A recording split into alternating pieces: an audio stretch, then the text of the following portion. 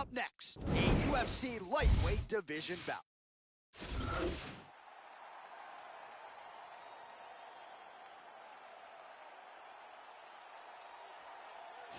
Ah, yes, here he is, the founder of Jeet Kune Do, and as Dana White calls him, the father of modern mixed martial arts. Bruce Lee, making the walk tonight. You can make the argument no man has had as much of an influence on UFC fighters as Bruce Lee has. Quoted as saying, the best fighter is someone who can adapt to any style. Man, it would have been great to see what Bruce Lee could have done inside the UFC. He is making the walk tonight. This guy is a very well-rounded fighter. He does not mind standing or going to the ground, and this diversity makes him very unpredictable.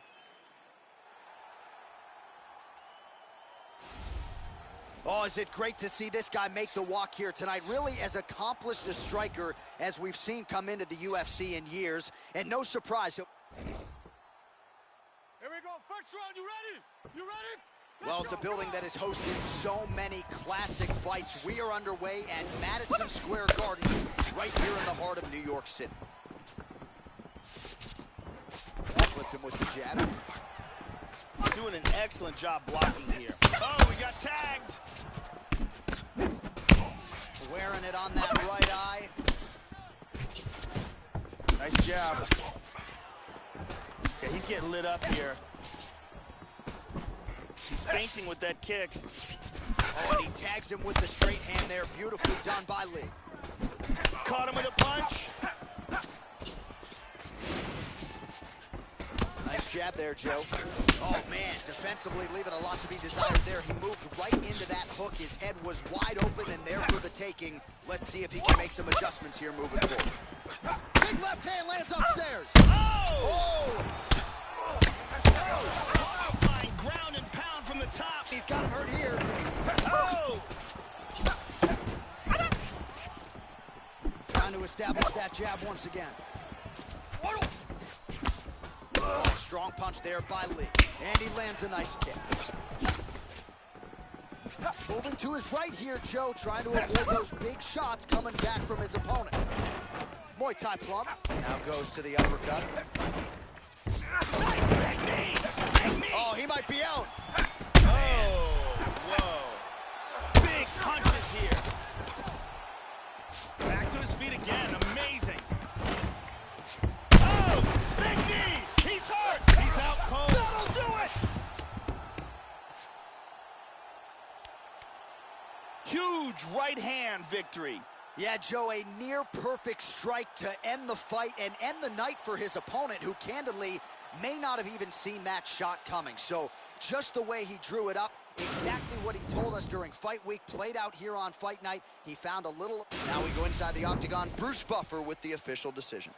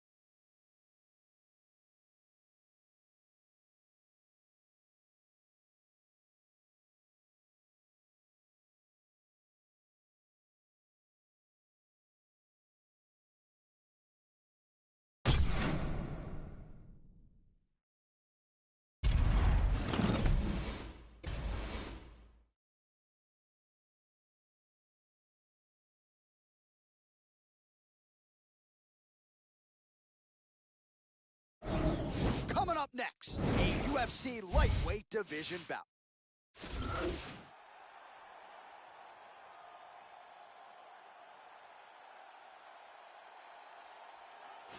He is the founder of Jeet Kune Do, and as Dana White calls him, the father of modern mixed martial arts. Bruce Lee, outstanding striker, very dynamic on the feet, so unpredictable, great combination. And now our tale of the tape for this lightweight fight. So a more than 5-year gap between these two fighters when it comes to the age, with some differences in height, but the same reach. All right, we send it inside the octagon. Here we go. First round, you ready? You ready? Well, it is a building long on combat sports tradition, and mixed martial arts certainly making its presence felt here as we get underway at Madison Square Garden in New York City. Lee gets tattooed by that straight punch. Oh, good series of strikes here, Joe. He continues to land punches in bunches. Connects with a right.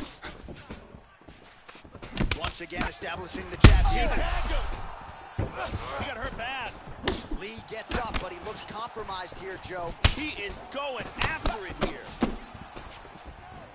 Back to the jab now, no good. Nice leg kick.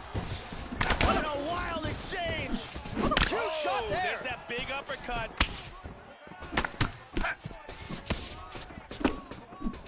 All of those are blocked. Hard straight punch. Just feinting with that punch, showing that punch. Oh, spinning back fist. He solved it right there. Very nice. Well, he left his head open there, Joe, and he got cracked with that jab. He was almost moving into it. So let's see if he can switch up the footwork here, Joe, and make the requisite adjustments. Oh, a huge inside leg kick for him. Planted and fired there. Landed to the body. Very good defense on display here. Very good blocks.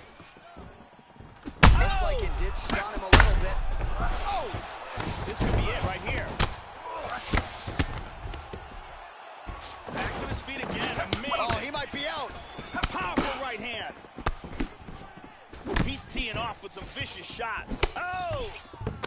He's got him pressed up against the cage.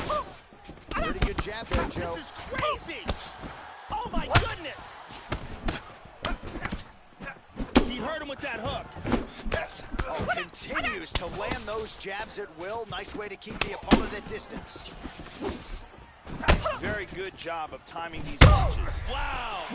He's got him hurt here. Beautiful body shot there, too. This fight is dangerously close to being stopped. Oh! Oh! What a leg kick. He's got him hurt here. Oh, he nailed him. Unbelievable. What a fight. That'll do it. Wicked knockout here for the win. Well, Joe, you knew if he landed that weapon repeatedly, it could be a short night for his opponent, but that was just one perfectly placed strike that his opponent candidly didn't even see coming. It landed flush, and the rest, as they say, is history. Big knockout win for him here tonight. Let's see if we can get a better look at that from another angle. Check it out again. I mean, just stiff. Well, what a moment for him here tonight. A huge knockout on one of the sport's biggest stages. That is one they'll be talking about for some time. Bruce Buffer has the official decision.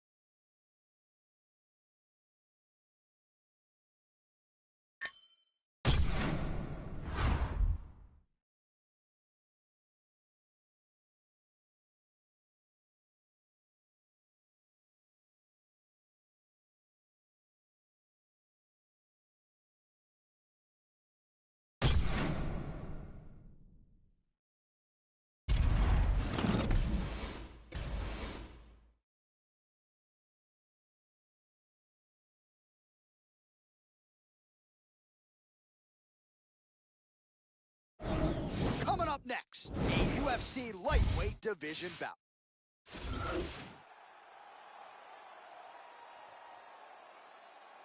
And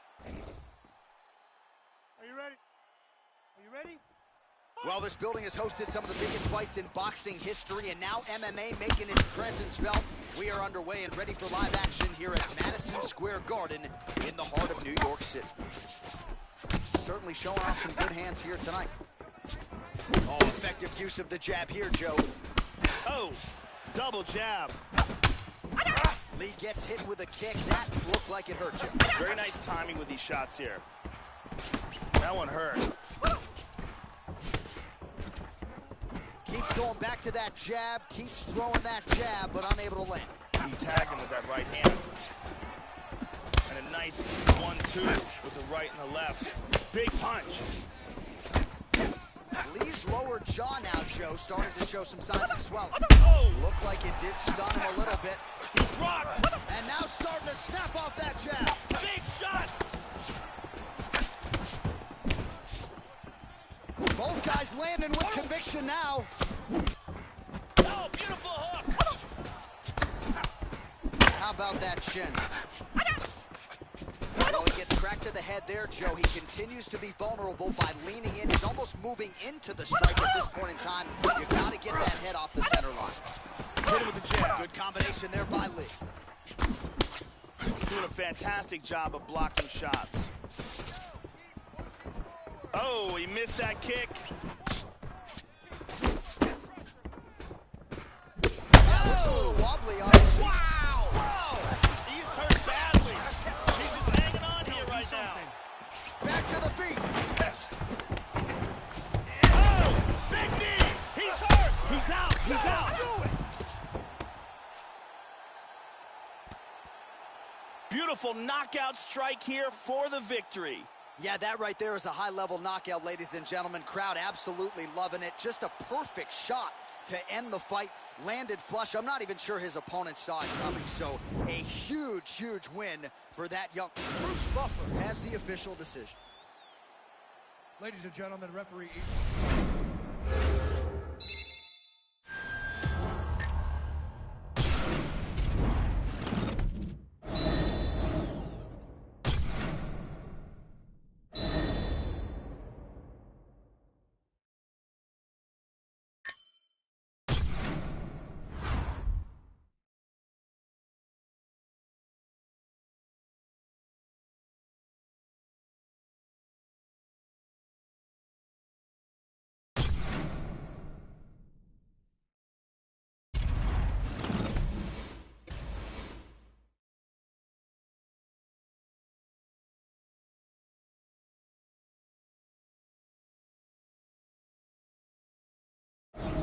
All right, coming up next, it's a UFC lightweight division bout.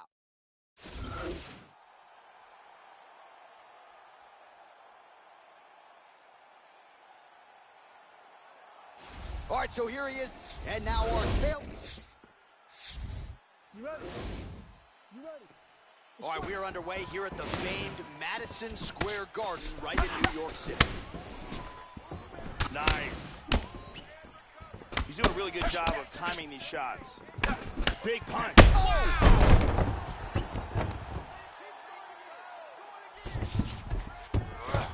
He's definitely rocked. Wow! Back to his feet again. Amazing. Vicious combination. Oh, big knee. Vicious knee. Oh! He hurt him with that punch from the Do clinch. you That's believe it? It's over. Wow. What a knockout. Beautiful KO for the victory early in the first. Yeah, Joe, we're just getting going, and there's the end of the fight. So it's a win by first-round knockout, near perfect on the technique. I'm not even sure his opponent saw that thing coming. And really, before his opponent had a chance to get in the fight at all and land anything in terms of a significant strike, he was knocked out. So major, major transpiration here tonight. Let's see it again. And here we see it one more time. Look at the timing in this shot. Boom! And then he's out. So there he is as the celebration continues. Now we go inside the octagon. Bruce Buffer with the official decision. Ladies and gentlemen, referee Dan Mergliata has called a stop to this contest At 59 seconds of the very first round, declaring the winner by knockout, Mr. Untouchable. So there's the man of the moment, just the way he drew it.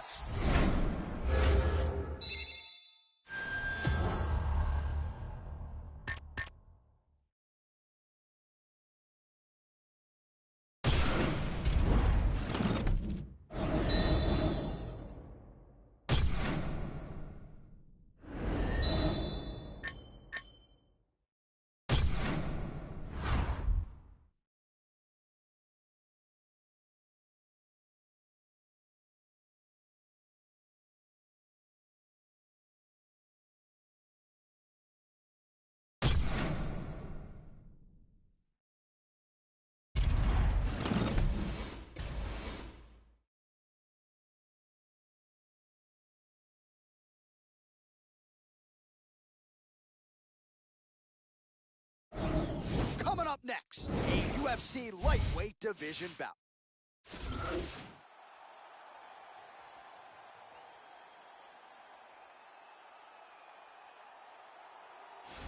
Yes, here he is, the founder of Jeet Kune Do, and as Dana White calls him, the father of modern mixed martial arts.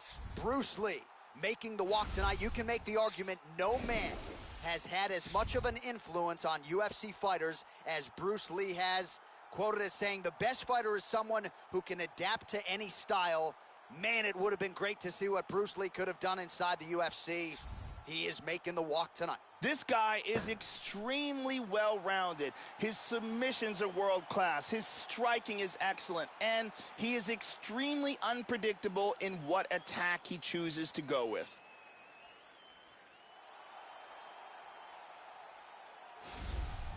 All right, so here is this defensively gifted fighter, and certainly has some offense as well, but more often than not, that offense is set up by his sound defense. He uses movement beautifully, uses his defense to create offensive angles. This guy can stick and move with the best of the man, and even when you think you have him in a bad position. You ready to fight? Ready. Fighting out of the southpaw stance. Connects with the punch. Big combination there.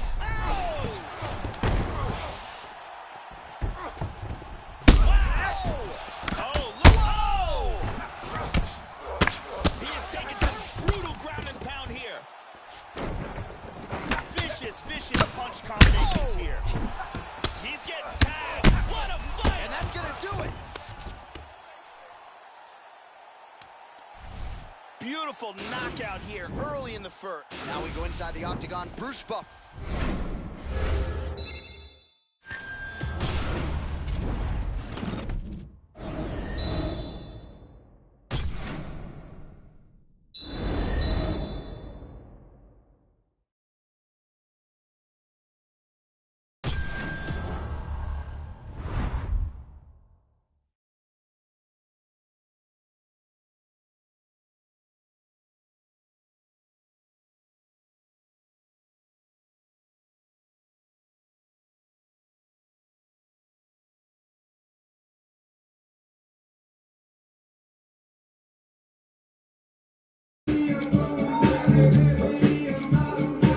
Hey, what's up, everybody, man? I'm listening to some music in the background right now. You know it's time to go. I'm trying to get some fights in, but I can't let you listen. I gotta turn it off.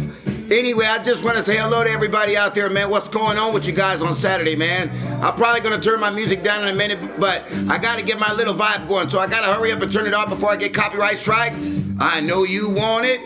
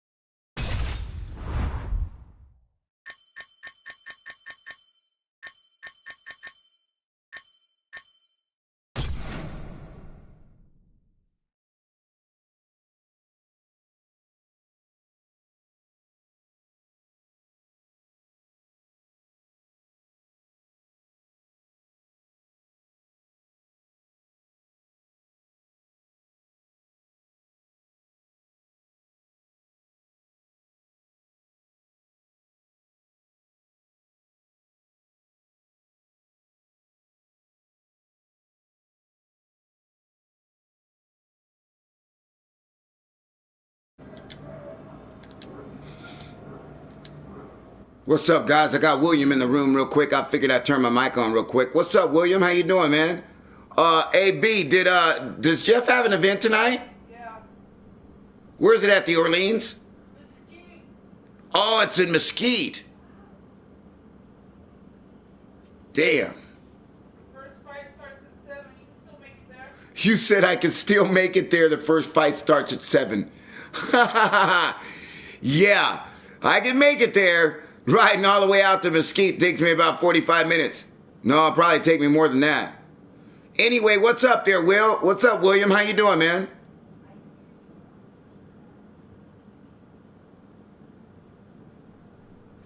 Anthony Hamilton, how you doing, man? What's going on? I had to turn my music off for a second. I don't want you guys to, I don't want to get copyright strike by YouTube for playing music in the background. So, you know, I had to delete my, put my music on pause real quick. What's going on, man? Man, I didn't even know that there was an event at the, in Mesquite. If it was at the Orleans, I probably could have dipped over there real quick.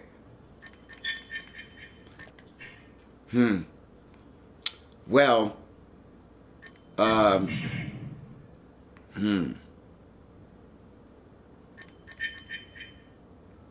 don't know where the fights. I don't know where I'll be able to watch. I don't know where you can watch it Tough Enough. Can we watch? Where can we watch it Tough Enough, baby? On his Facebook? No, I don't think you can anymore. He used to stream it, but not anymore. You gotta wait like after it's over, like a day or two of streams, I think. Really? So it kicks in a day or two after. Okay. Wow, I wish I had known a little bit ahead of time. We could have went down there. That would have been a cool little ride to go down there. But it's going through the desert right now, going to Mesquite is pretty cold. You know what I mean? Mesquite is not really like, it's close, but it's not close.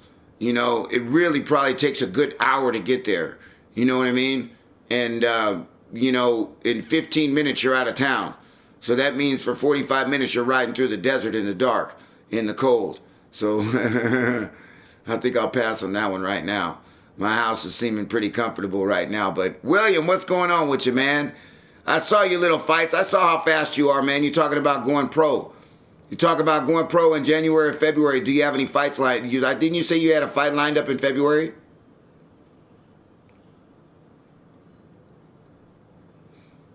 You know, Danny Castro, that William is a real fighter. He's a real fighter there, Danny.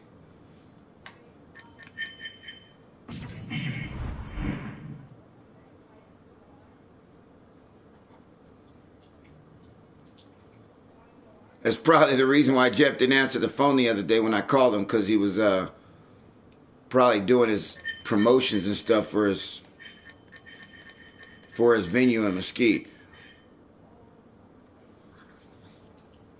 When was the last time you saw him? A week ago? Friday? You saw him on Friday? Maybe. Or maybe Thursday. I know it was a day or two. So. Oh, so you just recently saw him? Yeah. Okay. What did he say to you? That he was having the venue in Mesquite? Well, I kind of knew. I just wished him luck. Told him I hope everything turned out good. Wish you could have told me.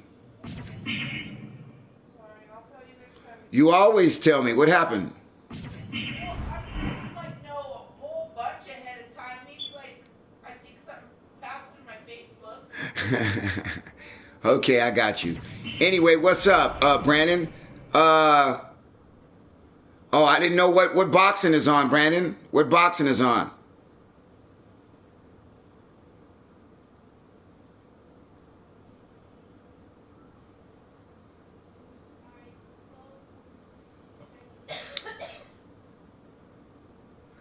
Are you serious there, William? You're fighting for Tough Enough on January?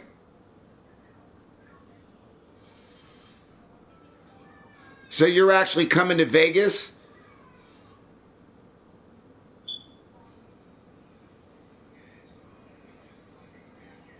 I'm going to be right there. So you knew when I mentioned Jeff's name who I was talking about. I'm a little confused there, William, because I think I got a message from you saying that you had heard of him, or you didn't know who he was when I mentioned his name? Anthony Hamilton, did I order the shirts? I got something better, Anthony. I got something better. I'm going to be doing all the shirts on my own because I have a good computer and I just bought a printer. I just bought a nice printer. And I'm buying the press, the shirt press, in the next couple of days. So I'll be able, because I have, you know, all the graphic stuff on my computer, it's easy for me to put whatever I want on the shirt. I can put whatever I want on the shirt. So I don't have to ask somebody, hey, you know, he wants to charge me $250 just to make Herman Monster make 20 or 30 shirts of Herman Monster. He wants to charge me $250 to silkscreen him. And then he realized that the graphics were too big on the shirt that I got, that I paid $50 for. So he was telling me he couldn't do it. And then I said, well, you know what? Why don't I just do it on my own, and I can put whatever I want on the shirts. And I did some research, and it's not hard at all. It's not hard at all. The only thing that I have to do is just go into my computer and figure out a little bit more photo editing.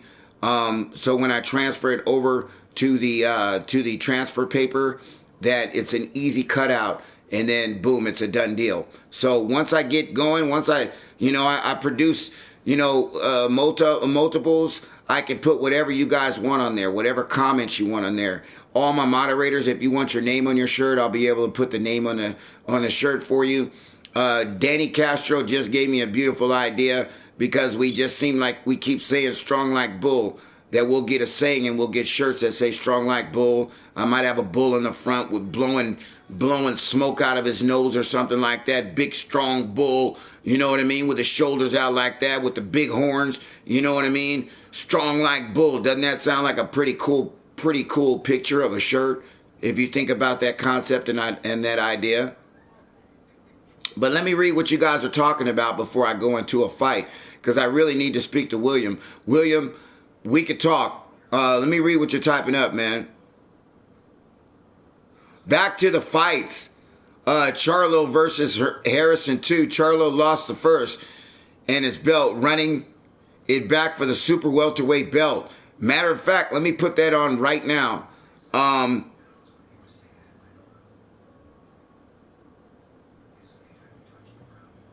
So basically, you're fighting for the company of the owner that I know. That's basically what you're saying. That's funny. That is hilarious. I'll introduce you to him, William. Very, very nice guy, man. If you haven't already met him. I'm going to turn it on in a minute, Brandon. How you doing anyway, Brandon Day?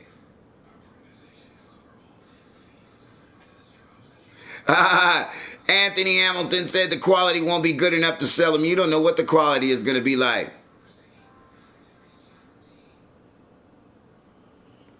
Loki, we're going to work that. You need a signed red tank top. A sign? What do you mean a sign?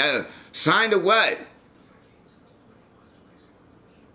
Luigi Solo, what's going on, man? Or Luigi Gone Solo, what's going on?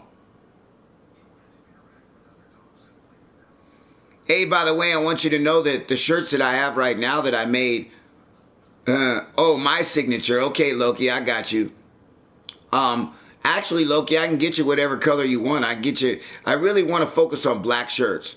I want to focus on nothing but black in the very beginning.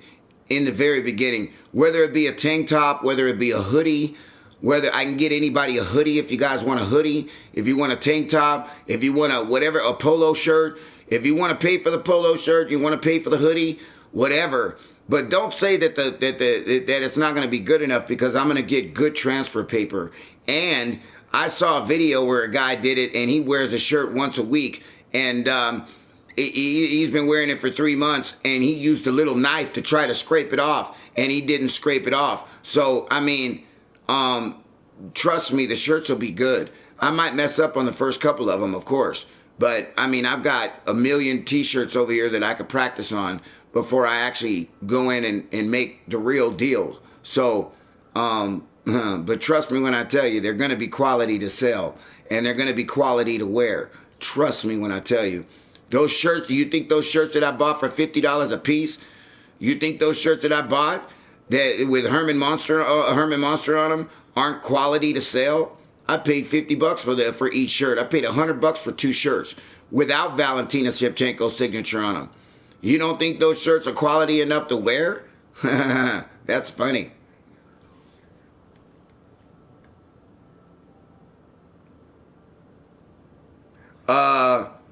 My man at the very top, if you scroll up, Anthony Hamilton said they won't be quality enough to sell.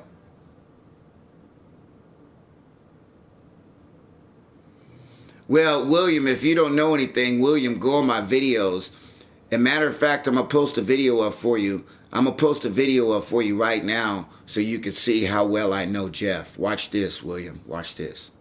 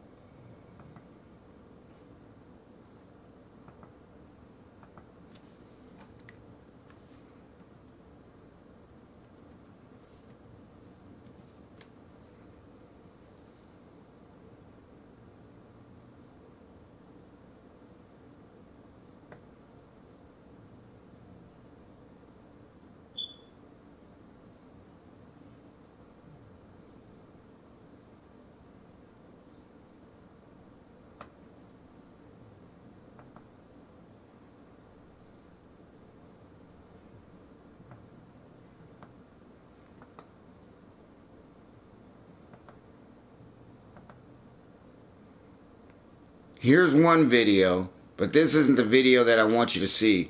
Here's one video right here, Herman. William, look at this one. And then let me find another one for you. Hold on.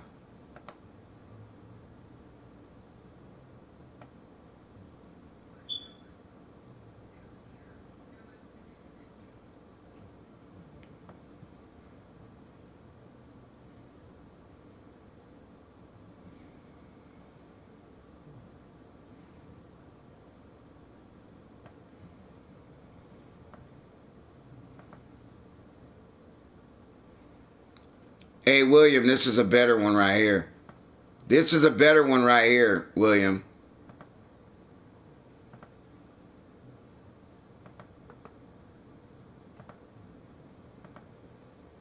By the way, the one on the bottom is a better one. That's I've got multiple interviews where Jeff came over to my house. I got so many of them, I don't know. But the one on the bottom, probably, William, just click on that one. That kind of lets you know how close I am to him. So click on the second video.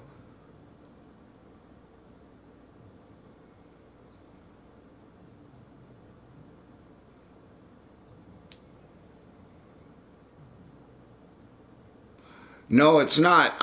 It's not a huge investment. First of all, I want to explain something to you. I was gonna get like 30 shirts made, something like that, for $250. And it was only gonna be Herman Monster. It was only gonna be Herman Monster. Because I have the computer and all the computer editing stuff, all I had to do was pay for a printer and the press. The printer and the press is right around $300 to $350. So I'm spending an extra $100. Then all I have to do is buy the paper and the shirts. And then I can print whatever I want. I can print whenever I want. So for an extra $150, I don't have to go to somebody and say, hey, can you print this for me? Can you do this for me? For an extra $150, I do it on my own, print it on my own, and don't have to worry about anybody. Make whatever I want, when I want. If my customer, my subscribers want a certain shirt, I can make a certain shirt for them. If anybody around town that runs a business, my girl's son has a plumbing company that he's working for. If the plumbing company wants 10 shirts, I can make 10 shirts for him. Boom. So it's really, really easy, man. It's really an investment, actually. So, you know, $250 for $350, $250. Okay, what's $100? Boom, it's no big deal. And I can make what I want, which is the most important thing.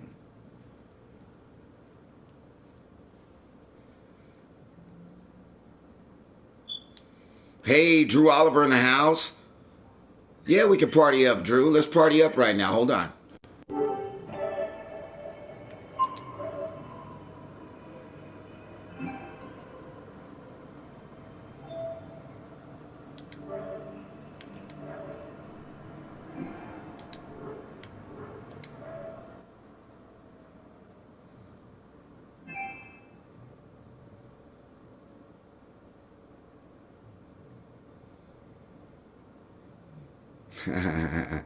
By the way, you say that the equipment I'm getting is for a children's birthday.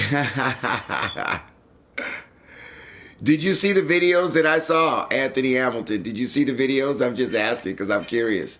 If you saw the videos that I saw, then I can understand. I can understand how you make a comment on that, but if you haven't seen the videos that I've seen, then you can't make a comment about the shirts. There, I saw a guy. I've watched about 8 videos or more, probably more, on making shirts, whether it be the DTG shirts, whether it be the silk screening shirts, or whether it be the iron-on shirts like that. So I've looked into it. You know what I mean? So if you know what videos I've looked at, then I can understand. It might be, you might think it might be for kid stuff, but I know that the shirts that I saw the guys making with the equipment that he was using was good shit. It was good. But anyway, it's neither here nor there, because to be all honest with you, Anthony Hamilton, you don't have to worry about anything that I do on my side. You don't have to worry about the shirts. You don't have to worry about them lasting. You don't have to worry about me selling them. You don't have to worry about me giving them away. You don't have to worry about anything like that because you're not a moderator and you're not going to get one anyway. So who cares whether or not, if you're not going to get one and you're not a moderator, we really, not to be a dick or nothing, but we really don't care what you say. I'm just being honest with you. We really don't care. Nothing personal, but we don't care. See, the thing about it is, you call it stupid if you want to, but, like my man Loki says, care money don't make money. You know what I mean? And, you'll never be successful, Anthony Hamilton. You will never be successful with the kind of mentality that you have. I'm just saying, you'll never be successful with the kind of mentality that you have because you already criticized me saying that, well, it's the kind of stuff that you're getting is for kid stuff. Well, you don't know what I'm getting. You don't know what I ordered. So how can you even make a comment like that? Which means that lets me know that your comment is a naive, childlike comment, which means that you're not thinking like a grown-up. You're not thinking like an adult that wants to make money. You're not thinking like that. So, my mentality, Anthony Hamilton, and your mentality are two different mentalities, buddy. Drew Oliver in the house. Make sure you got your freaking thing off there, Drew, that background noise.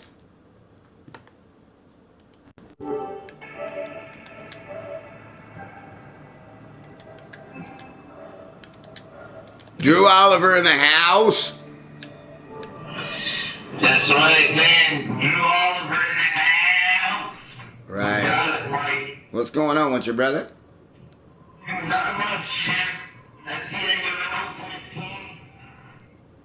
Yeah. Hey, Danny, don't, whatever you do, don't time out Anthony Hamilton, okay, guys? He's giving his opinion, but he's not being he's not being real bad. He comes on the stream all the time. He's entitled to his opinion.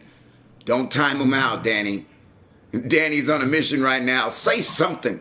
Say something. That's funny. I love that. Say something. I'm gonna get. Hey, Drew, you do not have to scream. You do not have to scream in your mic because you are blasting over my fucking television right now, which means that you're blasting over my TV.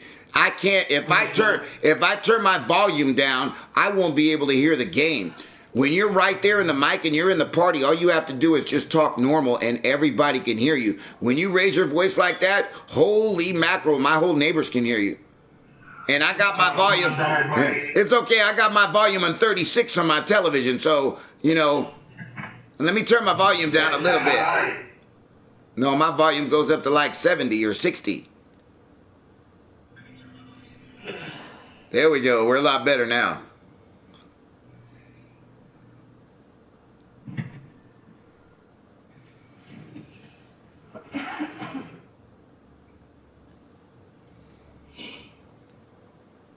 So what's your goal for today, like an ultimate team? Trying to get anything on the team?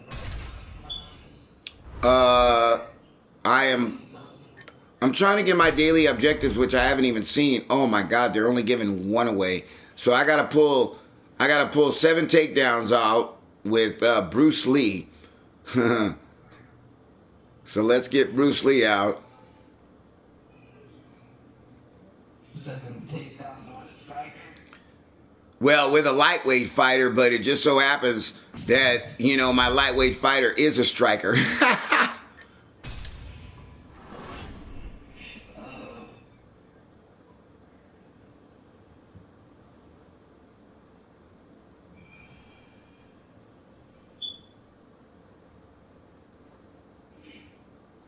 Hey, by the way, I want you to know something too. I saw a badass machine, a badass t-shirt machine, and it was a lot of money, but it was bad ass.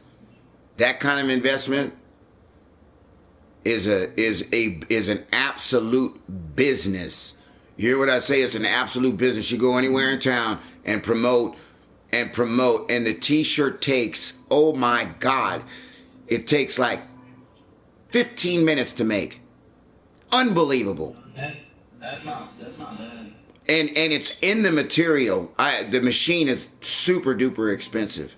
Super duper expensive. But if you wanted a business and you wanted to do your own business, I think they said the shirt that they made was $1.30 or something like that they made, that I saw them make with this machine. That's pretty damn good. $1.30. You know, and then the shirt's probably worth at least 18 to 25 bucks, depending on what kind of material, what kind of shirt you get, you know.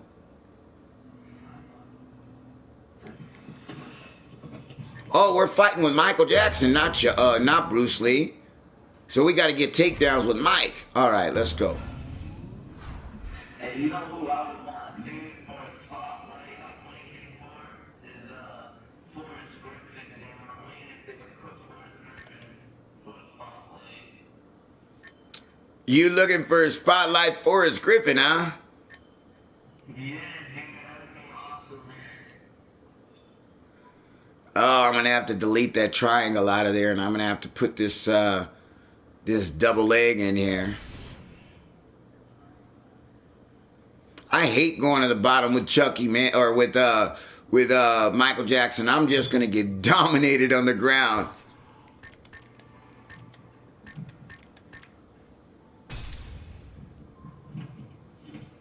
Hey, by the way, I want to say that it's great to hear from you today, there, brother Drew. Well, same team, like, dude.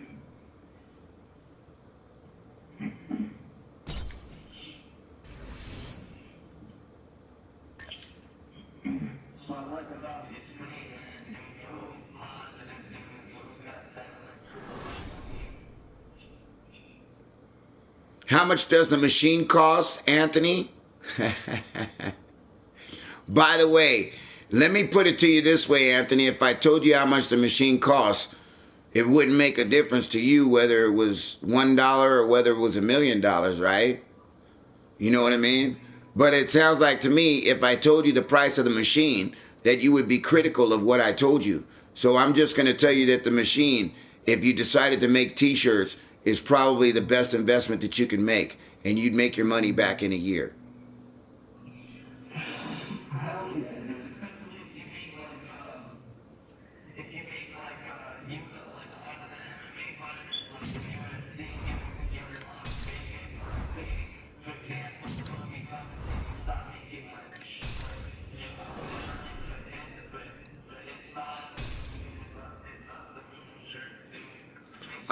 I don't want to put any fighters like Snoop Dogg or any fight, even if they're cartoon fighters. So for the most part on my shirts, because I don't necessarily know about a likeness, copyright infringement if I got shirts with their likeness on there. Now Herman Munster and Chucky and her, I don't know. I don't know the parameters of that. I'd have to look into it a little bit more. But if I was able to put a cartoon face of them on there and sell it, then that would be awesome. I do have a business license here in Las Vegas, so, you know, I'm licensed. You know, I could sell the shirts.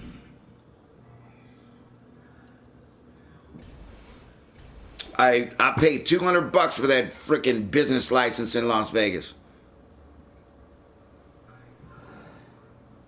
200. Yep.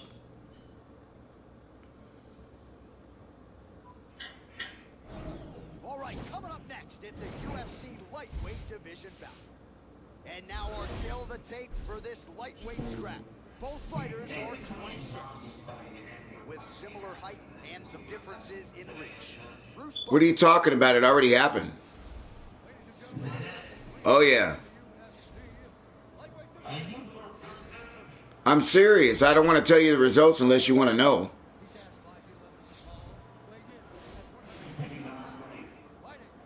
What'd you say? Hey, William, are you still here? William, mic check 1, 2.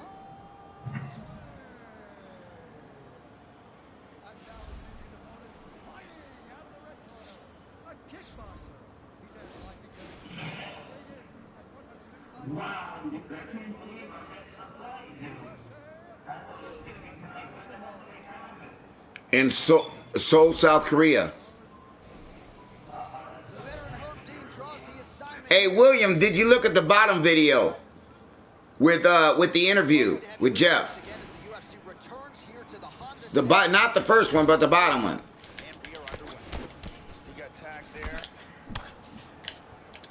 Really threw everything into that uppercut, but fell short. There's one takedown. And there comes the separation now. Lands a glancing right hand. Damn. He's in a lot of trouble. Oh, look at Here's a nice inside leg kick. He hurt him with that hook. Both guys landing with conviction now. Oh, wow! He tagged him. He's got him hurt here.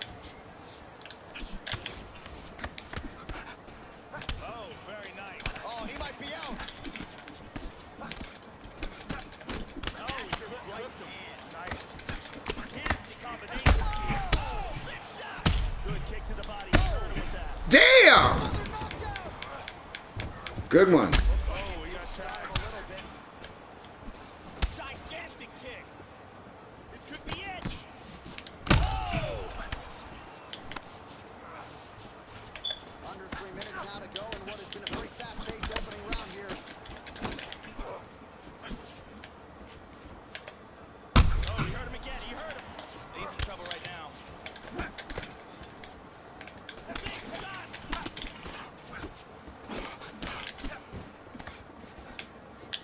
Body kick. Look at that. That's a big left hand. Oh, another one. He's in big, big, big trouble. Oh, very nice. Blocking all the shots coming towards his head. Let's go with the left. Oh, good one. Can he hang on? This fight is dangerously close to being stopped. Oh, good one. He's out. He's out. Good one. What power that guy has in his hands. What's up, Lucas Douglas in the house? Just shot to end the fight right there, Joe. Landed flush, and I'm not even sure the opponent really saw it coming. So back to the drawing board for him. But for the winner, this is certainly exactly what he was looking for here tonight. Let's take a look at that again. Bruce Buffer now with the official decision. Where's my takedowns? I forgot to get my takedowns, darn it. Has called a stop to this contest at 3 minutes, 20 seconds of the very first round. Declaring the winner by knockout, Max Bless Holloway. Lucas Douglas. Blessed Holloway, and this guy might not have even Oh my God. That's my moderators that know what's up in this stream. You know what I mean? When moderators know what the hell's going on from months ago, that's what's up. That means that they've been coming around for a minute. Lucas Douglas in the house. Where's Shadow at? We missed Shadow the First. Shadow the First. Shadow the First. I'm sending you a subliminal message. Shadow the First. Where are you at, Shadow? I haven't seen you today. We've been streaming for 1 hour, Shadow. Where are you at? I'm sending a subliminal message to Shadow the First. I'm sending a subliminal message to Santino G. Santino G, where are you? I'm sending a subliminal message to the great benefactor. Great benefactor, are you here? Mic check 1 2. Drew Oliver, where you at?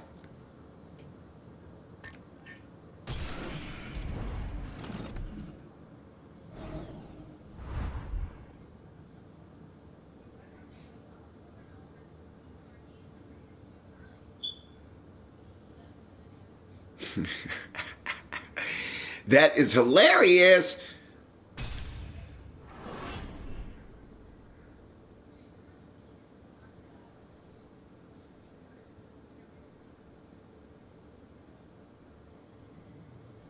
Well, what we're going to do, William, when you come out here, I promise you that that'll be a big weekend for you.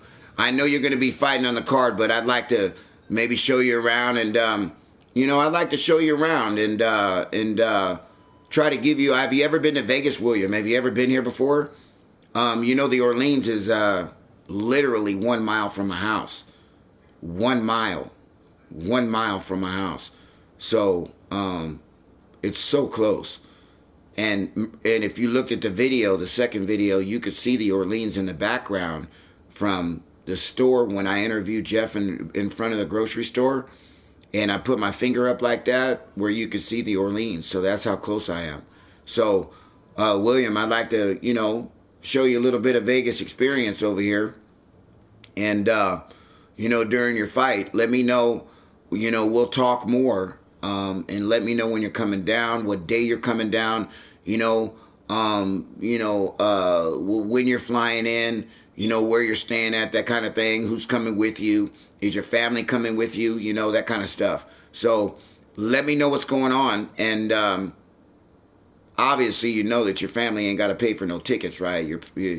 Your family's not paying for no tickets. If you're fighting, they get in for free. Is that's already arranged, right, William?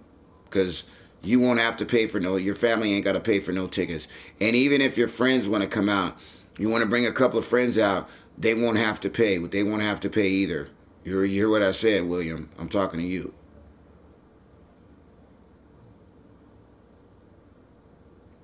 But anyway, give me 2.5 seconds, William, and we'll continue our conversation. And because I want you guys to know, everybody on the stream, William is a real fighter. William Herman is a real fighter, and he's having his professional debut coming up. As an amateur, he's 3-1. Really, really fast on his feet. Really fast on his feet. I think if William can take a punch, then I can get him in with the right people. You know what I mean? I could squeeze him in with the right people if he could take a punch. But he's got to be able to take a punch. If he can't take a punch. You got to be able to take a punch. What does everybody do? Like Floyd Mayweather, you want to stay away. Don't get hit. Don't get hit. I agree. Don't get hit. You know what I mean? If you do get hit, but eventually as a fighter, you're going to take a punch. And if you can't take a punch, then you probably shouldn't be a fighter. You got to be able to, you got to be a Colby Covington and be able to take punches and be able to endure. Fighting is not an easy job, but, some people have the lion heart in them, like Anthony Smith. You know what I mean? They got that lion heart attitude about it, where they love to fight. Nate Diaz, they love to fight. They love to scrap. Masvidal loves to fight. You know what I mean? You get guys that love to fight, that they love to fight. Frank Mir loves to get in there and grapple with guys and break bones. That he gets his rocks off on that, going in there and breaking arms. You know what I mean? So you get guys like that, man, and that separates the hungry tigers from the little bunnies that are hopping in the field. Let me see what William had to say.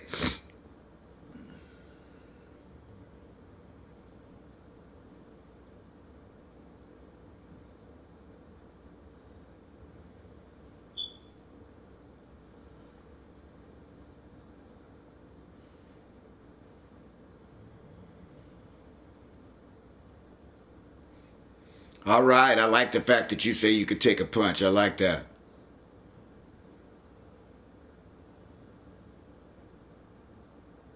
Well, what we're going to do, I think, William, is we're going to try to pump you up in my channel. You know what I mean? We're going to try to pump you up. You know, put some pictures of you on the channel, put some videos up on you, and see if me and you we'll get on. William, you already know what the deal is. I'm not going to really say it on the channel, but you know what the deal is. You know how to get in contact with me, and when we get on the telephone, we'll talk.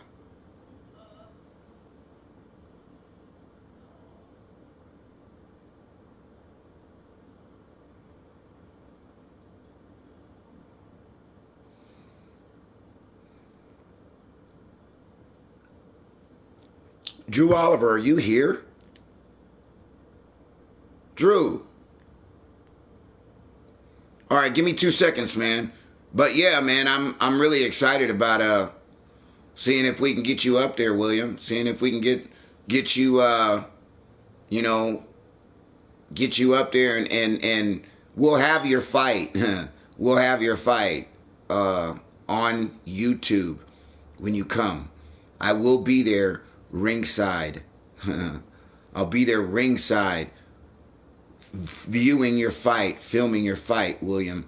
So the last time I'm going to talk to Jeff. Jeff is busy right now, damn it. I would love to call him up on the telephone right now, curse him out. Drew keeps falling asleep on the stream. I don't hear him snoring, but, you know, Drew's funny, though. He's so loud. I love him. Hey, Mike! But he doesn't realize he's coming over my television in Dolby Surround Sound. He doesn't realize that. I swear, my girl's like, damn, I just should be asleep. All of a sudden, jump up out of bed. Fuck!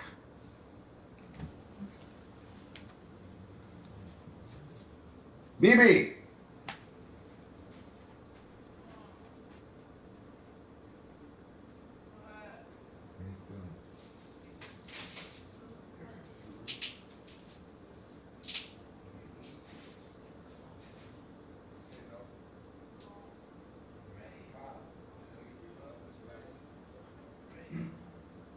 My mouth keeps watering.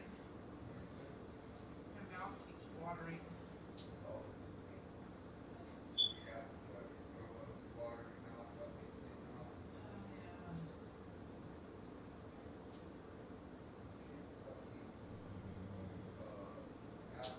I should probably check my blood sugar again.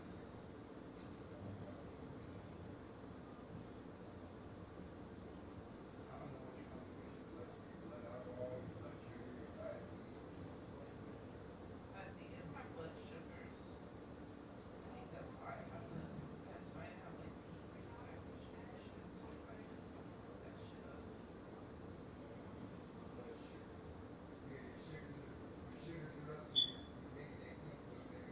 Yeah, no, I'm serious. I'll show it to you right now. No, I'm talking about what I just read.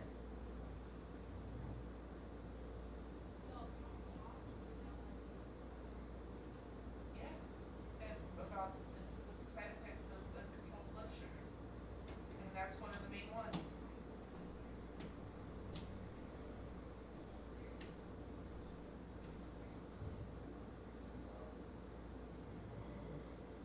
No, it's not sourdough because it's eating off the glucose in my blood. Oh.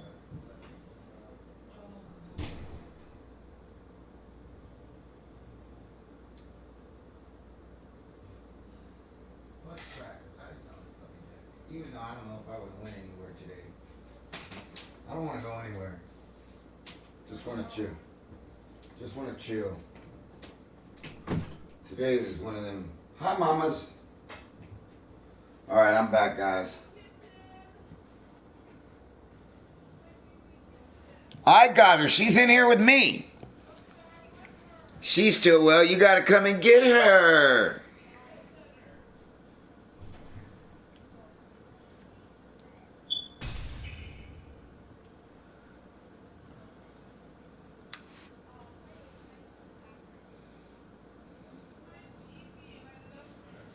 You love her?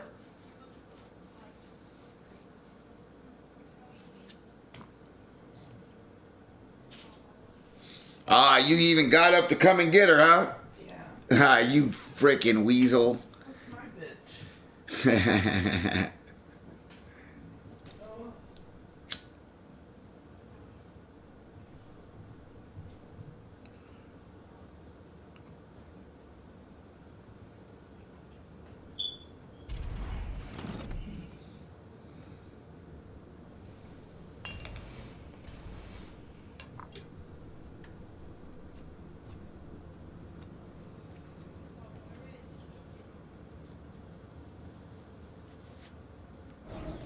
All right, coming up next, it's a UFC lightweight division bout. And now our tale of the tape for this lightweight fight. So 3 years the gap in age between these two fighters, and they both possess the same height and a similar reach.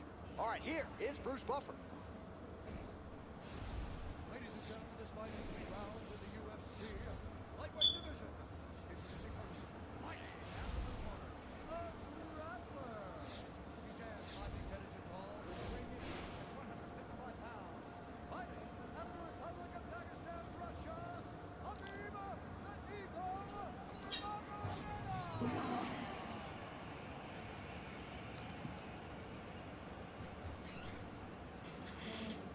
At times, fighting out of the red corner, a kickboxer. He stands 5 feet 10 inches tall, weighing in at 155 pounds. Fighting out of Las Vegas, Nevada, USA, Mr. Untouchable. And when the action begins on the stage card, Dan Moriarty. So Dan Moriarty shares the cage. Or not tonight. Hey, baby. Huh? And we are underway here at the Bell Center. You know this kid is fighting for Jeff's company on the 10th of January. Yeah, but he's like, hey, I want you to manage me. You hear me?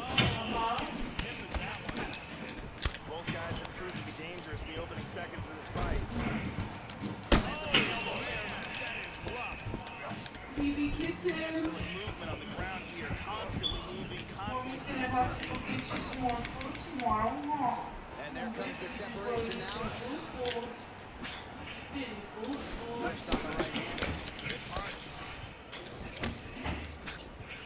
He's moving to the left, trying to avoid that big left-hand power shot. Trademark inside leg kick there by Marcel. And they separate. Well, he just hasn't been efficient with his strikes here tonight. This is swing and a miss. At this point, if he can't preserve some stamina moving forward, this is going to end up being an awful long night. Big left hand there inside.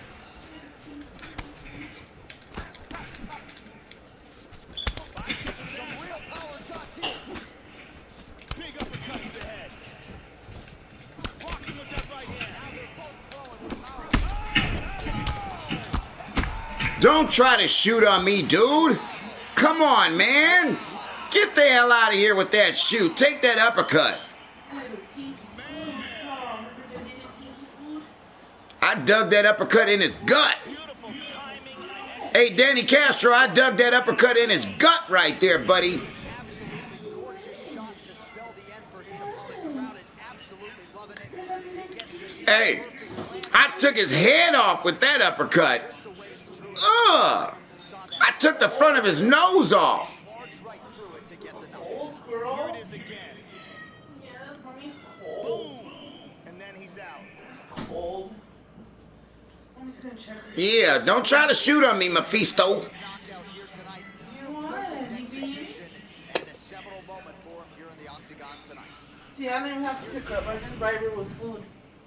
Ah, you bribe her with food, she's gone. That's weak, B. 17 seconds of the very first round.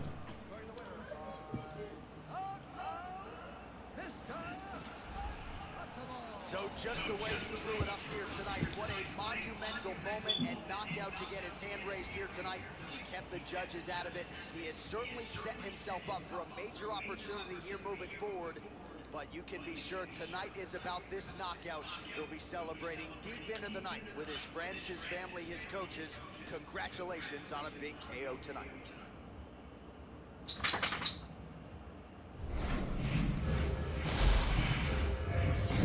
We're going to have to, hey, Danny Castro, Lucas Douglas, we're going to have to get a following on my stream for William. For William Herman, we're going to have to get a following. I think what I'm going to do is when I see William, I'm going to make a new thumbnail that I have on my channel and try to title it maybe New Rising Star in MMA, William Herman type of thing. I don't know yet. We'll see what happens. See if we can pump him up a little bit. He's got to win, though. He's got to win. Hey, William, who's going to be in your corner at Tough Enough? Mic check, 1, 2.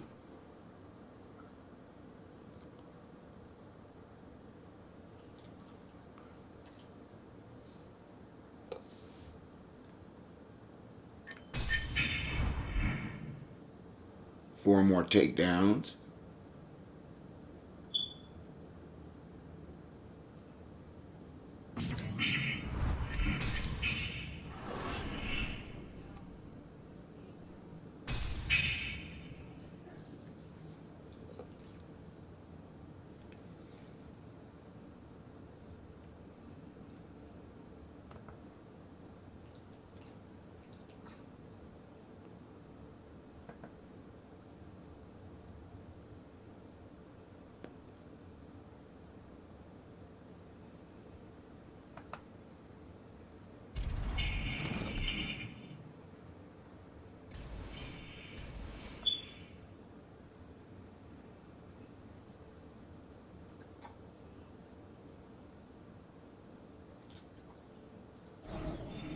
Coming up next, it's a UFC lightweight division bout.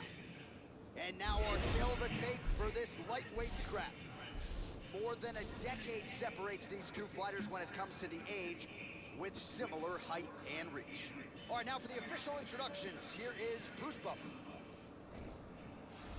Ladies and gentlemen, this fight is 3 rounds in the UFC lightweight division.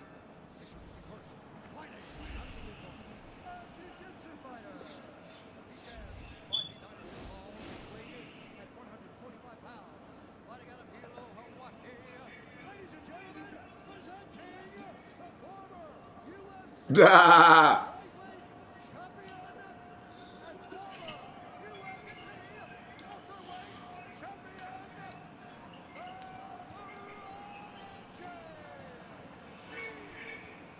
I know that I can get him in one of the best gyms.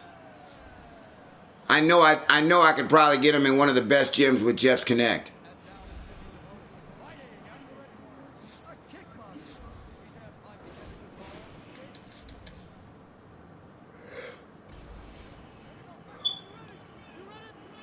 We are underway. Oh, you got that off, Joe. Nice punch there by Penn. Really threw a lot of power to that uppercut, but missed. And strike there is blocked. Nice job on defense. Tries a big hook to the head, but misses. And gets caught with that punch. His chin is held up thus far. Gotta shore up the defense here, though. Oh, he left his head wide open to absorb that straight hand. He has shown a vulnerability here by leaning in right into his opponent. Some more output, at least in the early going. They have started this fight off with a brawl. Good cover. He's got him hurt here. Up to the head. Oh, very nice. All of those are blocked. And they separate. Watch the shot here. This could be it right here. He's seeing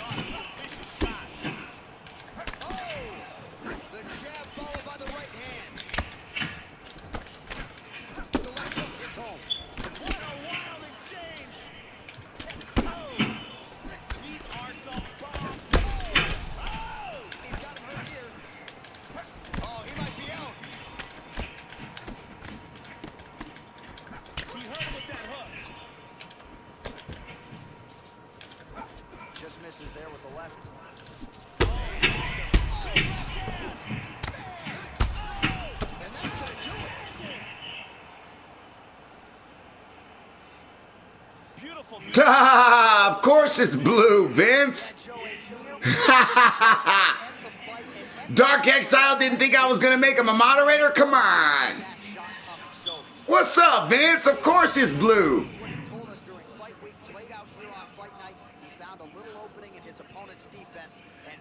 Right through it to get the big knockout win. Caught him right there, had him in all sorts of trouble. Look at this. Boom! Oh, blood came out of his nose. That was awesome. Did you guys see the blood come out of his nose on the replay? Oh, that was awesome. We got to rewind that. Seminal moment for that fighter tonight. All right, the official decision is in. Here is Bruce Buffer. Ladies and gentlemen, referee Mario Yamasaki has called a stop to this contest at 2 minutes, 52 seconds of the very first round. Declaring the winner by knockout, Mr. So there's the man of the moment, just the way he drew it up here tonight as he gets his hand raised and does so emphatically by way of the cape. I want to see that punch where he punched him and the blood came out of his nose. That's what I want to see. That was awesome.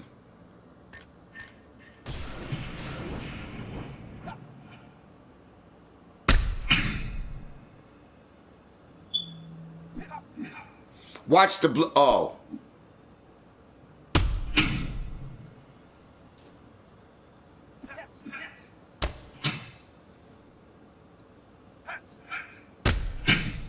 Oh, that was awesome. You see the blood come out? Oh, that was probably one of the better graphics that I've seen in a very, very long time, where you hit the guy, boom, and the blood comes out of his nose right there. I got to watch that one more time. Right when he falls to the ground and he gets hit right here.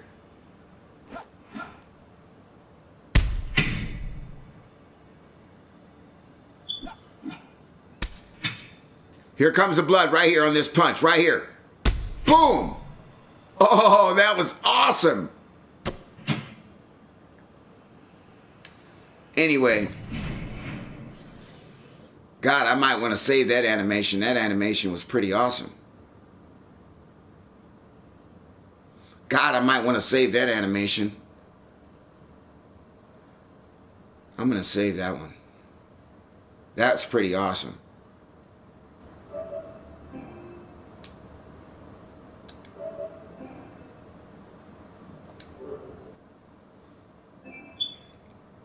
See, I might have that on a shirt. You know what I mean? That particular part right there where he's got BJ Penn against the fence and he hits him, boom, and there's blood that's coming out of his nose right there. That is a very, very good picture right there.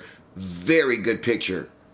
I can go in there, screenshot that picture, send it to my computer, post it on a t-shirt. Bam, done deal. I'm going to have to go save that video. I mean, go edit that video before I forget about it.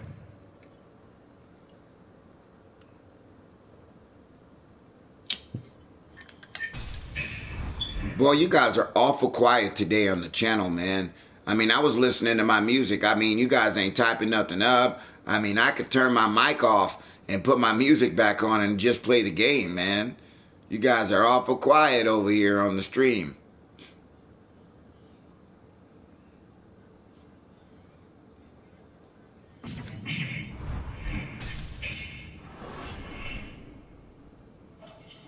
I'm back, Mike. Thank God. Thank God somebody is here that's alive over here, because the stream is I do that too, like, that's the time that's like I have to put my phone, do the music, try to get the power, motivation. You know, I'm excited about William Herman, man. He said that he's a fighter, and he wants me to get with him, so I'm kind of excited, man. With who? A guy, William Herman. He's a fighter.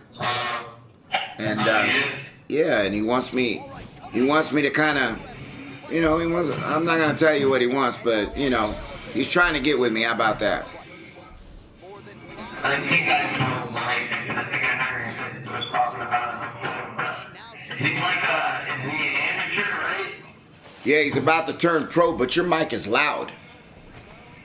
It is. Yeah, all you got to do is just talk soft, Drew. You don't have to yell.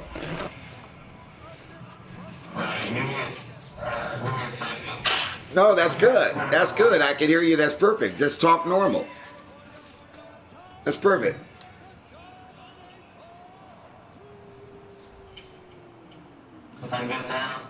Oh, that's perfect. Hey, Lucas, if you want to get with somebody to play Call of Duty, let me get you get with my son. All you guys, I'm trying to tell you guys, if you guys play Call of Duty, Modern Warfare, you've got to get with my son, man.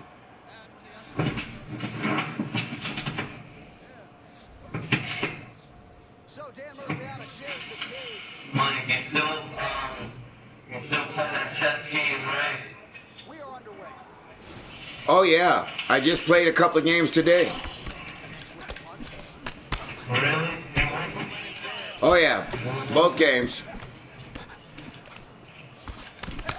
I remember one time you were streaming the kid, giving you all the good people, right? Yeah, I lost a couple of fights, but for the most part, I've been holding my own.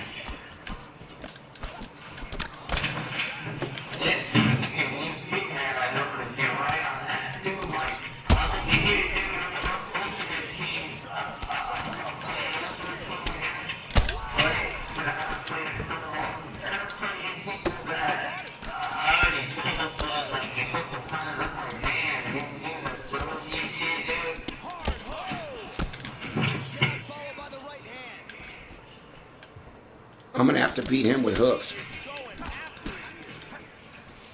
How about that chin?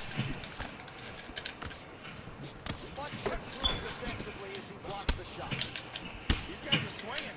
Well, he left his head open there, Joe, and he got cracked with that jab. He was almost moving into it. So let's see if he can switch up the footwork here, Joe, and make the requisite adjustments. Oh, come on. I hit you in the body and you hit me with a fucking leg kick? Come on.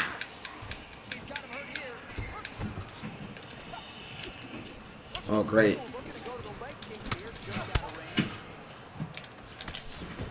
He's moving to the left, trying to avoid that big left-hand power shot. Fucking bitch. I can't lose to this guy, man.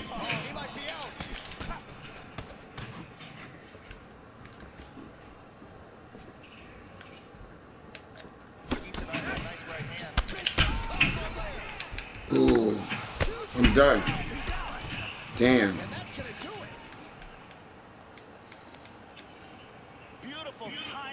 I swear Justin Dempsey is putting dislikes on my video. Yeah, there's another one for the highlight reel, Joe. And all right, the official decision. That's where we find Bruce Buffalo. Yeah. Every time he comes in here, I know when he puts his dislikes in. And then he'll swear up and down, oh, it's not me, Mike, it's not me. That's the reason why I don't allow that kid in my channel.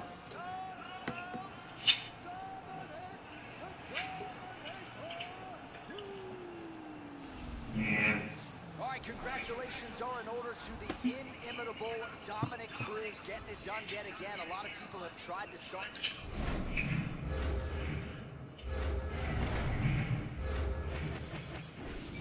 What's up, Shadow?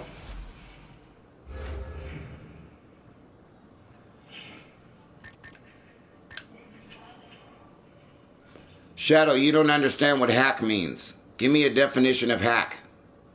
Shadow.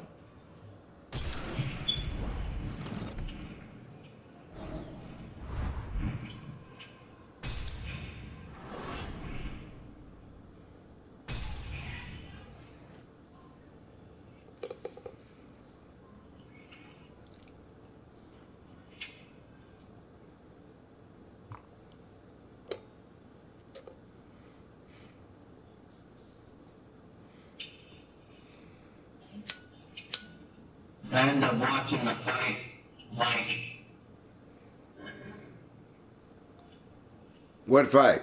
You have to YouTube the Korean Zombie versus Andrew. It's not full.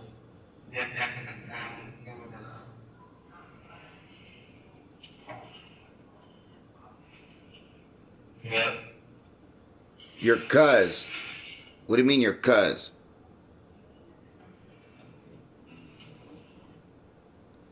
Who you talking to, me, Mike? Talking to Shadow on the stream. Okay. You were losing me during the cuz, man. I'm listening to what Shadow is typing up, reading what Shadow is typing up right here. Yep.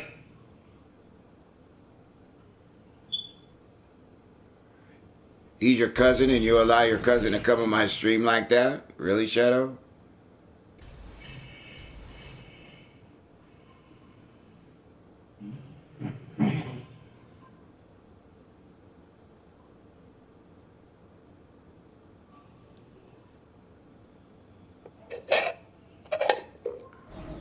Coming up next, lightweight division bout. And now our tale of the tape for this lightweight fight. So a more than 5-year gap between these two fighters when it comes to the age, with similar height and some differences in reach. Bruce Buffer. Ladies and gentlemen, this fight is 3 rounds in the UFC.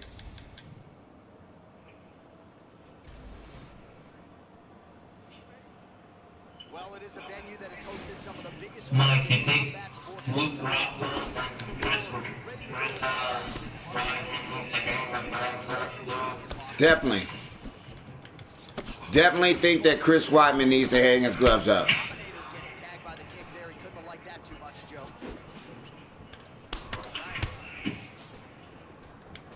Bruce's uppercut is blocked. Looked like for a minute he had a win. I don't know who looks worse. You think it's Luke Rockhold or Chris Weidman? Big, straight left. Well, you're playing with fire there. He left the body wide open there, and he has shown some increased vulnerability to that strike, Joe, by leaning in, almost moving into the strike to set up his own offense. We'll see if he lowers that guard, lowers those elbows to prevent further damage. Both guys throwing potential fight enders here in the early goings. Changes his stance. You'll see a lot of this from this fighter. Nice right hand. Blocked all the shots coming towards his head.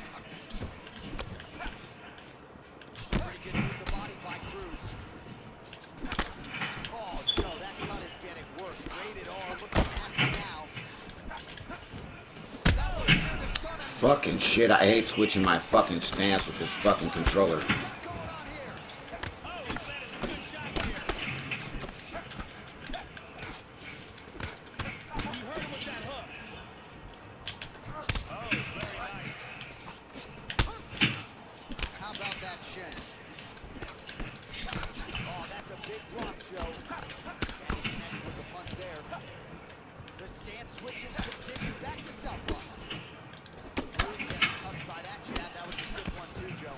Dominic Cruz is finding the range with that jab. Missed on the strike attempt there. His stamina has really failed him here tonight. He's got to figure out a way to preserve some energy as this fight moves forward. There's a good knee in the body. Oh, he's got to be careful here. Much improved defensively as he blocks the shot. And able to avoid the punch there. Nice lift by Dominic Cruz. Right hook to the head. Blocked. With conviction to the body. See ya, Jim. Good night. He's got him hurt here. Vicious punch combinations here.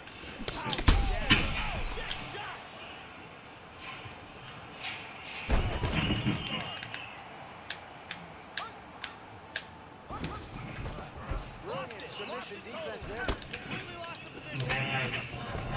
Full guard now. Oh, nice work as he delivers the elbow there from the bottom. He's back in a full guard now. 5 minutes. Have you ever met Dana White? Fighter with a cut above the No. eye. It was sustained in that round. Now the cut man comes in. He'll try to I've seen Dana White it up and prevent about, the factor here moving forward. I don't know, That from a different angle. 20, 30 feet from me. But I've never, Let's take a look at it from a I've never talked to him or seen him up close. Nah.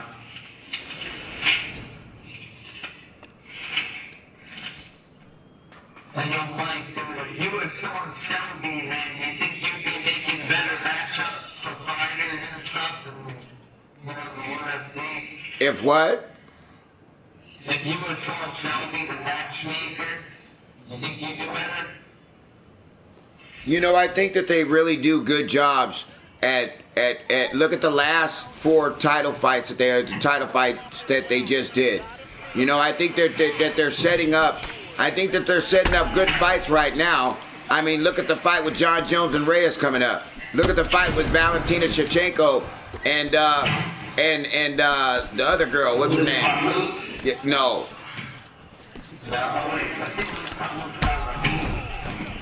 I know Liz Carlucci was actually number 1, I'm pretty sure, for the flyweight. I think she was up next for the title. Right. Starting to do some really significant damage to the body here. Another strike lands there. You think Valentina can beat that chick, what's that chick?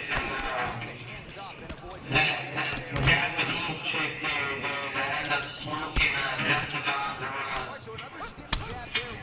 Really good use of that. Who, the karate hottie, or who you talking about? The strawweight champion match, Japanese chick. You never got a new strawweight champion, right? Like a new female. You see me switch my stance when I took that overhand? You see, watch this. Watch me switch my stance once I threw my hooks. Watch this. Watch this stupid ass switching stance. Once I slipped over, it fucking switched my stance and I took a left overhand.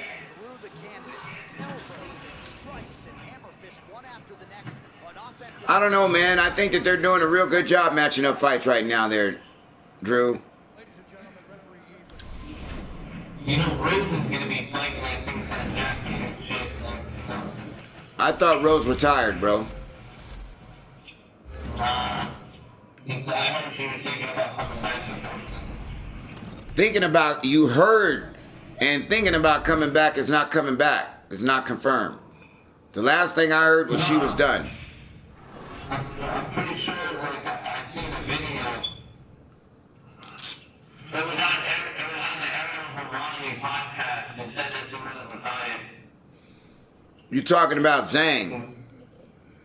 No, I think they're gonna try to make that match up. I don't think it's 100%, but I know that Rose said she's coming back.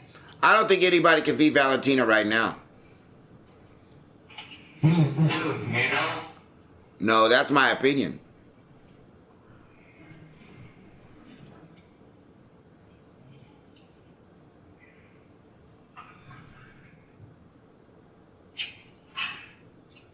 Yeah, I think Valentina is really good.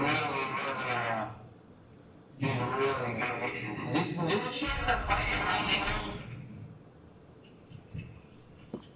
now? I can't remember her fights, brother.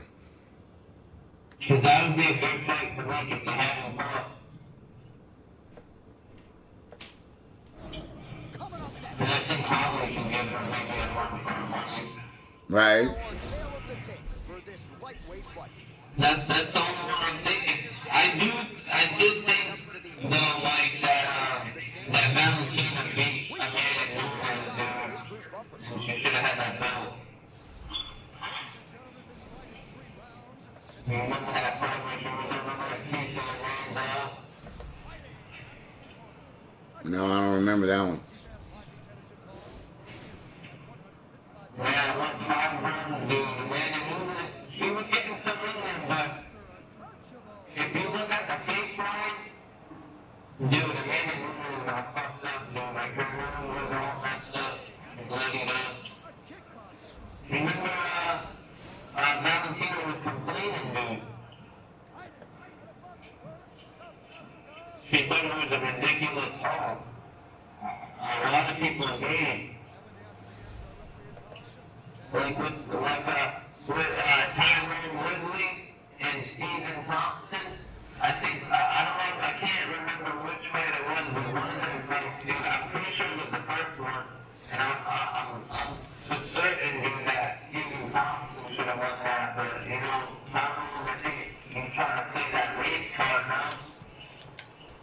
in the UFC. With the jab there. The wisdom coming in was that he'd want to get I don't know. I didn't hear anything about that. early takedown is good. In half guard. Yeah. And he gets reversed. He's looking for that leg. Big collar shots landing. This could be it right here.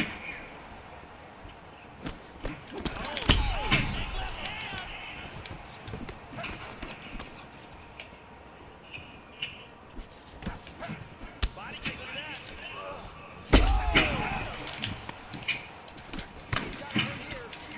I want to see that shit too that ends up beating Cyborg in the decision too. But ends up giving Cyborg the hand and a little bit of pressure.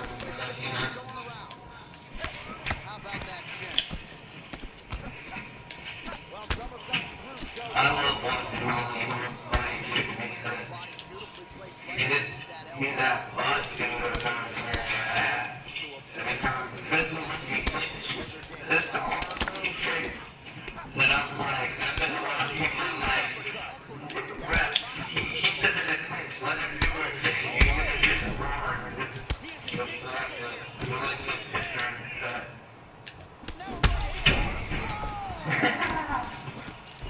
He's in big trouble.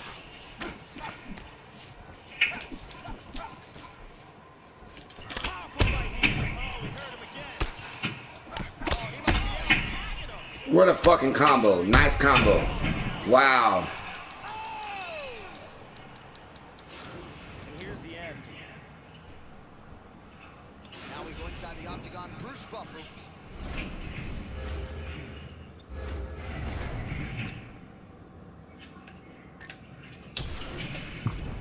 That judo chick, that's his one. She has a block game. She doesn't look like the rest of the he did. I think like something's going on with her or something because her husband or boyfriend or whatever was fighting the octagon. He was talking about it. Talking about what? I think his wife or girlfriend, I think she has breast cancer or some type of cancer or something shit. She's fighting it. And she's actually, I think, undefeated right now. And I think she's in the PFL fight.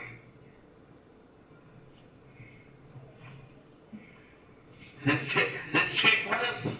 She's supposed to be another Ronda Rousey. Like another Ronda Rousey. I don't think she really does offense like that because I don't really follow her that much, but I know her judo is ridiculous. And she's like, I think she's like a 155er as well. I'm not even sure. Like, she fights at 135 or even 155. I'm not sure. What do you think about the Korean Zombie just dominating Frankie Edgar, man? Dude, that almost looks like another Ortega type of moment, man. I don't know what's going on with Frankie Edgar except that maybe he needs to hang the gloves too. I definitely think he needs to hang the gloves after that fight. And dude, he was able to survive in the main art fight, but in this fight, dude, you can tell, man, like the punches really took it to him, dude. Well, he got stunned super early. Dude, he got rocked about what?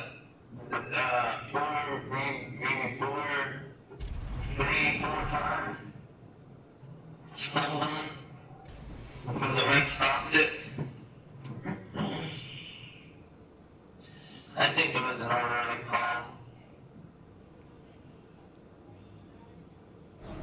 All right, coming up next, it's a UFC. I'm not gonna lie, man. I think the hair is on himself, man. If I can get here like that. McGregor is 3 years his senior. He will have a 2-inch reach advantage. Here once more, Bruce Buffer. You said you dig the hairdo, huh? Yeah, he looks like John Johnson, dude. John Johnson. Right, right. Remember that, Mike? I don't remember John Dodson growing the afro, but I didn't like Frankie Edgar's hairdo. Everybody got Good check of the leg kick, Joe. Oh, nice jab by McGregor. Made him look like a kid, in my opinion. Seems like they're by Connor. These guys are throwing at it here right away, trading blows. man, take the Strike there.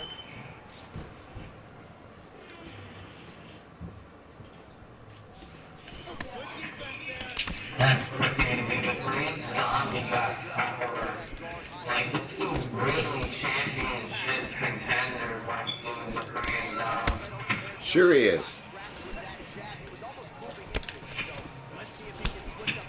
Who'd he lose to? I would, huh? Who'd he lose to? Excellent defense here. Really good job blocking. Yeah, you hear I think the last month was a year. I think a year called for some nasty elevator move.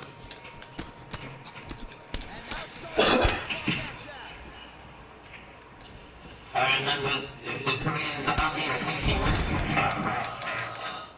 a hook, and he went to duck down, and as he ducked down, What's up, Ray? Probably get some food. yeah, What you gonna get?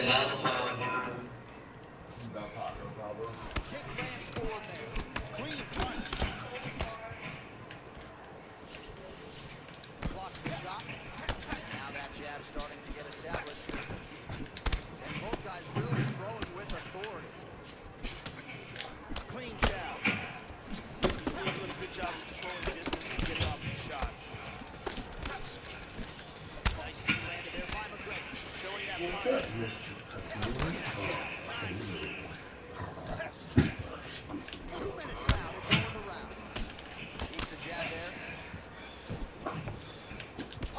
I'll be back. I'm gonna ask you, maybe you can give me a couple of flatbread chicken tacos, maybe? No, yes, I'll give you some money. No, go ahead. Just out of range with that right hand. you know, like, dude, you had me cracking up one time when we were talking about what blunt do when you would be like, this is my blunt, and then this is my blunt, and my blunt. That what? Excellent job blocking. People like, this is my blunt, and then you're like, now, and here's my blunt, it looks like this whole Right, right. you gotta separate the homie blunt from your regular shit. dude, that's having me dying, like, dude. Slightly deflected. 10 seconds to go.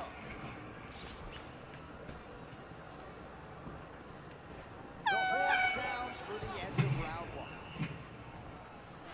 Yeah, Zombie looked really good, man.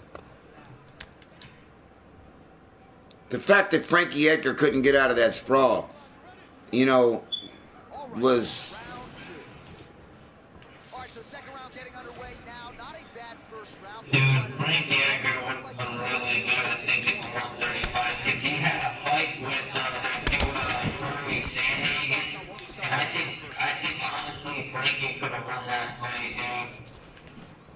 And Sandhagen, he's a pretty good, he's a really good grappler, dude, and I don't think his grappling is that better than Frankie Edgar, so I was like, yeah, Frankie got this. Continues to find a home for that jab. But then, things change.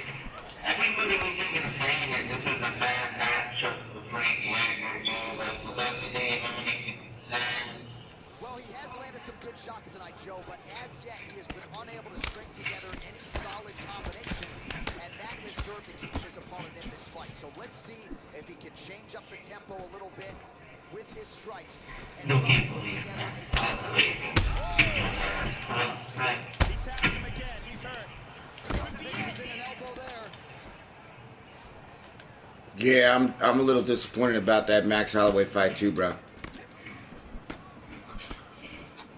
He's keeping his head protected here. Excellent blocking. His reign, I think it's 11 fight win streak. Oh, another crisp jab landing flush. Nice way to keep the opponent at distance there. He's checking every single one of those. Switching stances here. How about that shin?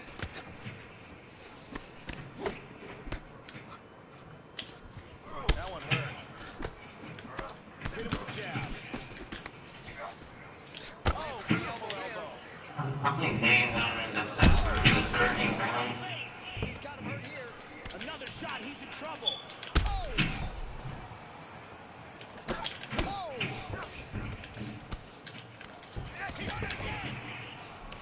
Oh, he might be out. Oh, very nice. So he's really starting to put together some significant body shots here. These are going to take their toll as this fight goes on. Nice body kick there. Oh, roundhouse kick. Style points on that one. Sound defensively blocks the shot. Oh, nice punch there by Connor. Blocking all the shots coming towards his head. Head kick coming. It's blocked, Joe. Wow. Wow, get the fuck out of here, dude. I'm gonna finish you off next fucking round. Tries to pass, cannot. No, because he just fucking popped me like one time and knocked me down and he has no stamina.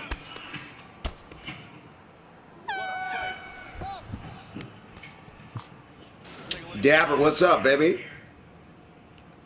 Dabber 420, what's going on, brother? Say it like Dabber in the house. Dabber in the house?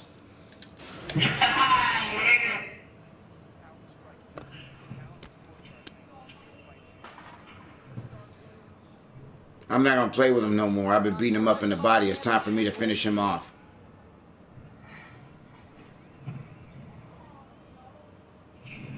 Don't have any news, Anthony Hamilton. Second quarter of 2020, brother. All right, here we go. Third. He's a man, Dabber. That last round was an all-out. I'm not playing with you no more, McGregor. Like that. Your ass is done, buddy. Getting knocked out. Come on. I'm not scared, homie. Let's go. You walked in the middle of the fucking ring. Oh, you bitch. Oh, you faded me. You faded me. Okay, I got you. Let's go. That ain't gonna happen again. Let's go. That's the only thing you got. Nope, that ain't gonna happen. Dude, you're gonna get submitted that way, man. Come on. I want to knock you out, homie. I don't want to submit you. How about ground and pound your ass? Tries to pass, but can't. How about ground and pound, you punk? I'll take ground and pound. Hits the reversal, and now in half. Yeah. Brown. Oh, now he wants to get up. Okay. Changes his stance. Yeah, here he goes again. McGregor gets the single leg. We the ground game. Lands the right hand. Full mount. I could submit this guy easily. I could submit this guy. I want to ground and pound him so bad. Hammer fist here by Connor. That is a gash. Wow. That's crazy. Big shot. He's up to his feet, and he's up. He moved his right foot forward, back to southpaw. Yeah, get up. Get up. Get up. That's your ass, Mr. Postman. Do the kick. All right, you missed the kick. Do the kick again. Come here. Get down.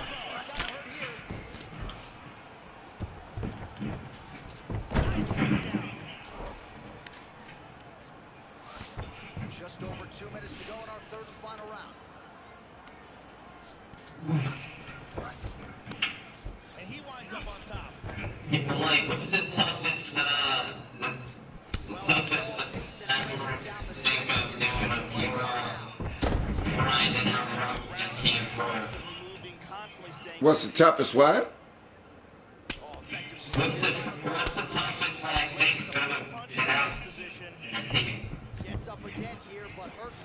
The toughest thing in Ultimate Team. I'm not sure, bro. Get up.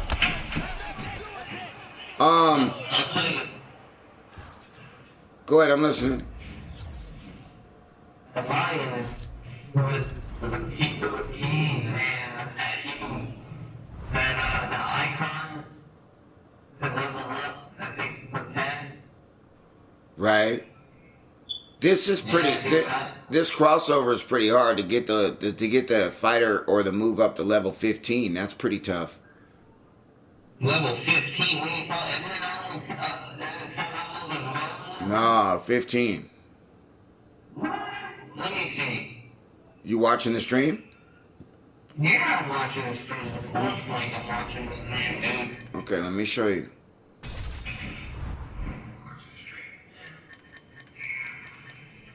We'll go to Bruce Lee first of all. There's level 10 right there on Bruce Lee, right? You'll see it.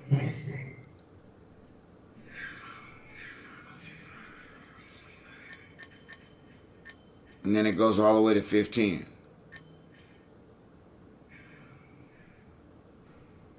What the hell?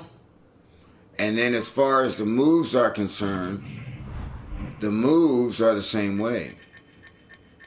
Damn, Mike, what the fuck? What are you fucking kidding, dude? But how come on the card, dude, it shows the levels, and I think there's like 10 of them, though. Right? Look at the move. Yeah, the card, I guess, goes up. Well, I don't know. But all I know is if you look right here, the moves go up to level 15 also. Wow, that's crazy, dude, because when I was doing it, I was kind of trying to get the Dana White takedown, man. You could still get a master takedown at level, I don't know what level it is. It turns into master, I don't know, level 10. I think a 4-star turns into a 4-star at level 6.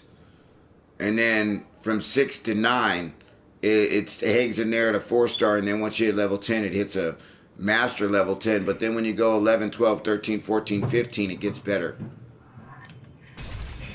I hope they have in the next UFC, I hope they have a hidden character, a hidden fighter you can use, and I hope it's that referee Nagasaki, the Chinese dude. That'd be funny, I'm waiting for us. Mario Yamasaki.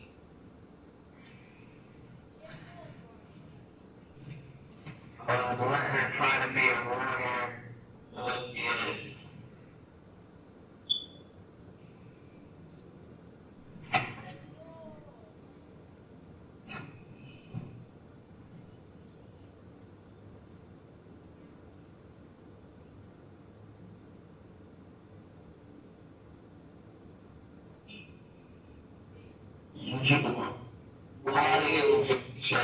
Didn't she do that 5-round performance with MIKE-TYSON? I don't know, man. I don't know. Dude, that was I think another contender fight, if I'm not mistaken, man. I think if Michelle Watterson would have won that fight, she would have got a title fight. And now our tale of the tape for this fight. Yeah, I don't think Michelle Watterson is in the top 4. Here once more, Bruce Buffer.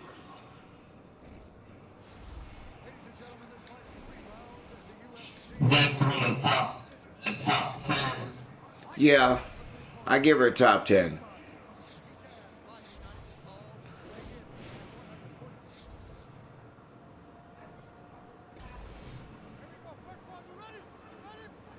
Well, always great to be back on the left coast as we get underway here at You know who's been surprising me too, dude? That dude Gilbert Burns, man. That dude Gilbert Burns has a pretty good record. I think it's like 17 and 1 or some shit.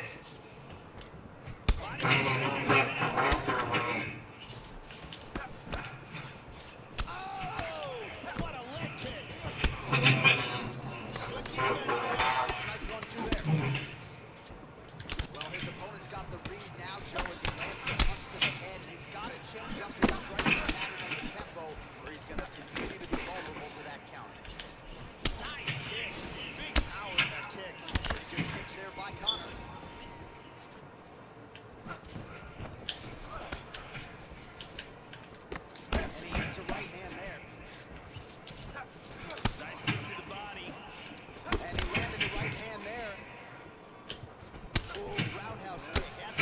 highlight reel. He's looking for that elbow. Just over 3 minutes to go. Landing a good series of strikes here. Block that kick to the body. McGregor gets caught with that punch. He's treading water now. Gotta find a way to move those. Both men landing in that exchange.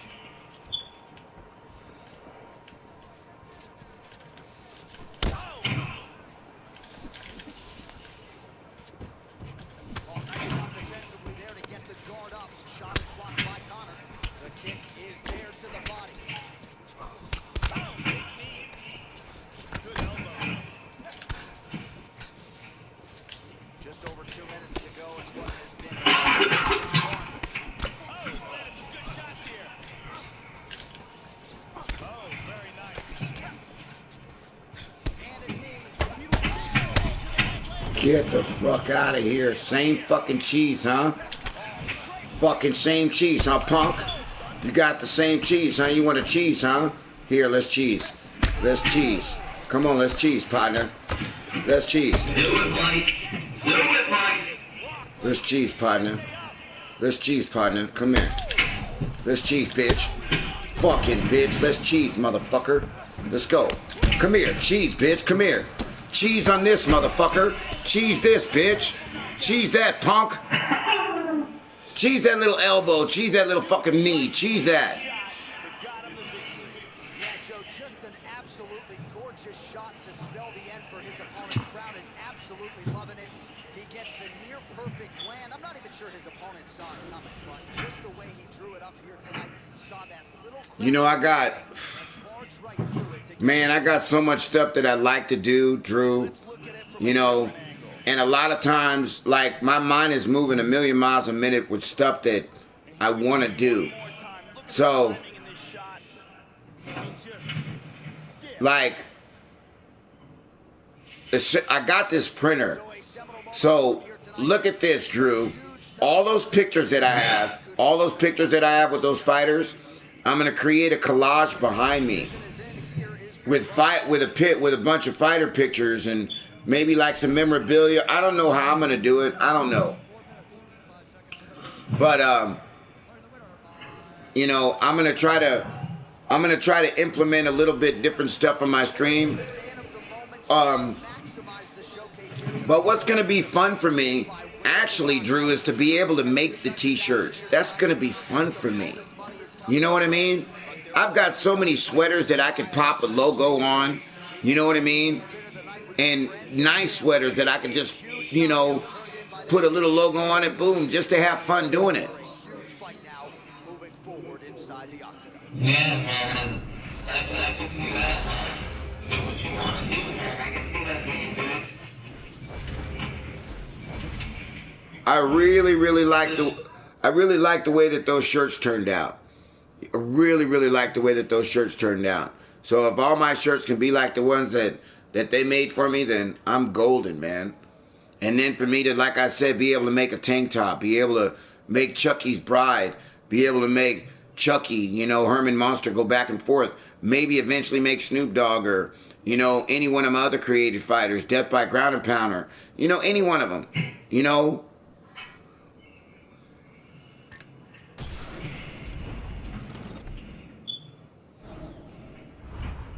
It's almost like a hobby. You know what I mean? It's almost like, hey, this is something fun to do. Let's try doing this.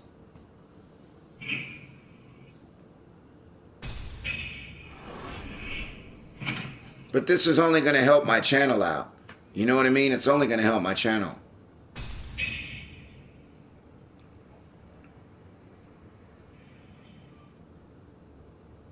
And there's so many businesses here.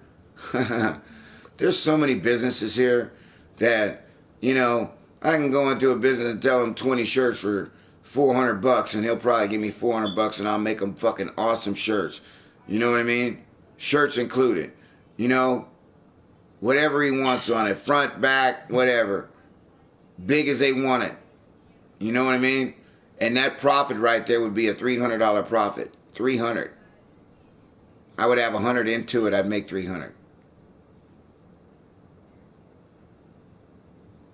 I don't think that's a bad profit. That's at $20 a shirt if I'm not mistaken. I have to recalculate.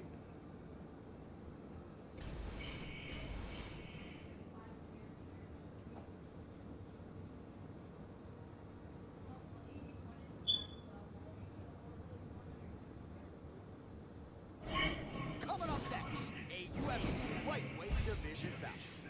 And now our tale of the tape for this lightweight fight. Both fighters are 26.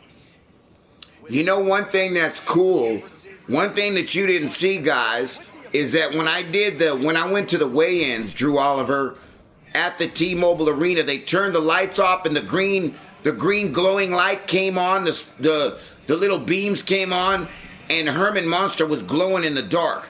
That was the coolest fucking thing at T-Mobile Arena, to be able to see my t-shirt glowing in the dark. So if you guys think, oh man, you know, yeah, it glowed in the dark. What is it, glow in the dark t-shirt, dude? It glowed in the fucking dark with the fucking neon thing shooting, you know, and with the reflection of the green, it glowed. I could put the link up there for you. I'll put the link up there for you in the time in, and you'll be able to see the glowing Herman Monster. Give me a minute after this fight. The referee for this one is Mario Yamasaki.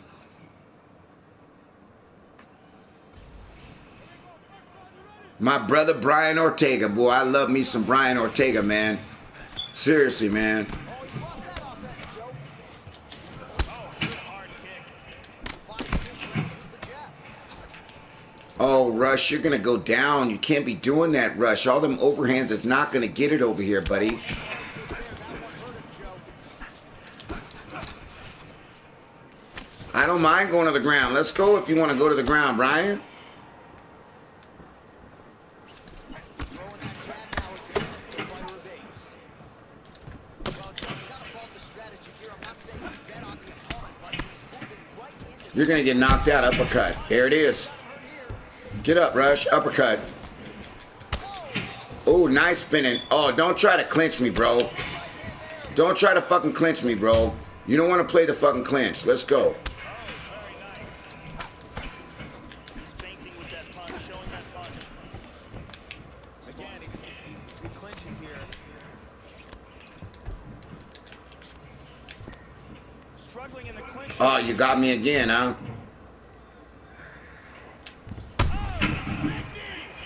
That's the last time. That's the last time you get the clinch, pimp. Bet. Bet. 3 minutes now to go in what has been a very fast-paced opening round here. And now he's got that tie clinch. We'll see what he can do with it. They separate from the clinch. Nice kick into there by T-City, Brian Ortega. Oh, a huge block there.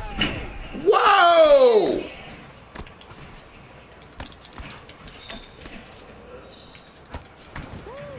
Look at that jab.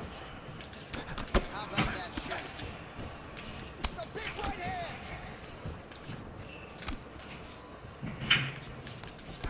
Watch the shot here, Joe. Man, that cut is just getting worse by the minute. Get up, punk. Get up, punk. Keep sliding. Oh, I got to be able to get the denials on him.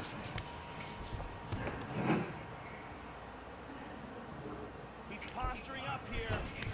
He's doing a great job of moving and transitioning here on the ground.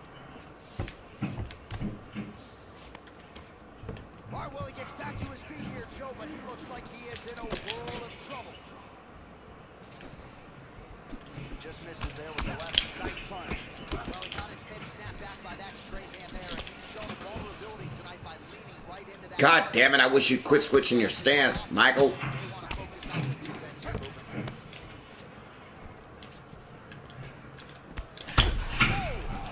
He's in big trouble. Oh, you did it to me again. Come here. Recovery mechanism here, Joe. Another takedown attempt here. Horn sounds for the end of round one. God, I hate fighting with this striker because I don't have no takedown defense on this guy.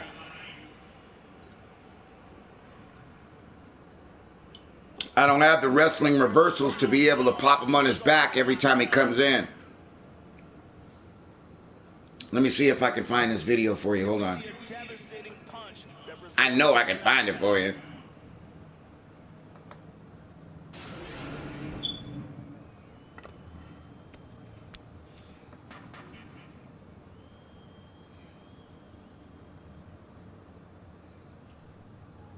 Thank you very much, Carly Baker.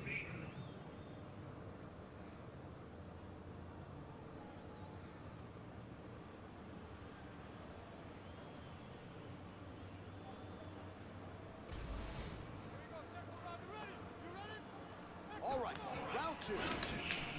Starting off this round, you gotta think he's probably still hurt from that last round. He's gonna want to move and avoid taking damage early. He's keeping his head protected here. Excellent blocking. Trademark inside leg kick there by T-City, Brian Ortega. Oh! He's got him hurt here. Now goes in and secures the takedown. And busy as he looks to improve position here. He's now working from side control again. Come on, bitch! He's back in half guard now.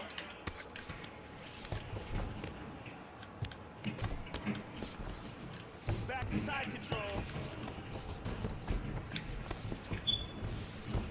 Back up. Well, the offense has been there. He has landed some good shots, but not really. Hate this fucking side. Hate this fucking side.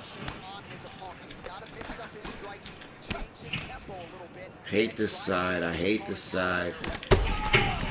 Fuck, I hate this side. Fuck, I hate this side. Fuck, I hate this side. Fuck! Big straight punch for the KO. Yeah. All right, we go back inside the octagon to the veteran voice.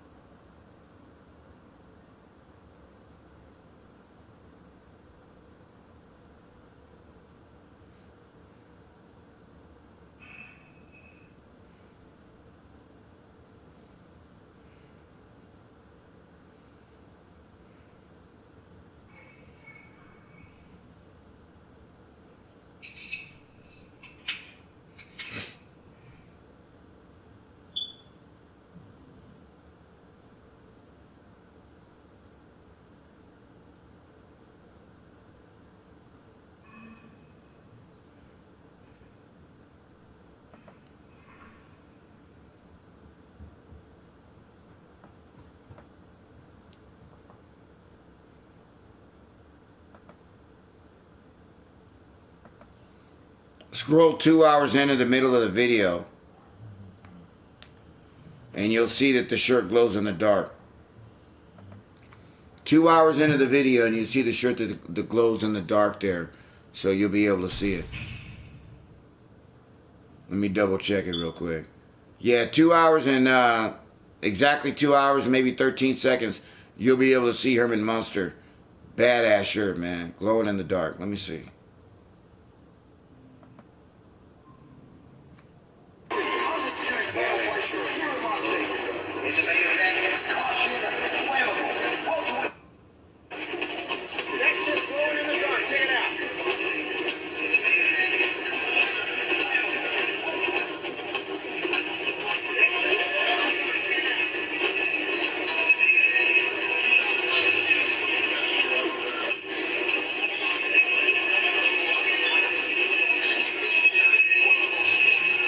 You know what? A better one was further back. Hold on.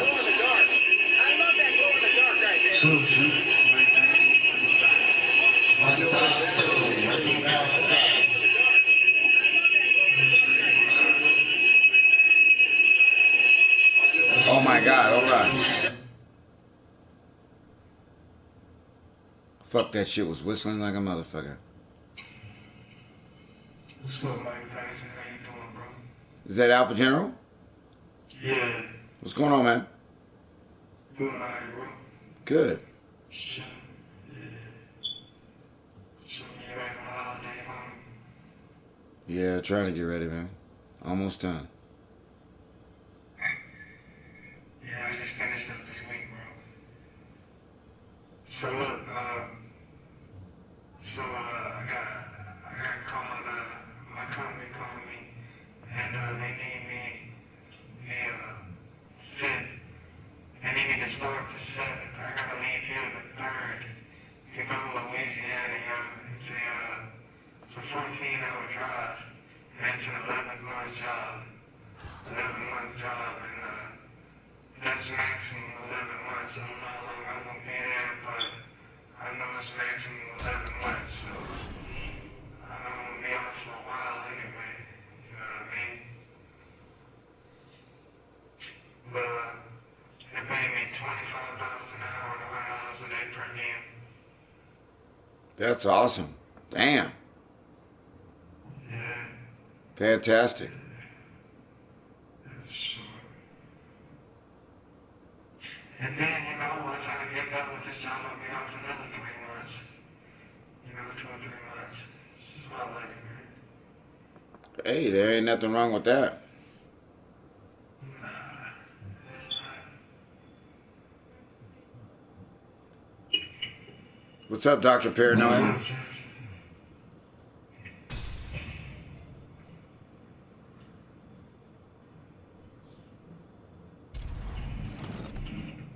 So, Judge,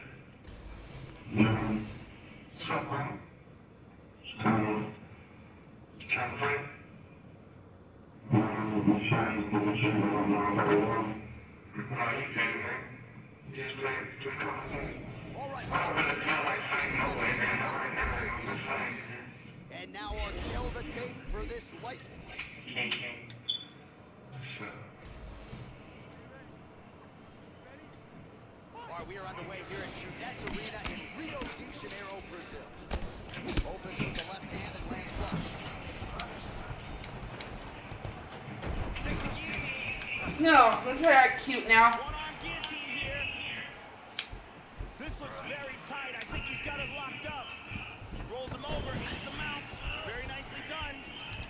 He's free. That guillotine was close.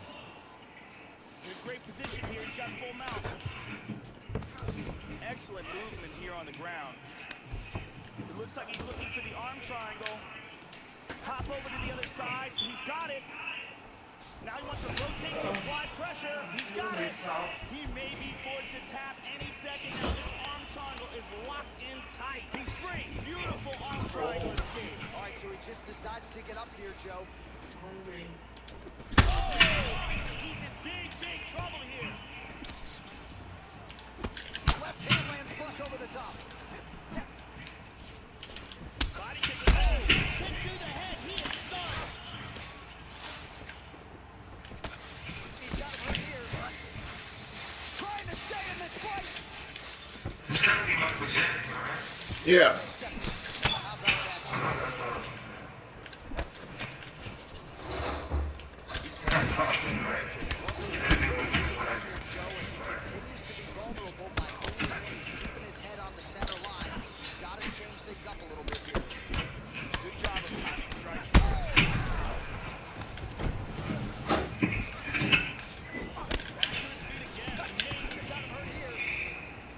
He might be out. Huge elbow there.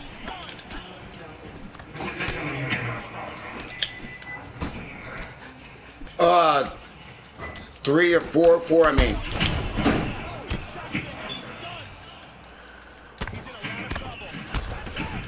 Unbelievable. 3 or 4, I think. Dropped him, and then I think I'm 4. I'm sorry, I'm 4. excellent job. Yeah, Joe, that was some throwback style ground and pound. He was trying to pound his opponent's head. He wasn't looking to score, though. He was looking to land. Yeah. Get his opponent out of there. No, mission accomplished. No, I think my Michael Jackson. This one doesn't look as good as on PlayStation on UFC 2. My Michael Jackson on UFC 2 was on point. This one, you see some black marks in his face, but he still looks like Michael. But he's all right. He's But I'm a perfectionist when it comes to my fighters. You know, so, I mean...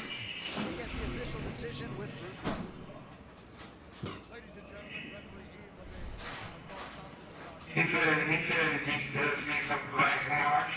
He looked at my face. So there's the man of the moment, just the way he drew it up here tonight as he gets his hand raised and does so emphatically by way of the KO. Perhaps some bonus money is coming his way at the end. I'm not sure. Still EA Sports isn't allowing me to make any game faces. I can't even get Michael Jackson in another weight class because they don't, unless I try to make him again. Coaches and his friends after this monumental victory here under the bright lights tonight. What? EA Sports game face is messing up, man. Oh, they messed up. I'm definitely going to create all the fighters that I've created, but I'd like to create about 4 or 5 more fighters. Oh, so you're not getting game faces. You're not like that's actually Michael Jackson's face. Yeah. Okay. I understand.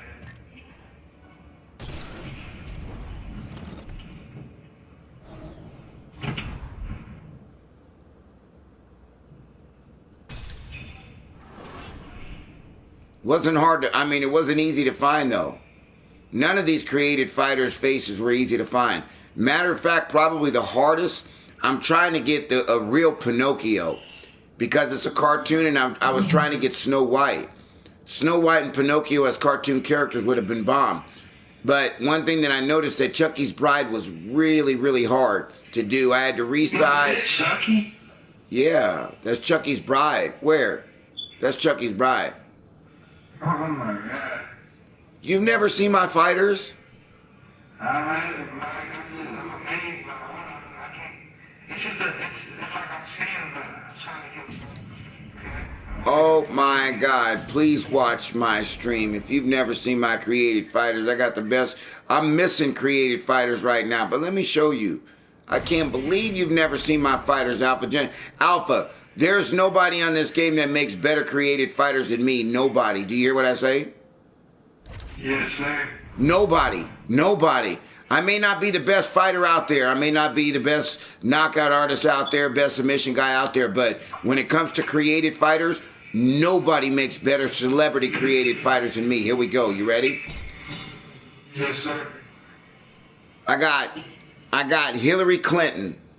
Who has Hillary Clinton? Nobody. Nobody. I got Bob Marley. I got Bob Marley. Now all my fighters have a personality.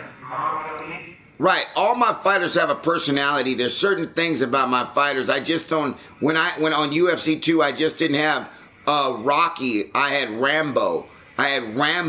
So right now, instead of just having Muhammad Ali, because everybody wants Muhammad Ali, who do I have? Cassius Clay. Cassius Clay. Right. So we got Snoop Dogg. We got Bob Marley. We got Death by Ground and Pound. We got Donald Trump. We got Oprah Winfrey. Now, who has Oprah Winfrey? Nobody. Nobody. That's my little secret one right there. Nobody knows about. That's Oprah. I got Mike. I made this character, Mike Tyson. I actually put the tattoo on Mike and made it totally authentic. I mean, the tattoo didn't come with it. I had to put the tattoos on there. Elvis Presley is probably one of my favorites, only because of the way that he's set up. Mommy Too Hottie is just, was supposed to be Pamela Anderson, but because of the hairstyles on this game, it's really hard to get a hairstyle that looks like Pamela Anderson, so I just put a red hairstyle on her. Herman Munster is probably one of my favorites, and the next one that I'm going to show you right now is Lil Wayne. Nobody's got Lil Wayne. Tunchi.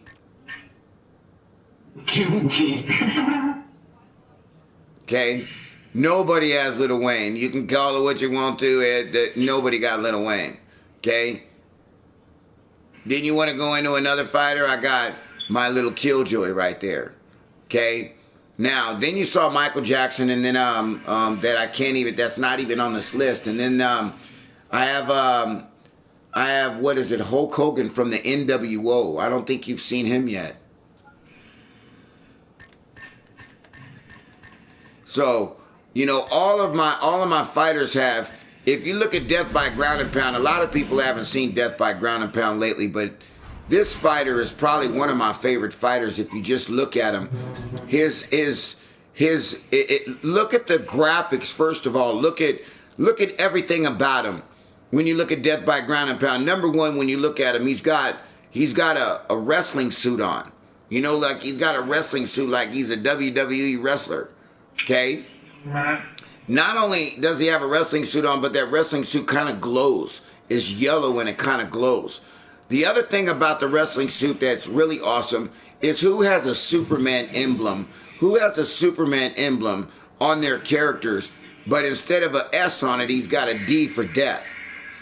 A lot of people don't see those graphics and the details. The fact that I put a Superman emblem on his chest. I had to make that emblem. You know what I'm saying? Oh, okay, so you made this too, like, you literally made this. Yes. This is, okay. Oh, yeah, you did, man, that's awesome, dude. That's awesome, right? Yes, now, now I got something even better for you. This is all tattoos. Now, look, see, this is where I'm going to get you. All of these are tattoos. Now, watch this. I'm going to show you two fighters, and then I'm going to go fight. Watch this. I see what you typed up there, Brandon Day. Give me a minute. Now, one thing that I want to show you is the authenticity of Herman Monster. If you've ever seen the Monsters television show in the United States, they have Lily, his wife. You know what I'm saying? Look at Herman Monster's feet. Look at his feet. Okay. Now, wow, if that is my main man, Ralphie Lauren, unbelievable. My number one motherfucking subscriber on the channel, if that's Ralphie. Hey, Alpha General, you ready? Yes, sir. Now listen, on UFC 2, a friend of mine says, hey, Mike, I want you to make the Monster Energy drink symbol. Right. I said, what do you mean the Monster Energy drink symbol? Yeah, the one on the mat. I said, well, that'd be kind of hard to make, but I could probably try to make it. But then what character would I put it on? You know, what character would you put the Monster Energy drink symbol on? And then I thought about it. Herman Monster. So on UFC 2, I created Herman Monster and I put a better Monster Energy drink symbol on the Herman Monster on UFC 2, but I do have him on this character. You want to see it? Yeah, for sure, bro. All right, here we go. Look at his back.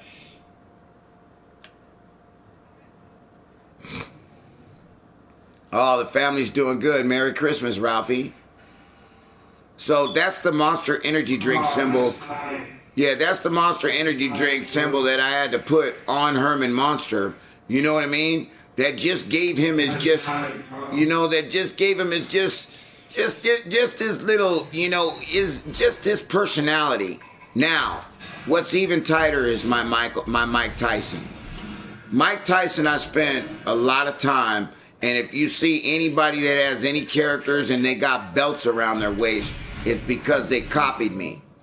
Okay? So look at my Mike Tyson, and then we'll go in. Now, when I made Mike, you got to remember that all of these are tattoos from that belt that I got around his waist. Those are all individual little teeny tiny tattoos that I had to put together in order to make this.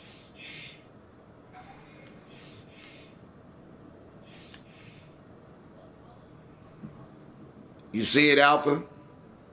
Yes, sir. Now, I want you to look at his face, and I want you to look at his tattoo. That tattoo is the absolute, authentic, identical tattoo on Mike's face. From everything, it's identical. Now, I had to make that identical tattoo. Look at the tattoos that I'm going to show you on his face.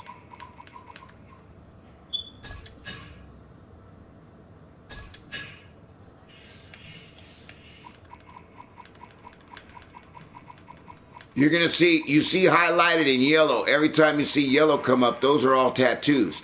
Now, I had to look at all the little highlighted yellows. Every time you see it, it's just a different tattoo. Now, if you look in his face and you see the beacon of the yellow, those are all the little teeny tattoos that I had to put. The little separate tattoos that I had to put on his face in order for him to be authentic and to be able to have all the tattoo. Look at that.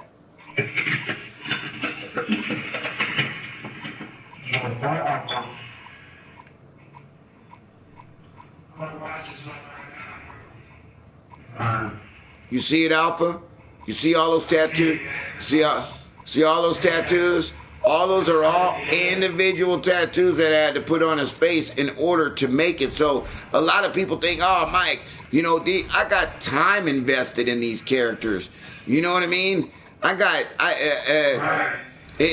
I probably got something for you, Alpha Journal, that you'll probably really like. Are you ready for this? Yes, sir. Look at this. I want you to look at, well, first of all, you see my Donald Trump, right? Right. All right. All right. Well, we're going to go to Elvis Presley, and I think you might have seen Elvis. But one thing that I want to explain about Elvis is there's a lot of things about Elvis on this character that make him authentic, okay? Number one, you look at him in the very front. Elvis was the king. You know what I mean? They called him the king. He was the king. You know what I mean? A lot of people didn't know, but Elvis served in the army. So if you look at Elvis's neck, he's got dog tags around his neck, right? Now, if you know anything about Elvis, Elvis is the epitome of Americana. Americana. What's better than Americana than the American flag? So let's turn. Now I'm going to show you something that's really fucking authentic. That's pretty awesome. And you know what that is? Not only did I put the American flag on the back of Elvis Presley, but I put the Harley Davidson symbol on his back. Are you ready? Oh, man, yeah. Here we go.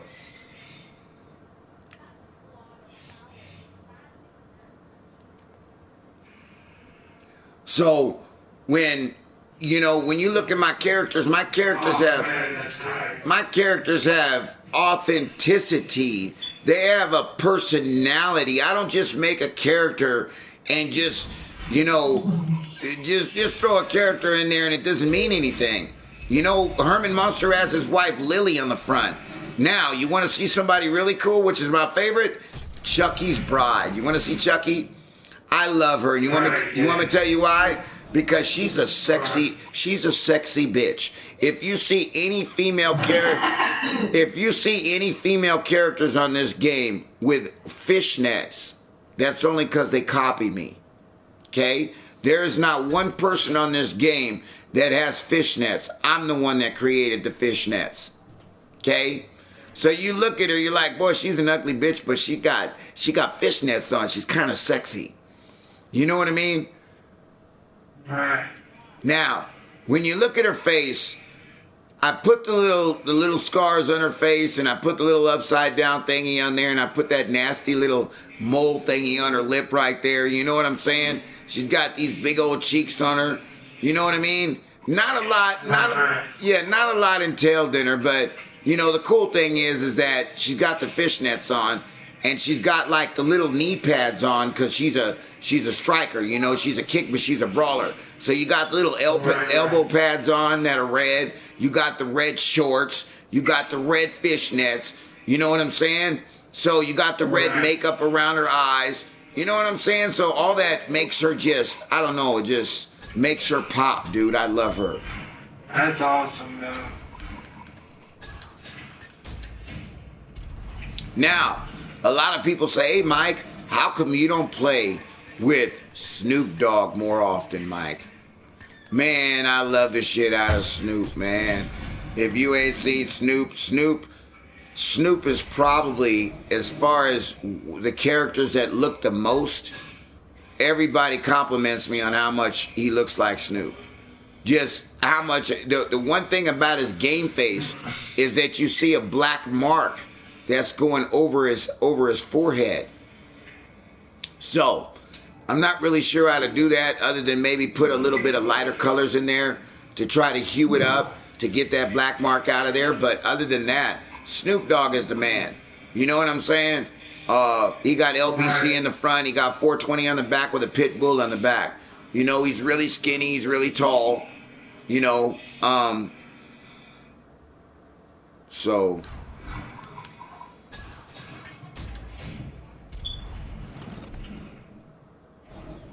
And I'm trying to think. Any other ones? He does look like Snoop Dogg a lot.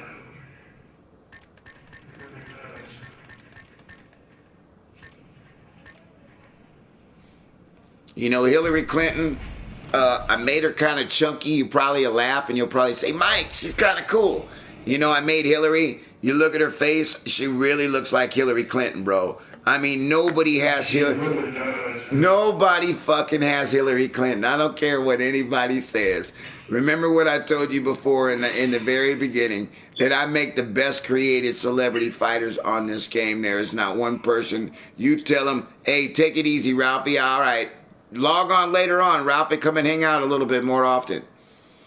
But you notice that I put the little American flag because she was running for the president.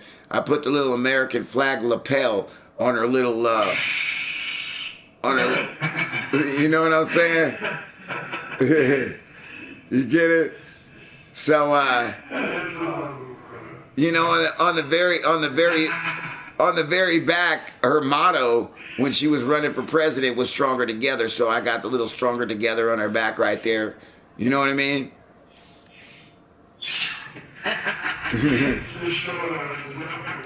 But the thing about it is, Alpha, is that it's all my characters have a personality. They just I just don't make a character and they just, you know, they just, oh man, you know, just a character, man. Now Cassius Clay, we're gonna check Cassius Clay out. If you look at Cassius, obviously, I'm a big fan of Muhammad Ali. And like I said, everybody wants to make Muhammad Ali, but what's better than Muhammad Ali? Cassius Clay. Make him before he was Muhammad Ali. Make him when he was first starting out, when he was, look at his back. He got a big thing that says Clay on the back. You know, these are fighters that these are my created fighters that I don't even fight with. I just got them sitting here. You know what I mean?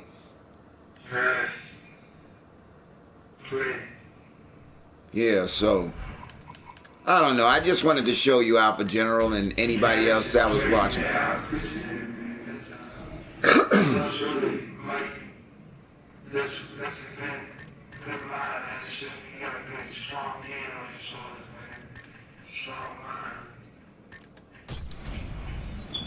A lot of you guys want to see Lil Wayne. Man, I want to see Lil Wayne, Mike. Lil Wayne is crazy, man. Check out Lil Wayne.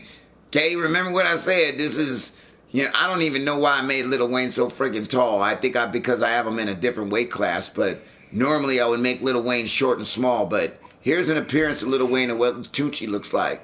Tucci.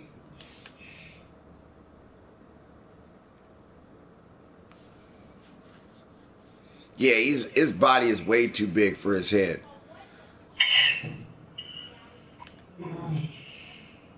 But anyway, if you want a close-up look at him, there he is. Tell me that don't look like Wayne, boy. That look just like Wayne, boy.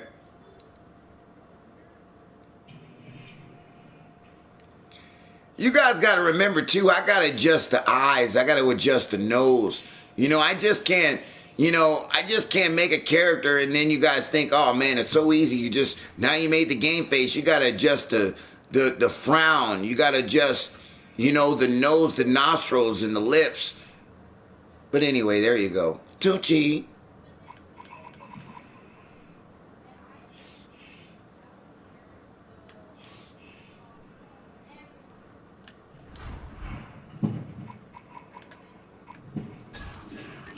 Hey, by the way, Alpha General, be honest with you. Have you ever seen any better creative fighters than that, buddy?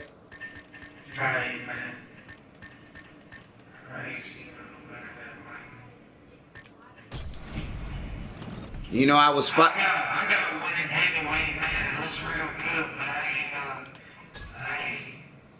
stepping on your stuff. I ain't stepping on your turf, man. I ain't rocking like that, man. I got a bunch of tattoos on showing them the stuff that means something to me, but other than that, it ain't really that too.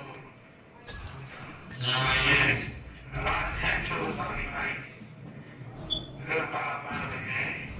And that just look, even the skin complexion looks like mine. Like I said, brother, I try to do it right. And when I make a character, it probably, number one. Man, that Bob Marley really look good, man. That Bob Marley really look good, man. Thanks, brother Alpha.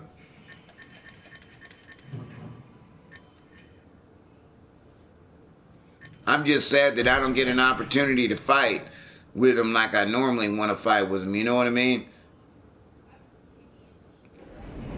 I can't, you know, I got another fighter. I don't know where he is. I think he's in the heavyweight division. That like, for some reason, my Michael Jackson isn't showing up. So you didn't see my Michael Jackson in that list.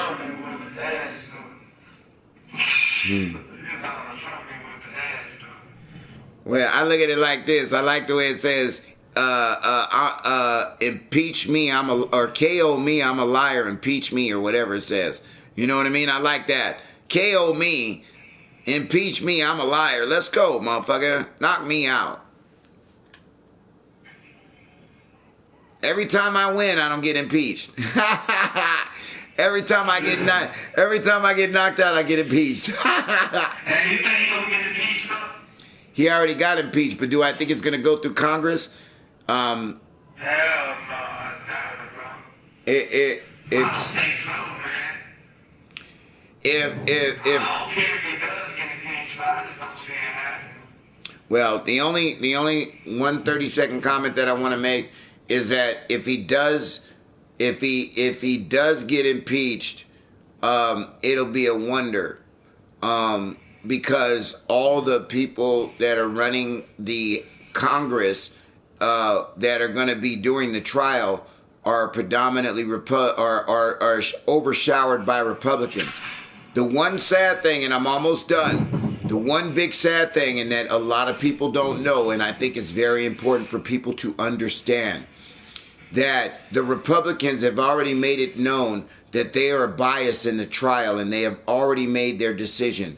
Now, when you go for jury duty, the first thing they ask you is, hey, are you biased? Do you have a problem? And they screen you to make sure that you are not biased, okay? To make sure that you don't have a vested interest, and that when you do make a judgment, that is judgment based on facts. Are you with me on that one? So for them, as all them Republicans, not one of them out of 30 plus or 40 or whatever of Republicans in there, not one of them has spoke up for their oath. Their oath was, number one, when they signed up, to be unbiased. Are you ready? That's their number one oath. Their number two oath was to uphold the Constitution. Okay? So if you're already biased and you're not upholding the Constitution, and you're supposed to have a voice on a trial that you are already made a decision on, that lets you know how inherently negative and evil this world is right now, because people are not voting with what's right and what's morally right. They're voting for their party, and that's sad. You signed up for a job to be unbiased, and you signed up for a job to protect the Constitution, and you're not doing it. So I don't care what anybody says. You can't make a determination on a trial where they have evidence that hasn't even been brought up.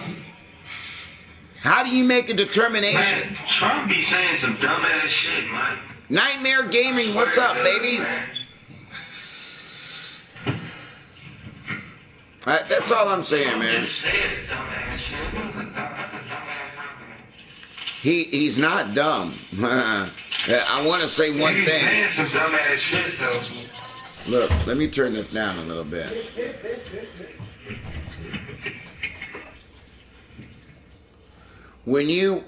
Okay, look.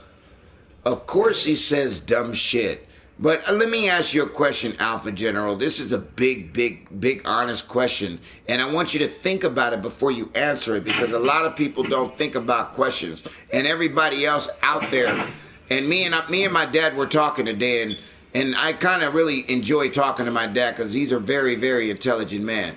But, you know, he asked me, he said, son, when a man says openly that you can go out and kill somebody on Fifth Avenue and you won't lose any voters, and you ain't, nothing's gonna happen to you, then what does that say about that person? Ask yourself. No. You are on the outside looking. No. You're looking at. Listen, you're looking on the outside. I'm talking about what is his mentality, Alpha General, when he says that he can go out on Fifth Avenue and kill somebody and he won't lose any voters. What does that say about his mentality, not about what you think about him? Oh, that he cares about himself. He don't care about who else is out there. He'll kill you as long as it don't affect him. That is a good assumption. You're getting close. Let me give you the answer. That basically says that he thinks that he is above the law. You get it? You can go out there and kill somebody and nothing's going to happen to you and you ain't going to lose no voters. That lets me think that you are above the law. Now, excuse me? Who's above the law? There's no kings around here. There ain't no motherfucking, this ain't no goddamn dictatorship. This ain't Russia. This ain't Russia. You get voted in. You get voted in by the American people. You're supposed to get voted in by the American people, but a lot of people don't understand that if it wasn't for the Russian hacking, that Donald Trump might not have got voted in.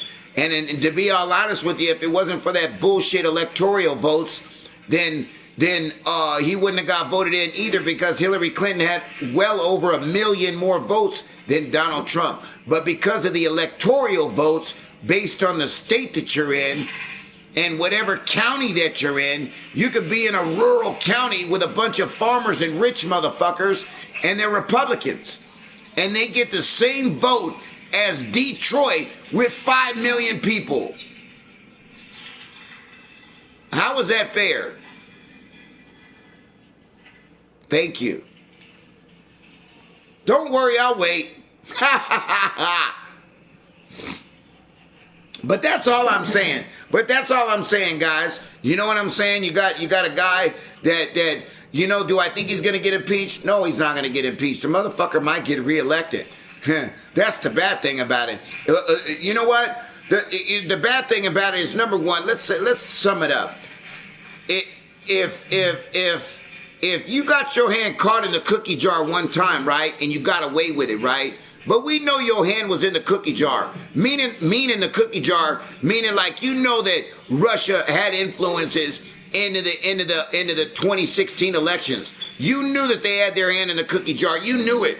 And you knew that there was influence. But you denied it the whole time. Oh, Russia didn't have anything to do with it. They didn't have nothing to do with it. But now 2020 elections coming up, and who's your biggest opponent? Joe Biden. So what do? You try to focus on Joe Biden's son and saying that Ukraine is the one that's corrupt. So we wanted to hold stuff. We wanted to hold back funding from them to make sure that Donald Trump wanted Ukraine's president to go up in front of the nation to make a public announcement into a Joe Biden investigation, his political running mate, and basically told him that if you don't do this, then we're not going to give you your aid. But the fucking whistleblower came out, and basically as soon as the whistleblower came out, Donald Trump said, oh shit, and he released the aid. You got 18 of his cabinet members, of people that worked for him, that was assigned under him, that he hired, that testified against him, But yet none of those people have any kind of bearing and say with those Republicans, because they're still going to believe what they want to in the Congress. They're still going to believe it. Not one person, not one Republican is morally correct out of 30 or 40 of them. Not one did step up and say, you know what, I believe that this is wrong. I believe that you are wrong. And a lot of people don't understand that the reason why they're not saying nothing because they're going to lose their jobs in the next election. That's why. If they say anything against Donald Trump, they will not get reelected in their state or their county. Trust me when I tell you. They're a Republican in North Carolina and they say impeach Donald Trump, they will not get reelected. Trust me when I tell you. So all these Republicans are scared. People have to understand the politics. They're scared.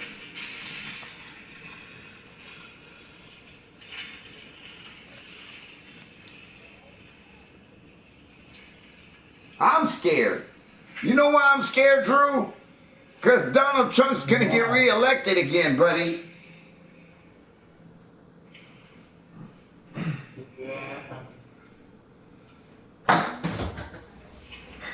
You think an impeachment? Do you think an impeachment? Oh yeah, Donald Trump is the third president to get impeached. Do you think that he gives a fuck if it goes to the Senate and it goes to the Congress and he doesn't get impeached? Even though it's a rigged system and there's 51 Republicans and 49 and 49 Democrats in there, and as soon as they vote 51 to 49, he's going to basically get off.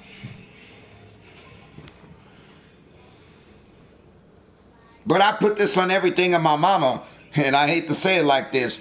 If it was Barack Obama, that motherfucker would have been impeached about 2 months ago. That Mueller investigation would have put Barack Obama down in the fucking dumps right there. He would have got impeached 6 months ago.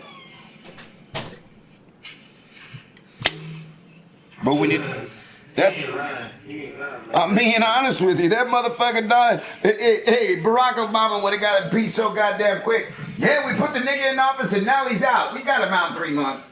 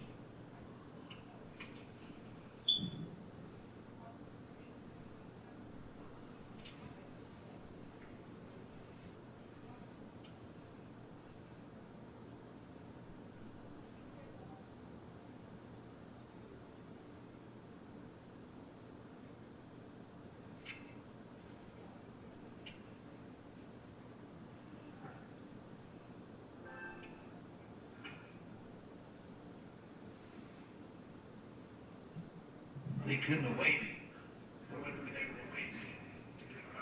Yo. So. All right, I'm back, guys. Alpha General, I'm back. Yo, that shit fucked me up, Mike. What, brother? That was fun shit. You ain't lying, though. What are you talking about?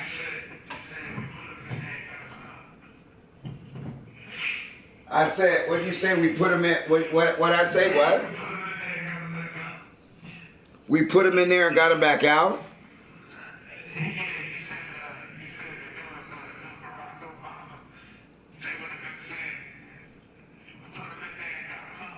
Oh, yeah, they put him in there and got his ass out in 3 months. He would have been done.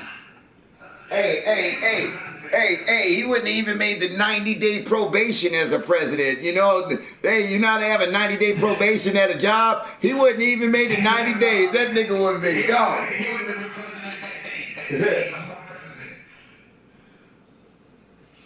That's funny. But that's real. It's funny, but it's real.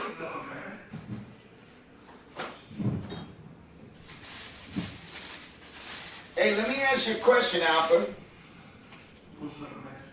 You have a cell phone, and you're in Ukraine, and you're making fucking phone calls as the president. What's up, brother? At any point in time, did it occur to him that I'm on a cell tower right next to Russia, and if I'm talking national fucking security on a cell phone in Ukraine? Yeah, he said,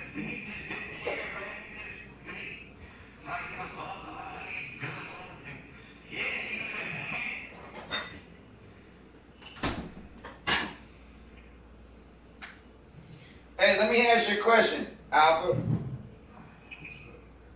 When does a maturity level kick in? I think I said a long time ago that you should never let the President of the United States do any kind of social media. Never. Now, let me ask you a question, Alpha. Why are you the President of the United States fucking with a 16-year-old girl? Mike,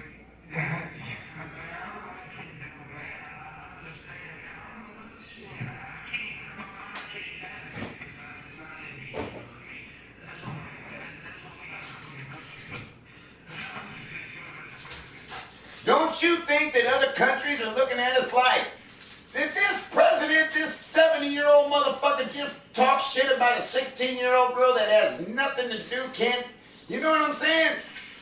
no,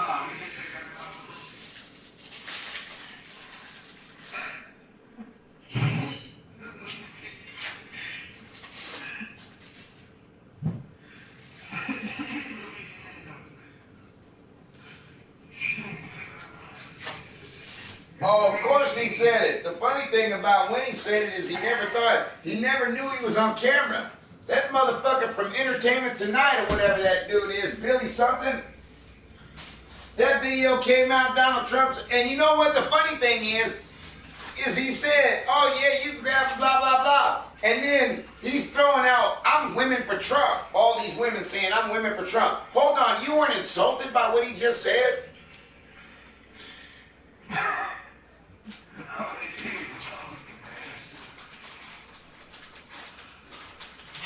Hey, bro, I hope y'all know Trump's gonna be the president next year again, bro.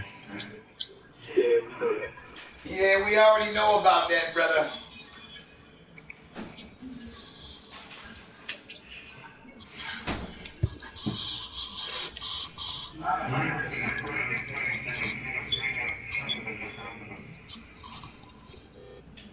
Trump is not my president. He's the president of the United States, but I don't accept that motherfucker as no president of mine, buddy. I don't give a fuck if I'm an American. You can call him the president of the United States, but he ain't no president of Mike. That's for goddamn sure.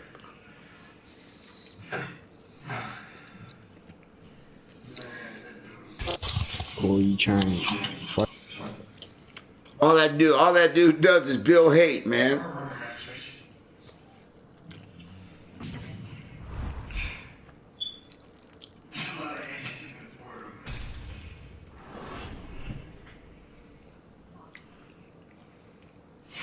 You know, Alpha, I asked you a lot of questions and you didn't answer one. what's up, bro? You said it, answer. I said I asked you a few questions and you didn't answer one. What was the question, man? I answered them the best I could, bro. Okay. Why, if you have 30 or 40 people, why don't you have one person out of that 30 or 40 people that think differently than everybody else. All 30 people are thinking the same fucking thing, and not one will speak up. Not one. Now, can you imagine 30 people? Man, I'm not saying nothing. Are you going to say nothing? No, I'm not going to say nothing. You going to say nothing? Man, we need to stick together, man. What was that in Friday? What movie was that when he looked at him, he said, hey, man, we need to stick together? What movie was that? Hey, man. I remember seeing it, though. Man, I don't know, man. The questions you're asking, man, to me is like common sense answers, but like it's what? Like people don't, you know, if you know, it's just like people want to be followers, man. They don't want to be leaders, you know. But they're politicians. They're supposed to be leaders as a politician, right?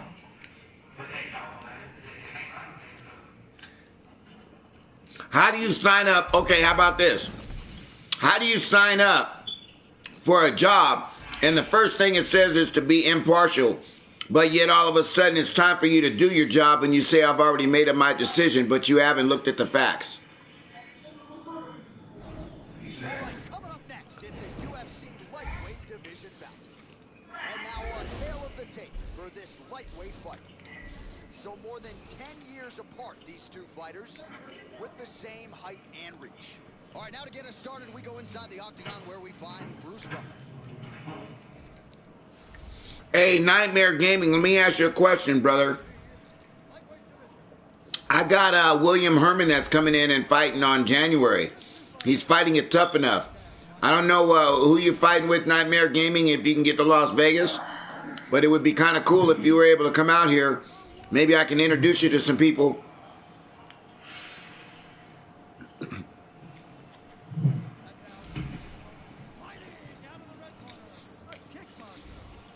You know,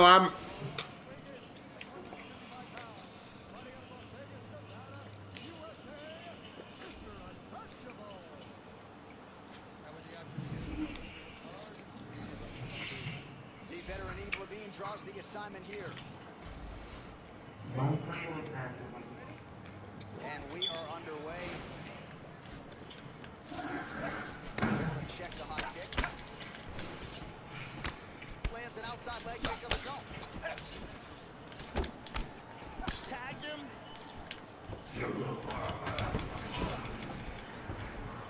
And they separate. He changes stances, switches southpaw. He's orthodox now. Wait.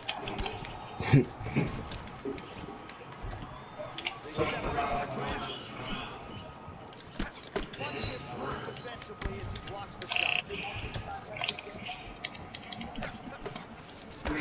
Almost all these shots.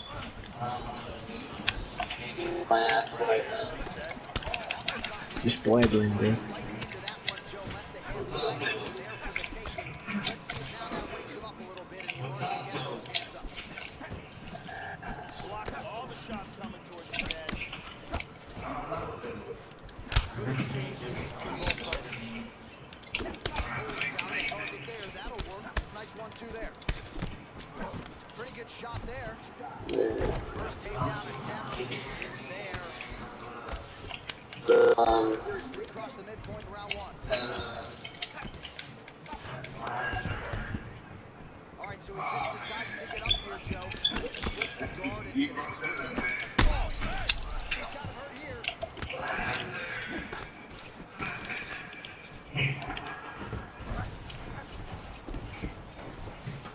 Look at this, takedown!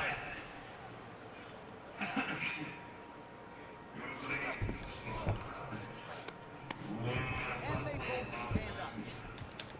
Changes his stance. Finds his way to the jab. He blocks the punch. Beautiful counter to the takedown here and an excellent throw. He's back up again. Oh, flip him with the jab. Combination.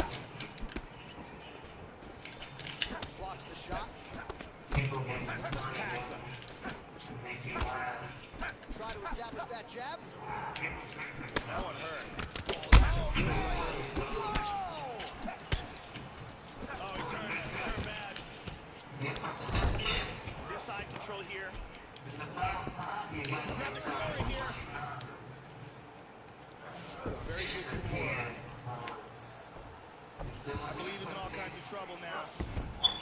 That Kimura was nasty, but he got free. He's in full guard. Hard shots to the body being landed on the ground. He moves into side control. Big body punch. Horn sounds for the end of round one.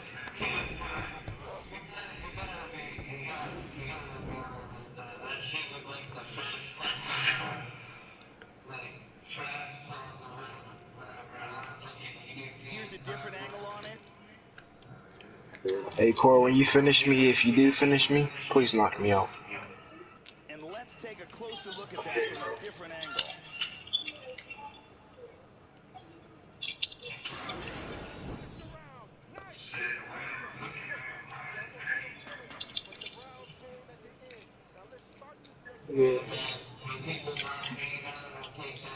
Brittany Palmer with us.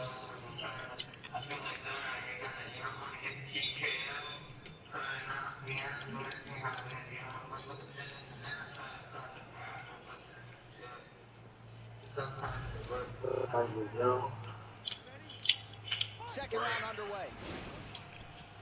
Starting off this round, you gotta think he's probably still hurt from that last round. He's gonna want to move and avoid taking damage early.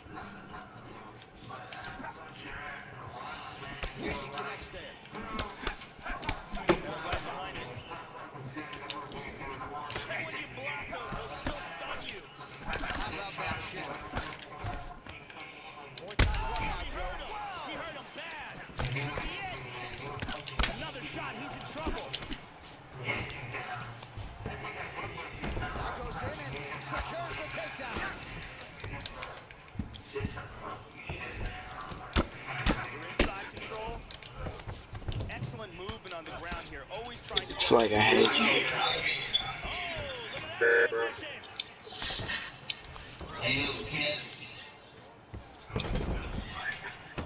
Well done, Steve. Winds up in guard. Oh, and he escapes his feet. Very nice. Now he goes for the single leg.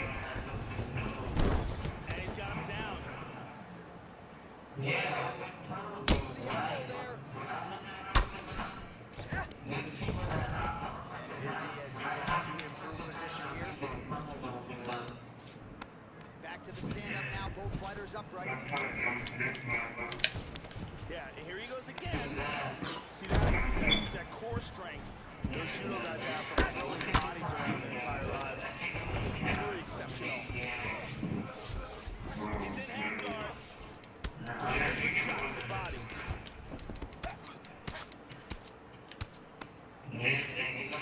That's a big shot right there.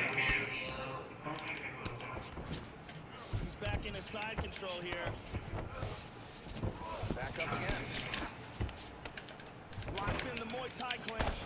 The cut on his cheek is getting nasty. Changing to the southpaw stance now, Joe. Excellent defense here. Really good job blocking all those shots coming at his head. Trying to double up on that jab. Missed with that jab. Oh! Back to his feet again. Amazing.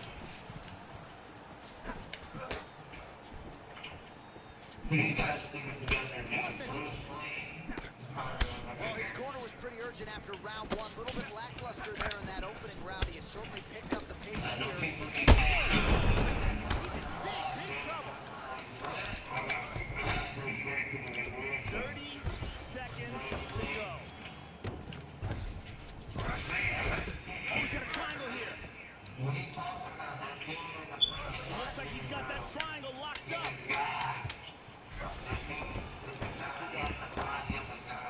Who? That's the end of round number two.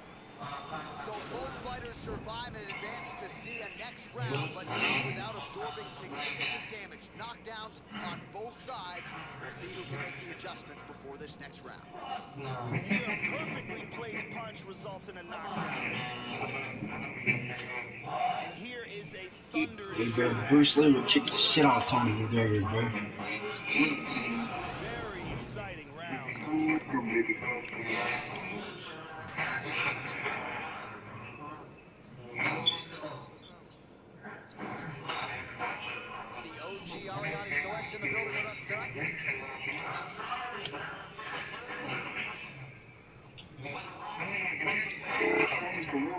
Hey, bro, Bruce Lee will beat everyone's ass in the MMA, bro.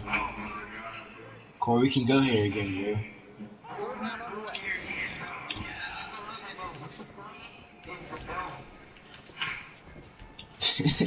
I absolutely disagree. Aggression and pace, but you don't have to worry about this guy. He hasn't really shown any signs of slowing Bro, down. Bruce Lee will kick everyone's ass, bro. I have super facts. Bro, him and Chuck Norris will literally I got super everyone, facts. Bro. I got super facts.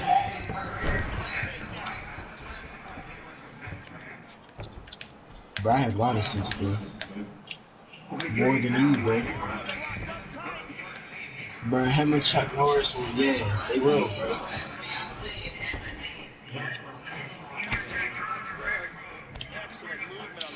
You won't, bro.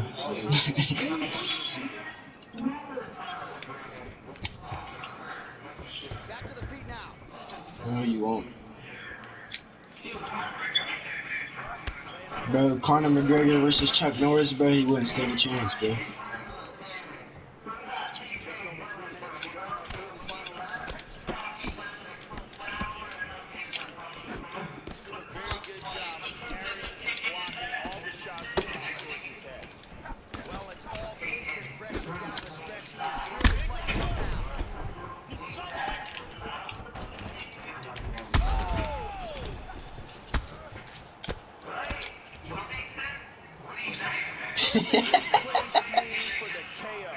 Yeah, Joe, that is an absolute. All right, let me. Employed to get the stoppage victory here tonight, and oftentimes in MMA, it's more about precision and location than it is the velocity behind the singular strike. And in this case, that's exactly what we saw. The knee was perfectly placed, perfectly timed, and it spells the end of the night for his opponent. Let's take a look at that again.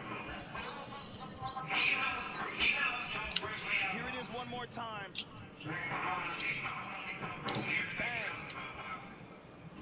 Bro, do you know who Chuck Norris had to fight, bro? Perfect execution and one of the bigger highlights of his UFC career. Bruce Buffer has the official decision. Ladies and gentlemen, referee Bro, you're just talking, Corey. contest at 2 minutes, 25 seconds in round number 3. By the winner,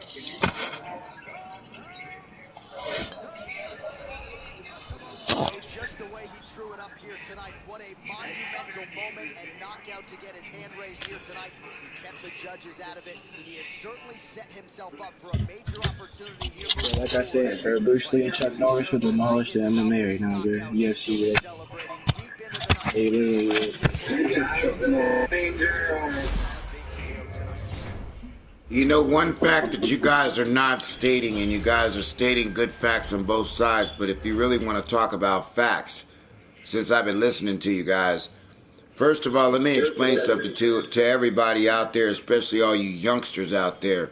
Okay, I'm gonna tell you, all you youngsters out there, okay, that haven't been around since the beginning, since the beginning of you. Let me finish talking. Well, why don't you just not say nothing and open your ears, and you might learn something, partner. You're trying to lowball me because of my age, bro. I don't appreciate that. I'm not lowballing anybody. I don't know who's in the party right now. You won't even let me finish my fucking point. You just said you won't even let me youngster, finish my what are you point. saying Why to me, don't you bro? open your ears first and let me finish my point before you say anything? Because that lets me know how fucking little kid you are.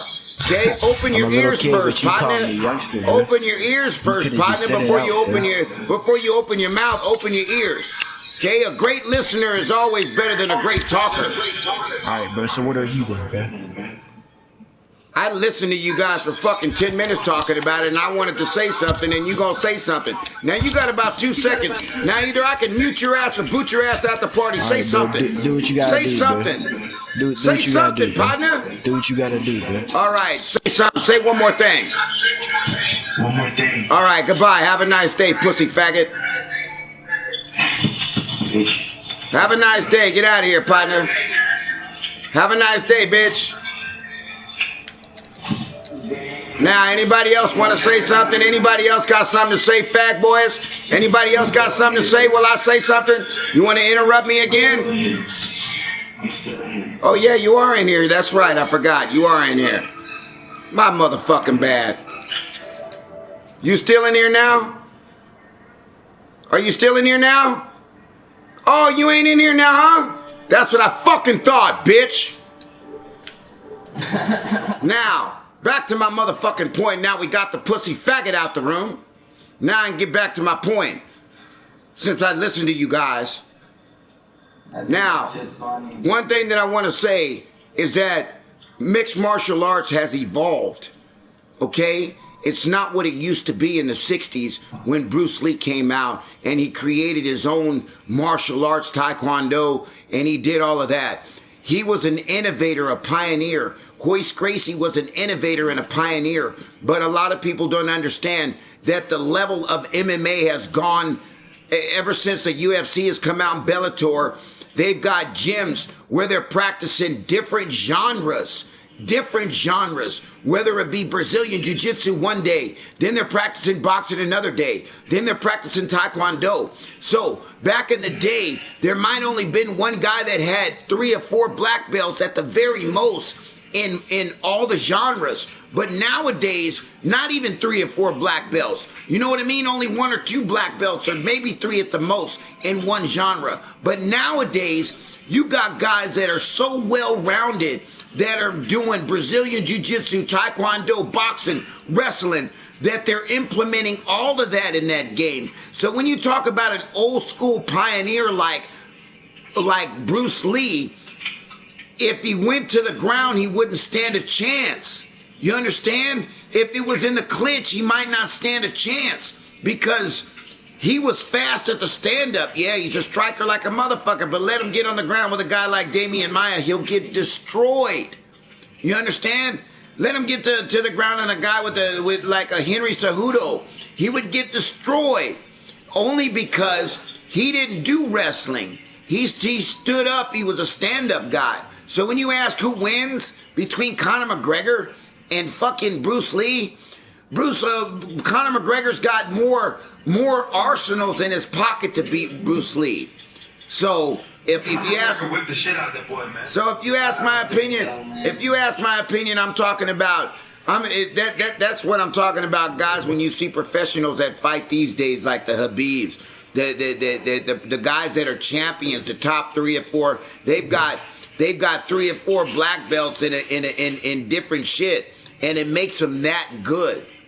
I'm just saying. That's my opinion. I'm done. Now I'm gonna listen.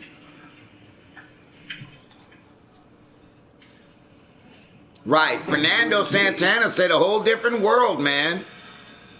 I don't think Bruce Lee, I don't think he sucked at the freaking wrestling department, but I don't think it was the strongest thing either. It's just a different, everything has evolved, Drew Oliver. You know, look at Hoist Gracie that fought all them big guys back in the day. You can ask Hoist Gracie. You can ask, how about Hoist Gracie versus Bruce Lee? Who wins? Hoist Gracie versus Bruce Lee? Yeah. Haha. Hey, Bruce Lee goes down to the ground in 2.5 seconds, and Hoist Gracie submits his ass in 2.5 seconds. That's how it ends up. That's how it ends up. I feel like Hoist would be getting tagged in the face of the body, maybe in the legs. You know what, to be all honest with you, Hoist can take a punch, though. That's the thing about it. Hoist fought the biggest motherfuckers when there was no weight classes. He fought 3 times in one night. How do you fight 3 times in one night and there's no weight classes? The thing is, would Hoist be able to take Bruce Lee down? Right. Fernando knows. They used to fight 5 fights in one night. You can't fuck with the GOAT Hoist. You can't fuck with the GOAT Hoist. What do you think about that, Alpha General? Hoist Gracie versus fucking Bruce Lee. What do you think? Man, Bruce Lee seems the type of person, too, man, that if you were taking to the ground, he seems like he would hop back up to his feet. Man, listen, man. He wouldn't be able to get back up. You just can't hop up. You just can't hop up. Can anybody hop up with Habib? Can anybody just hop up with Khabib Nurmagomedov? Can you just hop up with him?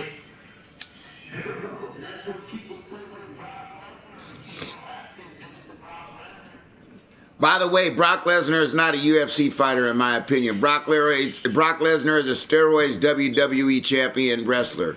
That's what he is. He is not a WWE champion. First of all, he's got a lot of skill, but he lost to Frank Mir, and Frank Mir made him tap out.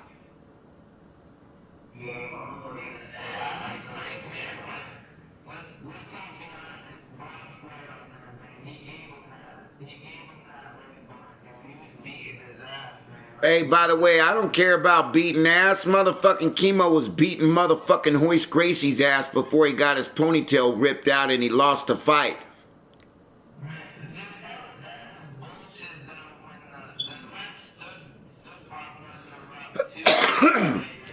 Hey, let me ask you a question, Drew. This is a big question. If the guy like Alistair Overeem, he almost won that fight if the ref didn't stop the fight. If Colby Covington if the ref hadn't jumped in, Colby Covington might not have lost that fight. Why does everybody say when the fight is over with, well, he was winning? It doesn't make a difference about he was what a now nutter. The bottom line is on the record books, he took a loss. He lost the fight. So no matter how he did during the fight, no matter what, the fight shows on the records as a loss. So I can't believe that people keep coming in saying, well, if he was winning, he was done. It doesn't make a fucking difference. He lost the motherfucking fight. That was fucked up, though, what the ref did to Kobe, man. The ref gave Kobe a TKO loss when Kobe could have easily went through the what? Like, what was it, half a minute, dude? Not even half a minute. He could have went to a decision, man. Let me ask you a question, because you sound like a critic. You know what a critic is, Drew? And Drew, I'm not criticizing you. You know what a critic is, though? I'm going to tell you what a critic is if you don't know. But if you do know, I want you to tell the fans on the stream what a critic is. What is a critic? I'm going to teach you guys right now. I'm going to learn you something today. What's a critic, Drew? You know what a critic is, Drew? A critic is a person, are you ready?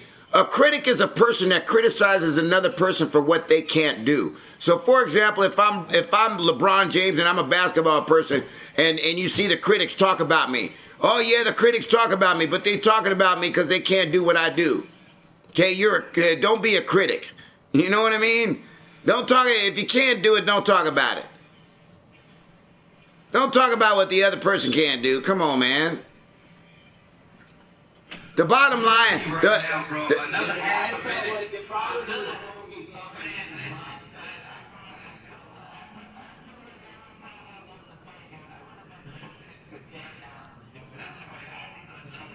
Are you a referee?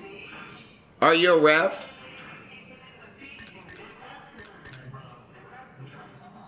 All right.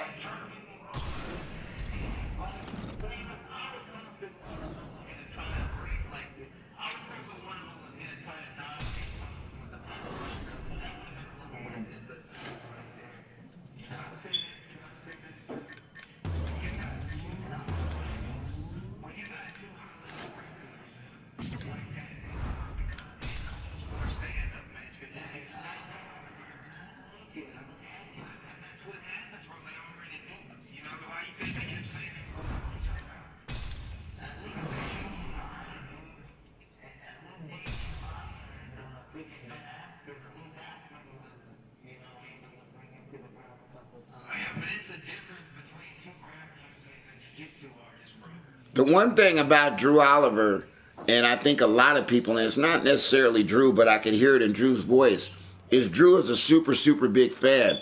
And remember when I said the other day about people when they are a fan of their fighters, that they look at the fight a different way. I commentate fights, so I try to be optimistic on all my commentary. When Max Holloway was losing the fight, I'm rooting the fuck out of Max Holloway to win. But I noticed that he's losing every fucking round. And I don't know how come his corner didn't tell him, Max, you got to step it up. You got to step it up. And I said on my stream, Max is losing the fight.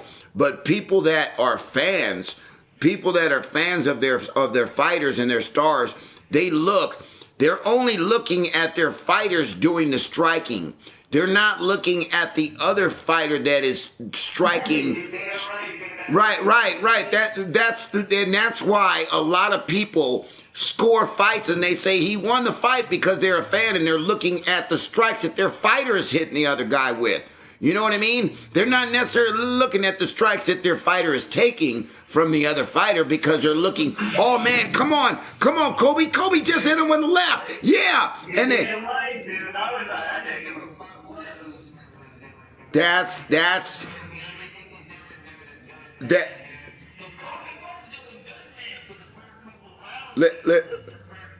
Listen, you summed it up in a nutshell for me there, Drew. That proves my exact point. That when you look at a fight, you are biased to the fight. So when you say that Kobe was winning most of the rounds or he was winning the fight, and I think that people got to call fights. If they look at fights, they got to look at both sides of the strikes, the aggression. A lot of people don't know how to score fights. A lot of people look at fights and they don't know how to score them. They don't know how to score it based on ring aggression. They don't know how to score it on clinch control, ground control. They don't know how to score fights like that. I feel like I'm a fucking champion at scoring fights, and I can score a fucking boxing match to a UFC match on fucking point. You can't, there's nobody that can, I don't think, the very few people I think that can outscore me as far as scoring fights, because I watch every punch. I watch ring aggression. I watch the stamina. I watch when he goes in the corner and they put ice on him, and the guys that don't put ice on him, and the guys that stand up like dummies, trying to impress the judges. I think that the fighter should go in the corner like William Herman. If he's in if I see him in Tough Enough and I have an opportunity to tell him, make sure that his guys in the corner are putting ice on him. Make sure that he's resting and he's sitting down and he's taking that deep breath, in between rounds, because you need that going into the rounds, to the next rounds. But anyway, I'm done talking. I'm sorry. Thank you for listening. Mike, I got a question for you, bro. I know you done talking, but I got one question for you, bro. I'm listening, sir. What up, Honey Badger?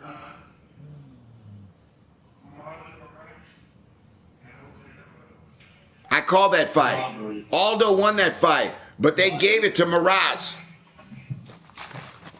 I gave that fight to Jose Aldo, but hold on one second. I gave it to Marias. I had Marias' way. Okay, the reason why I gave it to Jose, I'm going to tell you why I gave it to Jose. Okay? This is the reason why I gave it to Jose. I gave it to Jose based on ring aggression the whole fight, especially towards the latter end of the fight where he just kept hawking him down and closing the ring on him. Now, he may not have necessarily been getting a lot of strikes in on him, or they may have been changing strikes evenly, but when you... But, I'm sorry, what? No, I was talking to my brother, man. My bad, dude. Okay, but when you talk about the Miraz fight and the Aldo fight, I thought that towards the end of the latter rounds that Aldo just kept and Miraz kept running. But Miraz kept coming in and he kept getting counter strikes and getting some punches in there. But both of them kept getting punches. So if both of them are getting the same amount of punches and one guy is chasing the other guy around the ring, who are you going to give the round to? Well, you gotta also support Miraz at the takedown, and Miraz did the damage at the beginning of the fight. Those two hit kicks was taxing, bro. Yeah, I think Miraz was strong. But then after the second, you should, but they was not in there. I'm gonna do it again. Miraz do it. But you see the shock on him. Miraz did fight him. He said that he won. He didn't think that he won. He was standing there with what I'm saying. I did pick Miraz to win that fight, though.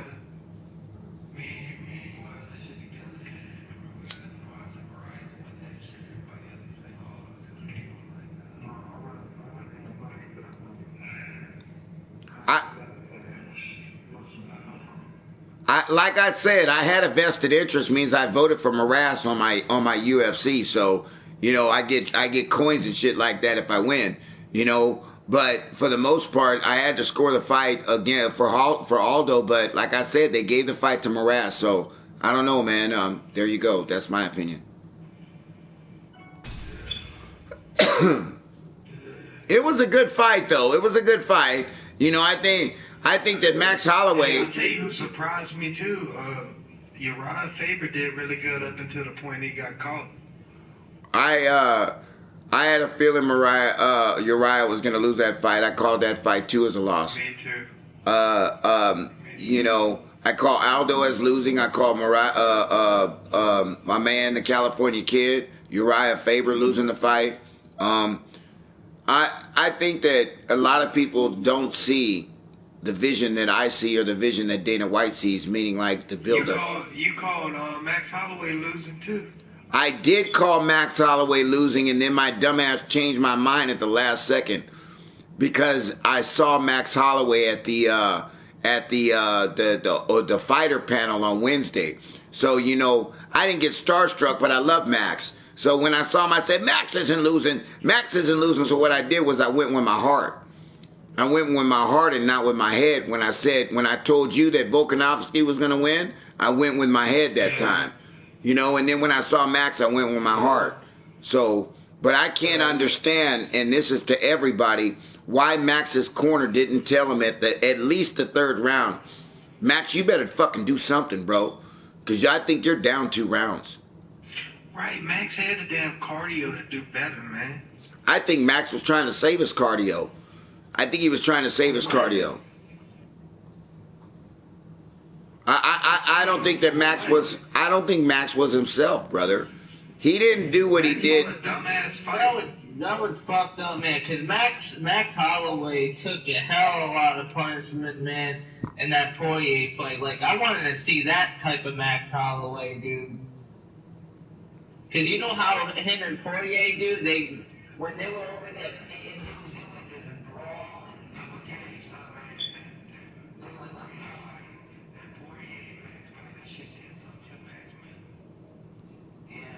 I think Alpha General, I'm going to be honest with you, okay?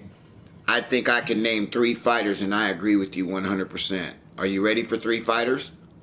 Yeah. Rose Namajunas, Ronda Rousey, and who's the other one? Who's the other one that just got knocked the fuck out? Ben Askren. Okay? Now, what, Mike? No, Mike. Oh, I'm serious. You get hit, you get knocked out. Ben Askren got knocked out by Masvidal. Then fucking Damian Maia beat the shit out of him. He quit. Hold on. Ronda Rousey. Ronda Rousey loses to Holly Holm. And then I think she tried to stand up with Amanda Nunes. She quit. Rose Namajunas got knocked the fuck out by, who was that? Who was that?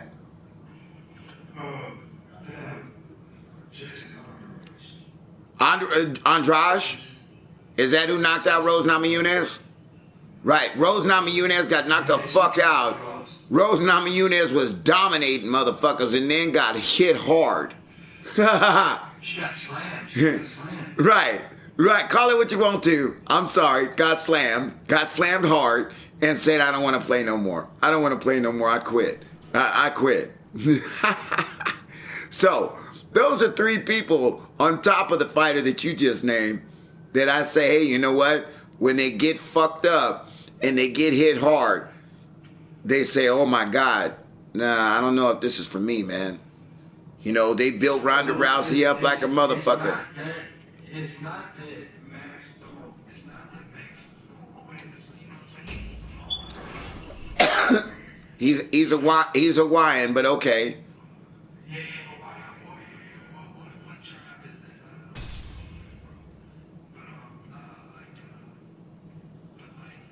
He's got the heart.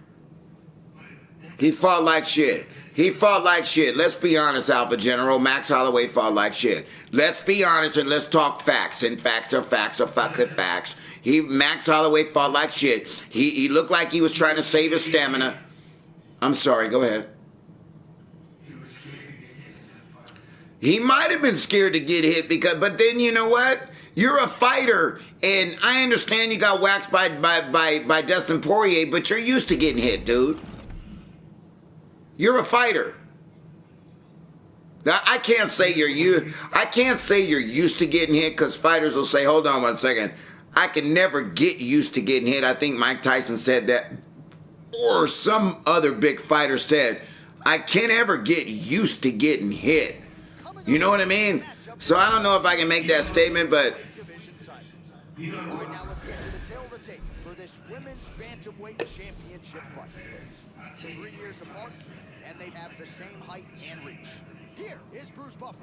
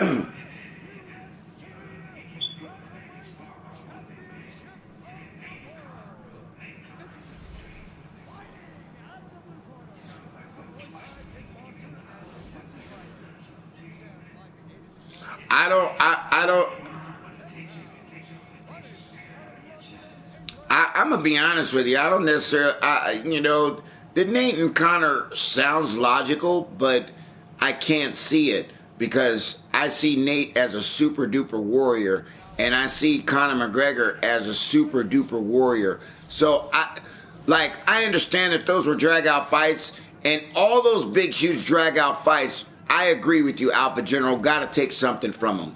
I agree with you. I absolutely agree with you. I'm not disagreeing with you, but I think that it may take more out of other fighters. But as far as Nate Diaz and Conor McGregor, Nate Diaz has been in a million motherfucking wars. You know what I mean?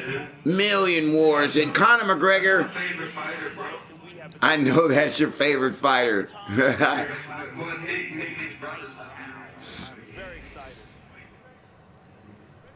I like both of them.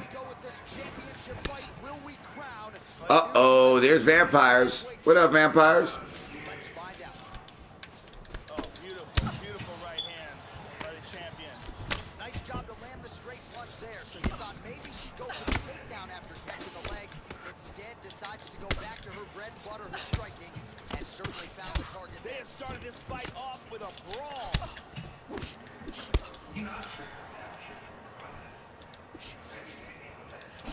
Well, she left her body wide open, Joe, and as such, she... Oh, jumping knee. Vicious combinations. You know, like I said, I think that you could see the fighters that got their soul taken away. Ronda Rousey got her soul taken away. Motherfucking Rose Namajunas got her soul taken away.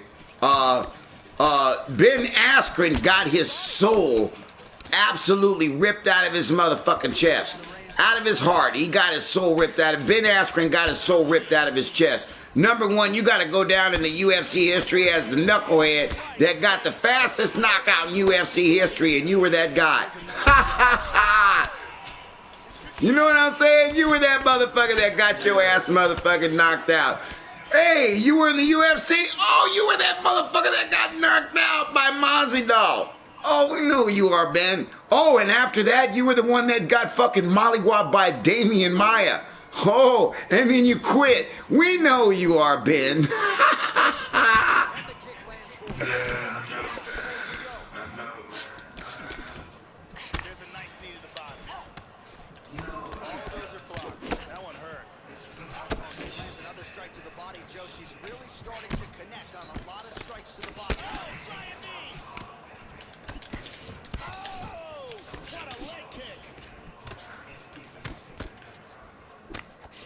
You know what, Robbie Lawler, you got to catch a guy in his prime in order to talk how good a person is, you know, and say, well, you know, if you would have caught him this and that, you know, it's all about being in a person's prime.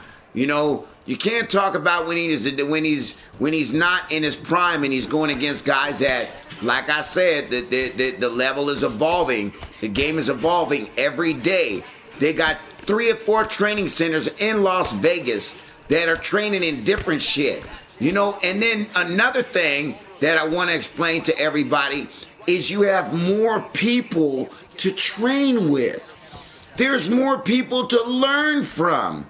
You understand? You weren't able to travel all over the world and go learn Brazilian Jiu-Jitsu in Brazil. You know what I'm saying? You weren't able to go to Brazil and learn Brazilian Jiu-Jitsu back in the day. You know what I'm saying? So now they brought it all over America right now, and you can learn Brazilian Jiu-Jitsu in Vegas. You can learn so much just in this town. So MMA has evolved so much. I'm just happy. I'm just happy. Yeah, for sure. And here's another clean shot that lands. And another perfectly placed strike. Very impressive striking going on in that round. Brittany Palmer here doing her thing as usual. Who you talking about, Ben Askren? Look, man, I don't give a fuck who you are, bro. If you can't take a punch, you're shit. Second round underway. I keep telling everybody, I got this guy.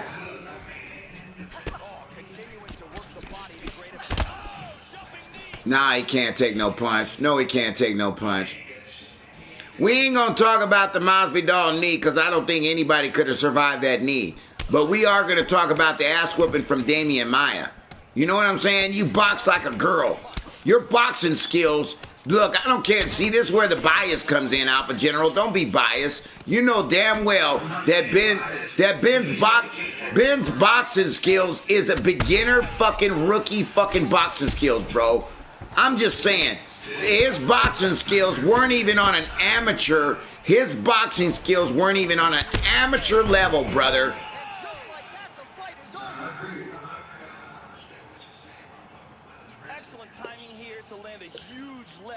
That's the beautiful thing about Styles Make Fights. You know, back in the day, you know, today they might introduce somebody as, well, we got a well-rounded fighter that's good at the stand-up and then good at the ground also. Back in the day, they used to introduce Tank Abbott as a pit fighter. Back in the day, they used to introduce Dan Severn as a wrestler. You know, back in the day, they used to introduce Royce Gracie as a grappler. You know what I mean? And everything was so simple and so quiet as far as one genre. They introduced you as just one. This is who you are. You're just a wrestler. Dan Severn is just a wrestler. You know what I mean? Oleg Tiktarov is just a grappler. You know? But in reality, Ben Askren is just a wrestler. And if you're not a striker, if you're not well rounded, that's the reason why I get beat up so much. Well, this is the thing. He only lost, what, 3 fights in his career? No, 2 fights. 2 fights in his career. Who, Ben Askren? Yeah.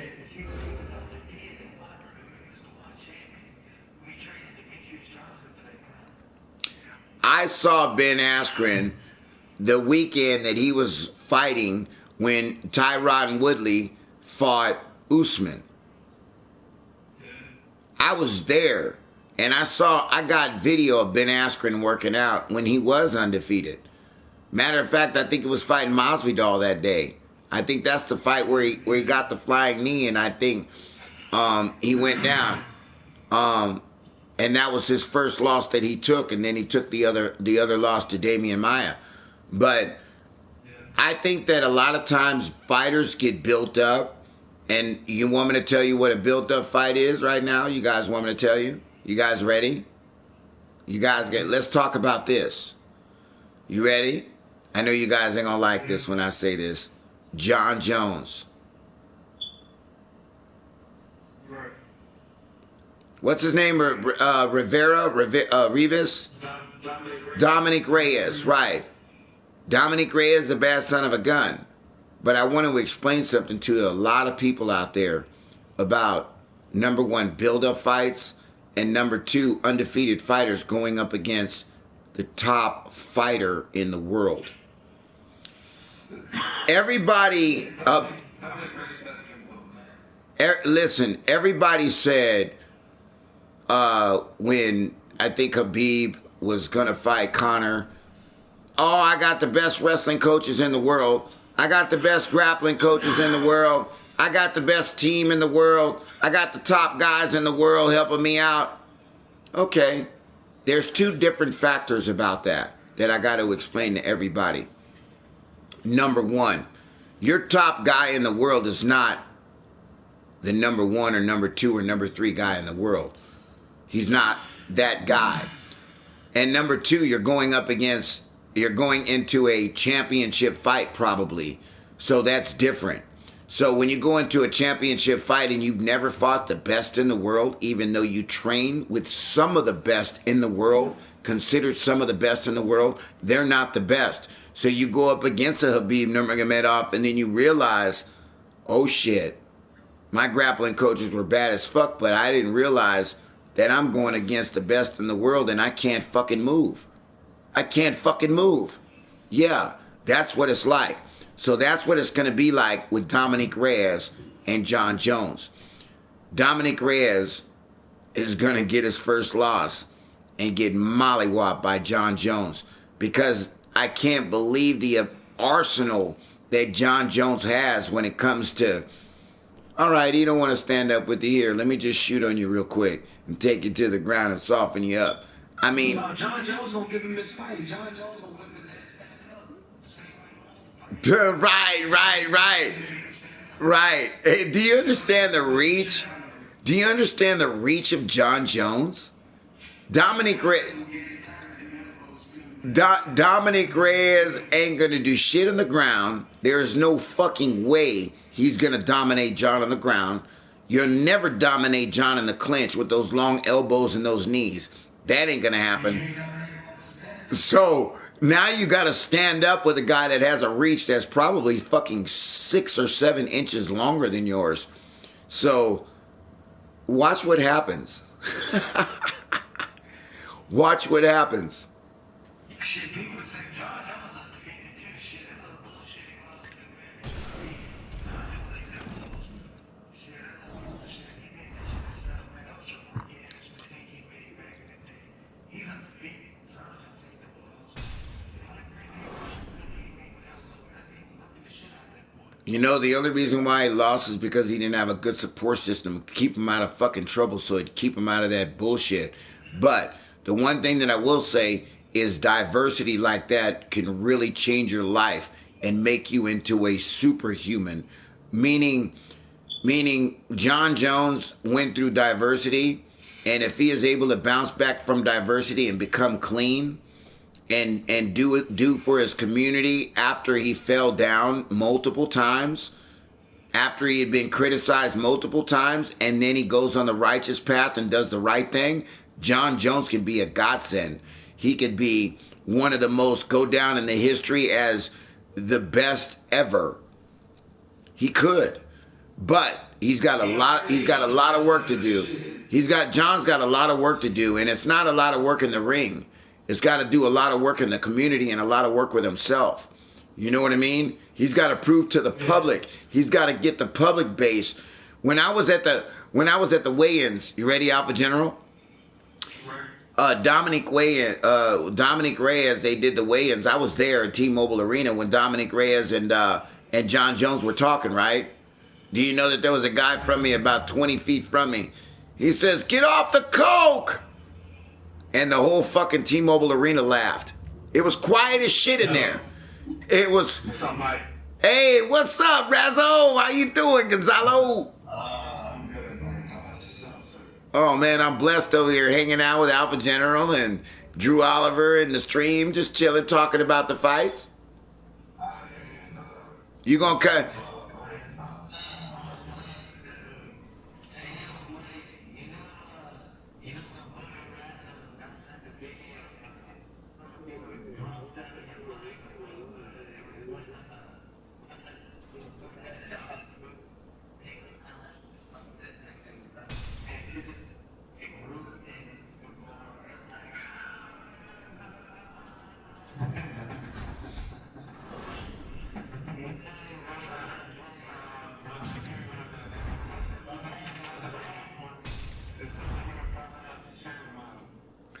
I don't remember that one, but if it sounds like I was incriminated somehow.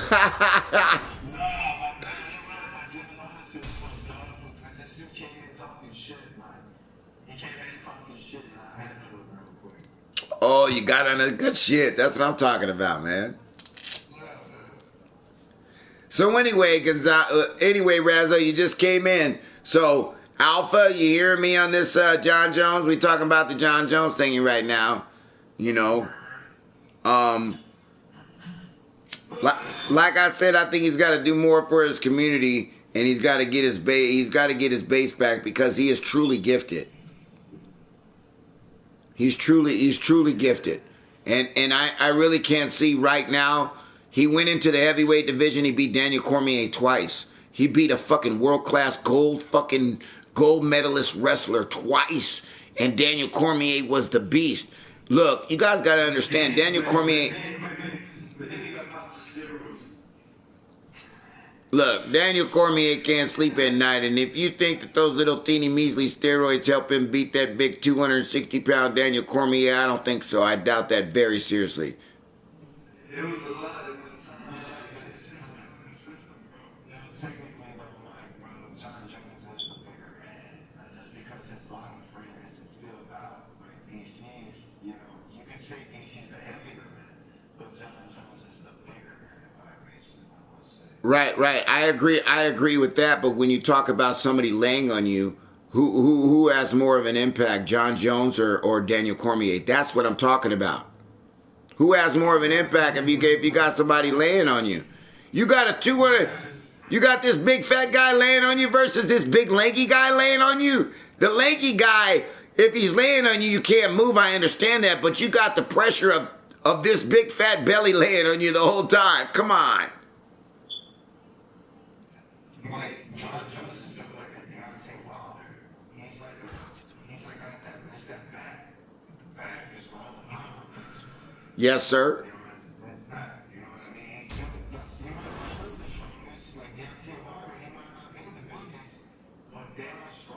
Let me ask you a question. Did John Jones go up in weight to fight to fight Daniel Cormier, or did he go down in weight? No, DC didn't go down in weight because DC fought in heavyweight. John Jones beat DC in heavyweight. Did he? Was it light heavyweight or heavyweight? John Jones. Hold on one second. You tell me that John Jones never went up to heavyweight? Never.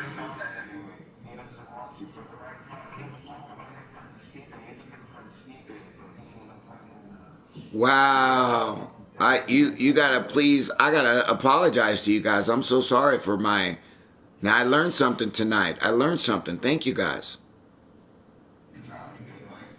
I like that. I learned something tonight.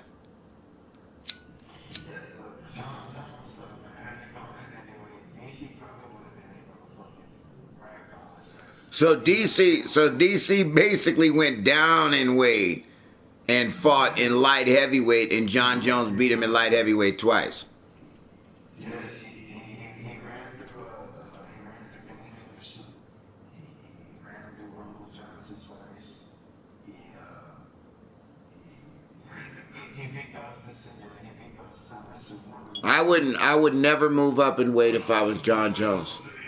I would never move up in weight if I was John Jones, unless I was fighting Daniel Cormier again.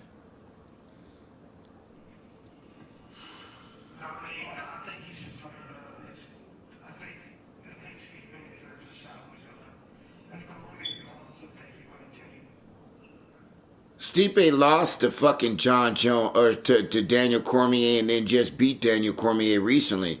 I don't think that Stipe is a fucking. I think that he's a formidable opponent, but I don't think he's one of them guys like, oh, Johns is gonna lose this fucking fight, man. This guy's a bad son of a bitch. No, I didn't say. Listen, brother, I didn't say I was counting him out. I said that he didn't come out. He doesn't come out as one of those standout guys that say that, oh man, this guy is gonna beat the shit out of John. The guy lost to Daniel Cormier. He came back. He fought. He fought. Listen, if John Jones, this is how people think. if John Jones beat Daniel Cormier twice and Stipe lost to Daniel Cormier once and then Stipe just beat Daniel Cormier just now, people think, you ready?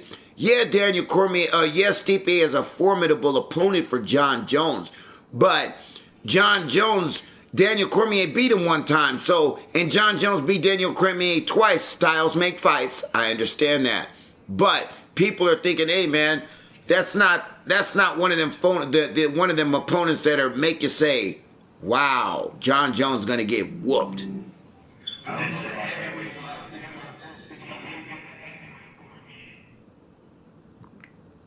me throw this in there also. Aiden was the first one to be Do you know that John Jones is walking around at like 230? So John Jones is walking around as a heavyweight right now. You know that, right, guys? Did you guys know that? He might even be walking around. He might even be walking around more than that. I can't remember. Don't quote me. But I heard him when I was at the weigh-ins saying that I'm walking around at like 230 right now. So when you say John Jones in heavyweight and Daniel Cormier, remember what I said. If he's going to fight heavyweight, let him fight John Jones. Let him fight Daniel Cormier in heavyweight. And he'll whoop Daniel Cormier again.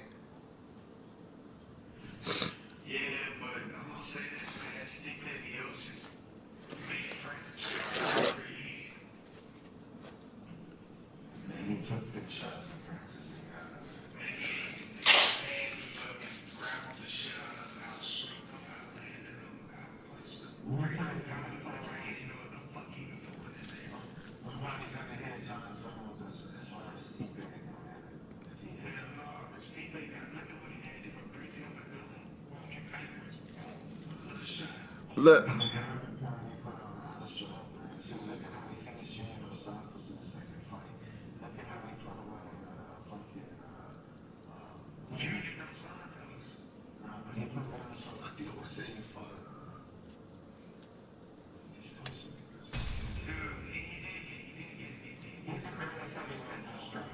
Who is? Who is?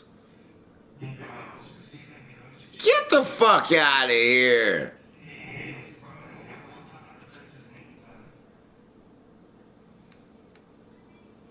I like Stipe, but I don't think he's the greatest heavyweight of all time.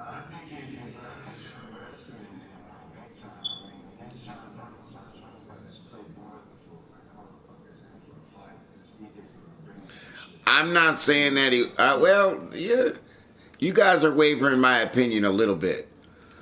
I saw the way he died. I saw the way he got. I saw the way, but I want you to look at the first fight between Daniel Cormier and Stipe.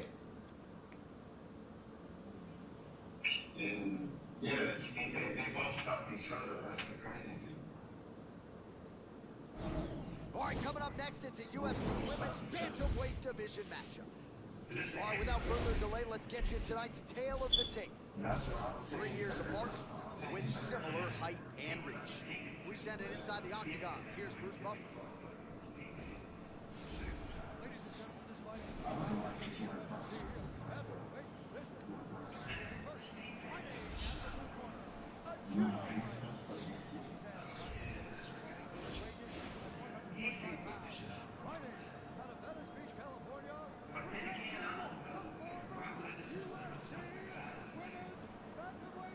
Brock, the one thing about Brock is a thick, big dude that is very good on the ground, and he's very good at throwing elbows in the side mount to knock you out once he's got you. So he's thrown some really, really fast elbows and knocked a couple of people out in the UFC like that. I give Brock that, but I think Brock has a weakness. Brock is a fighter, but he is not a UFC champion, in my opinion. How about that? How about that? That's a good one to say.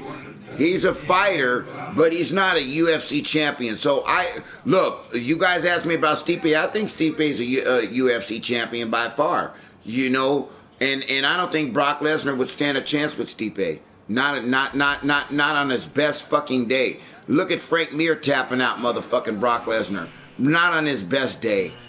Nope. Can't see it. I was just thinking about something. Trying to establish that jab once again.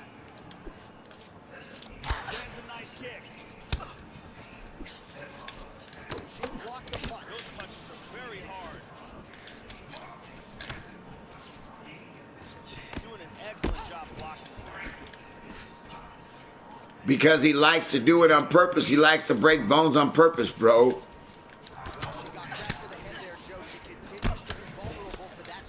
I don't think he's dirty. I don't think he's dirty. I think if you want to go again, no, hold on one second. I got an opinion about that. Seriously, I got a fucking opinion about that. Okay, first of all, you trying to knock my motherfucking block off. I might die in this motherfucking ring fighting you right now. I might take a motherfucking punch and you might hemorrhage my motherfucking head and I might die and my fucking son may never see me again. You understand? So guess what? We in this motherfucking ring right now. If you want to fuck with me, bro, I'm going to put it to you like this, man. If you fuck with me and you get in an arm bar, I might try to break your motherfucking arm, bro. I'm serious. And you know what? The reason why I'm trying to break your arm is because I'm trying to set an example. A set of precedents. You know what the precedence is? The precedence that I'm trying to set is that if you want to get on the ground, you better watch your ass because I'm going to put the hammer on your ass. In half guard now. That punch will work right through the guard. I mean, it's semi-dirty. It's semi-dirty, but classify semi-dirty. You know, you got to say what's semi-dirty.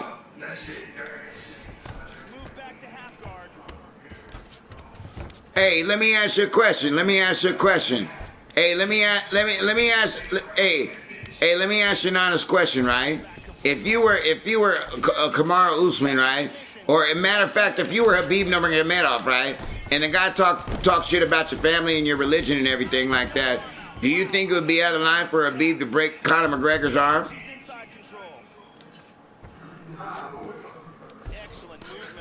We're talking about aggression in the UFC, about breaking bones and how dirty that is. We're not talking about one specific fucking fight.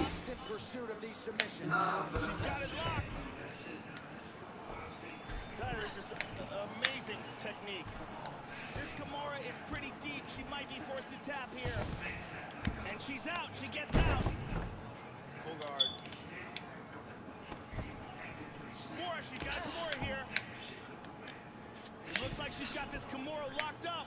Look, man, these guys are going in there fucking putting their livelihoods on the line, man. You know what I'm saying? Nice combination of strikes from the full guard. 4 shots for the end of round 1.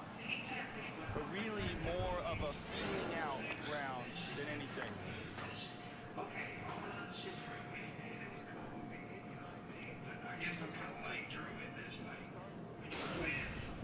And here we see some beautiful submission offense here. Let's take a look at that again.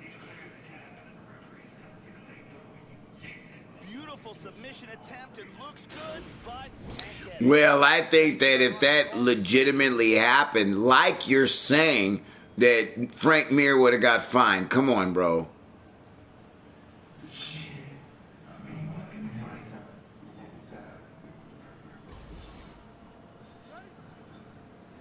And what does Skunkweed say on the stream? If you don't tap, a broken arm is what you get. Laugh out loud. That's what Skunkweed said just now. If you don't tap, a broken arm is what you get. Good defense there. Nice counter throw on the takedown attempt. Excellent judo. Trying to stay heavy here as best she can. Back up. So again, she absorbs more damage to the head here, Joe. She's going to have to make some adjustments. That head is sticking out right into her opponent's range. Hey, tell me that's not a badass accolade. My name is Frank Mir. I done broke more motherfucking arms than anybody, man. That's crazy. No, my name is Frank Mir, and if you want to fight me, you better watch your motherfucking back, pimp.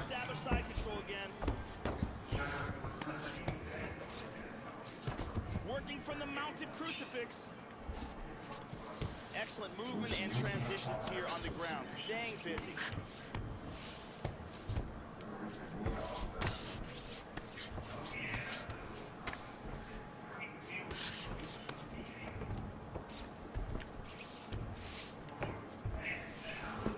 Into side control again.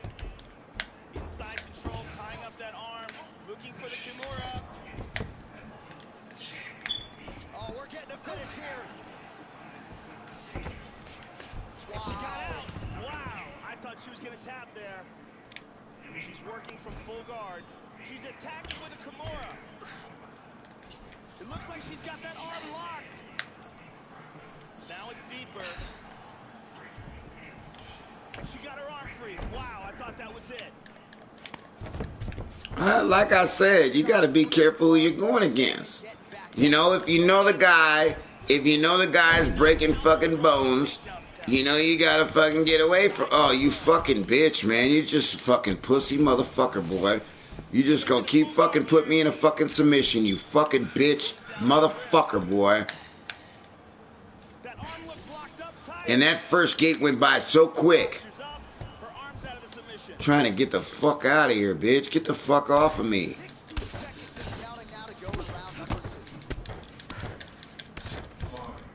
45 seconds remain in the round. Working on another fucking shit, man. Very good Kimura. This could be it. And she got her arm out. Wow, I thought she was going to have to tap. In full guard. She gets the elbow up into the target. Big punch from the top. Round 3 next. Dylan, what's up? Beautiful technique executing this submission, but doesn't quite pull it off. And there's another excellent attempt at the submission, but can't quite finish it. All these guys, there's a lot of guys that don't tap, bro. They get put in a fucking guillotine. They get put in a fucking triangle choke and they don't tap. And all of a sudden they go limp. You know, they don't, their spirit is, I can hang in there. And then all of a sudden, within 2 seconds or 3 seconds, boom, the blood circulation gets cut off and they're asleep.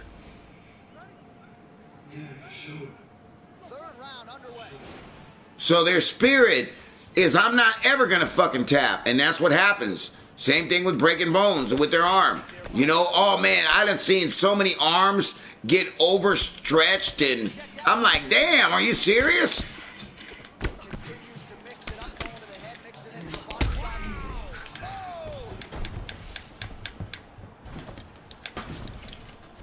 God damn, man. Here on the ground. Looks like she's got a submission locked up. She's got the knee bar. It's locked in. She got her leg free. Southpaw stands to orthodox now. This motherfucker right here, boy. This motherfucker right here, boy, is taking me down every fucking second. Fuck out of here, dude. Excellent movement on the ground here. Constantly moving, constantly staying busy. Tries to get out of full guard and into half. No, I ain't even put the bitch in a submission yet. You ain't even felt my submissions, you pussy. You want to be in submissions, and you ain't even felt my submissions. That was a deep arm bar, but a beautiful escape. She's working from side control. Fuck you, bitch. That was a... Get the fuck out of here with your bitch-ass motherfucking shit, homie. Hip escape, nice hip escape. She transitions to side control. Half guard.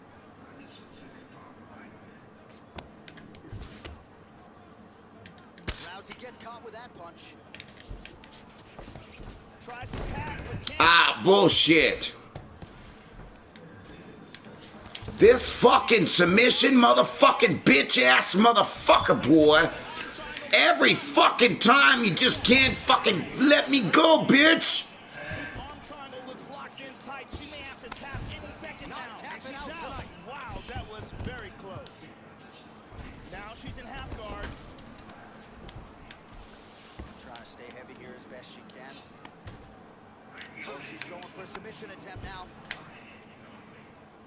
It looks like that Kimura is locked in tight for her. She got her arm out. Under a minute to go here in our third and final round. Switching stances here.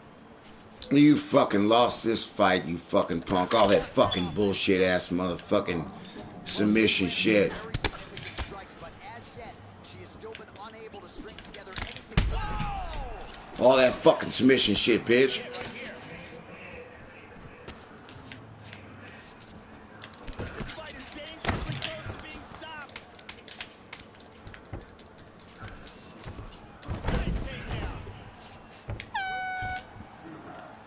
Bitch ass motherfucker. Wanna fucking fight, you fucking pussy. All right, so this one goes the distance. A lot of high-level output and action on one side of this fight. She should be the clear winner. The official... Bullshit ass motherfucker.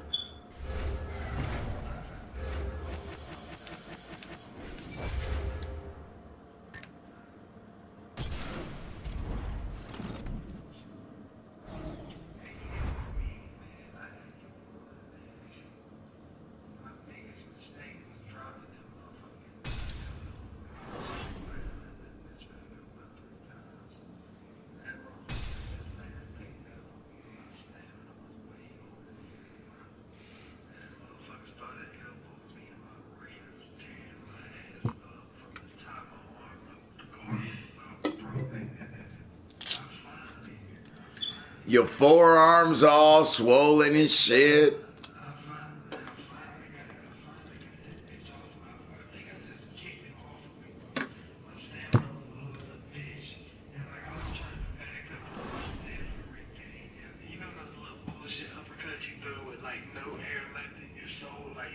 No air left in your soul.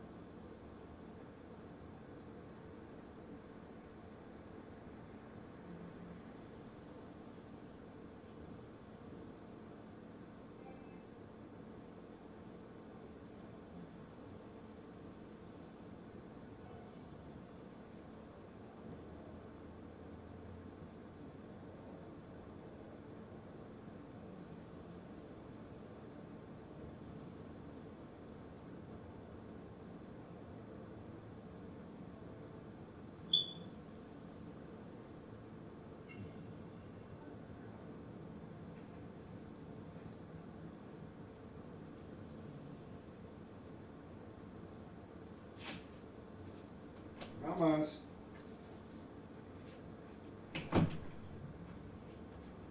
Alright, I'm back, guys. Damn, you guys got quiet as a motherfucker all of a sudden. Am I still in the party? I feel like I'm in the Twilight Zone right now, man.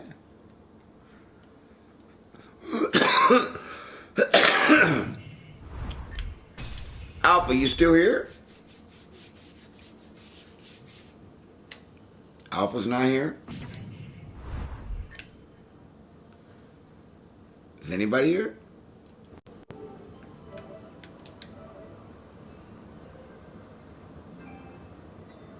Mic check.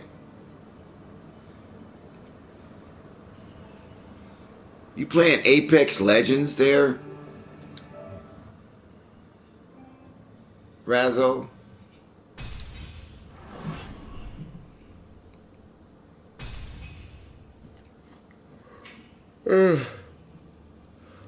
nobody's talking to me. It's okay. I'm almost done with my daily objectives.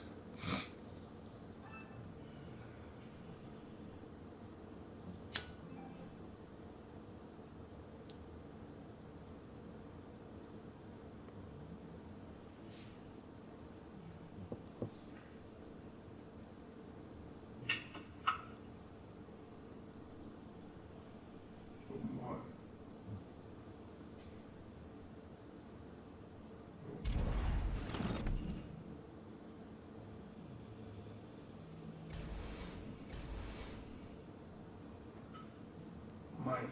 What up? What's up, man? What's going on? You back? Yeah, no, that's just enough for 1 second, man. Coming up next, a matchup for the UFC Women's Bantamweight Division title.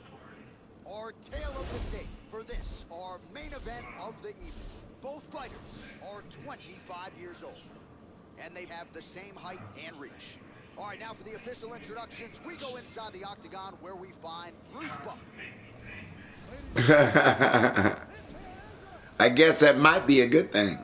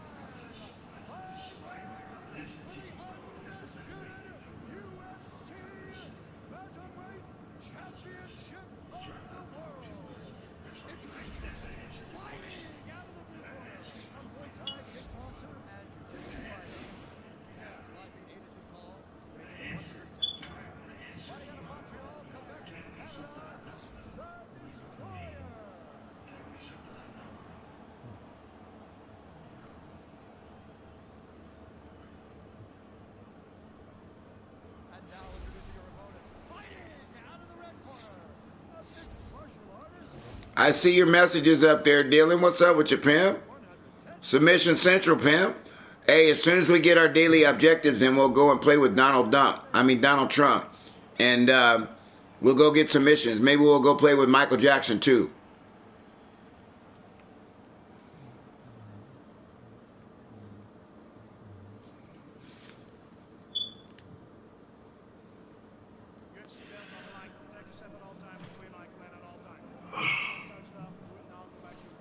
They touch him up, and we are underway.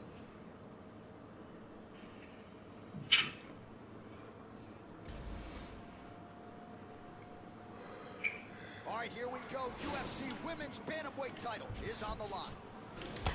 Landed that one. Shoots in for the takedown. And really nice job to finish the takedown there. Passes to half guard. Trying to stay heavy here as best she can. Excellent movement on the ground here. Constantly moving, constantly staying busy. Very nice sweep, wound up in her guard. Excellent movement and transitions here on the ground. Staying busy.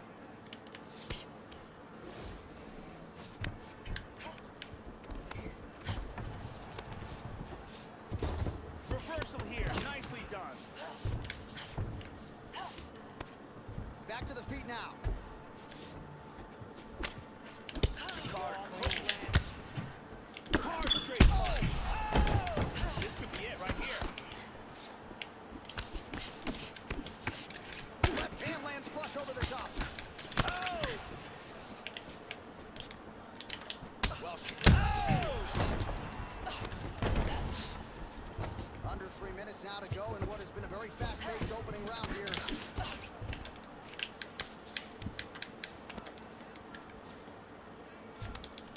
Muay Thai clinch here, Joe. Could be trouble.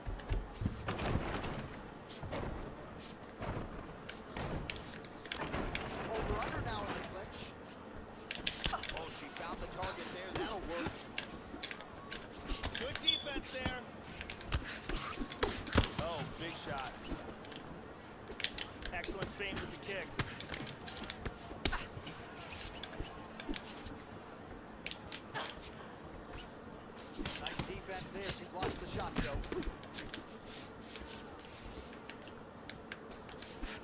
establish that jab once again.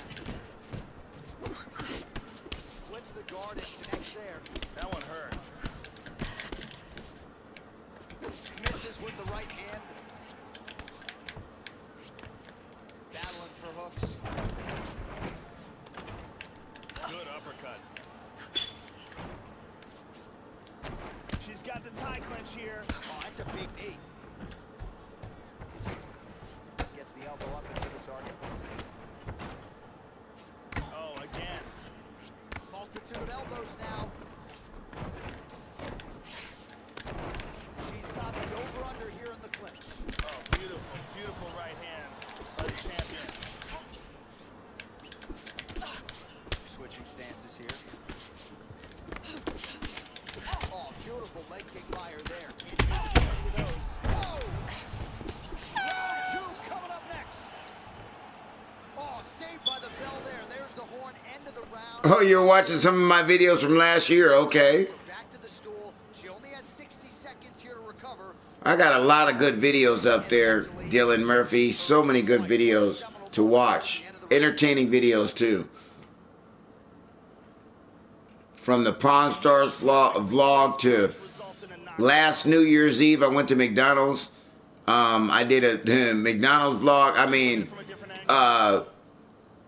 UFC 245 that we just did over the weekend, last weekend. I mean, just so many new videos. Video with Valentina Shevchenko, live and up close.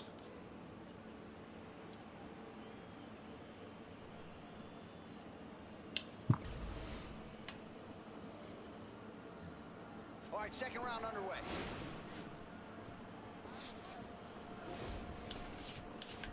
Nice jab. Oh! This could be it.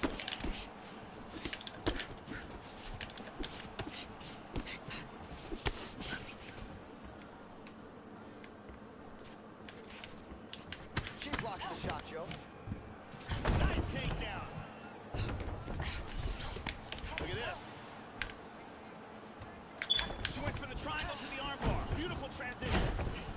And this might just be a matter of time. Outstanding. And there it is. Here's the Goodbye, end. Lucky Lil. Goodbye, Lucky Lil. Have a nice trip. See you next fall. Here is Bruce Buffer with the official decision. Ladies and gentlemen, referee Yves Levine has called a stop to this contest at 55 seconds of round number 2. I think I've got too many different videos up. How to beat a copyright strike. You know what I mean? I've got too many videos up. Atlantis, documentary, fucking Pokemon in Las Vegas. I just got too much different shit up here. So after an emphatic submission win here tonight, she remains the UFC Women's Bantamweight Champion. And this arguably is her most dominant performance here tonight. A lot of people thought this was a qualified, credentialed number. I would have thought that Pokemon video in Las Vegas would have went viral. The champion here tonight, and the celebration is on. Hard to blame them for this result here tonight. Congratulations to the and still UFC Women's Bantamweight Champion of the world. But YouTube is actually like a pyramid, guys. It's like a pyramid. If you start a good base and your base is slow, imagine if you're building a pyramid, right? Imagine the pyramid builders that had to build a base. How long do you think it took them just to build the outside base? If it took them 26 years to build the pyramid, you know what I mean? How long do you think it just took them to build the outside base that was up 5 feet? The outside base is the biggest part. It took them a long time. When you build the outside base on YouTube, you build your base. It takes a long time to build your base. And as your base gets built up over 5,000, then all of a sudden your base gets taller, it gets up to 10,000, and then your pyramid gets smaller, it gets up to 20,000, 50,000, 100,000 people. Imagine you got 100,000 subscribers at the very top of your pyramid. You understand? So now every time you put a video up, those 100,000 subscribers from the bottom all the way to the top are watching all the videos that you got over the course of the time. So you get paid for those videos. Boom. Continues to get paid. So the more subscribers you got and the videos you get put up, the more you're going to get paid over a consistent amount of time, the bigger your pyramid is. don't know if you guys can understand that. But if you ever heard of pyramid schemes, like somebody being at the top and then everybody else on the bottom, you pick 5 people. Now them 5 people got to give you $20. Now you got to get 5 people below you to give you 20. You keep that 20. And then that 5 or that 100. And then them 5 people below you got to get 20. And then they get that money. And then but the person at the very top gets a percentage of everything. You know what I mean?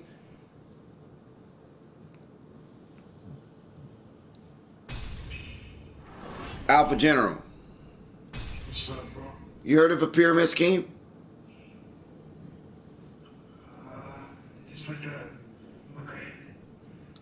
Yeah, I've heard of it. They work. But you just have to have salesmen. YouTube is a legitimate pyramid scheme. You build your pyramid, which is your base, which is your channel. You build your pyramid as big as you want to build it. You build your base as big as you want to build it, but building that base is tough, man. You just can't be at the top of the pyramid. You got to build that base, and that base is not an easy base to build. Right.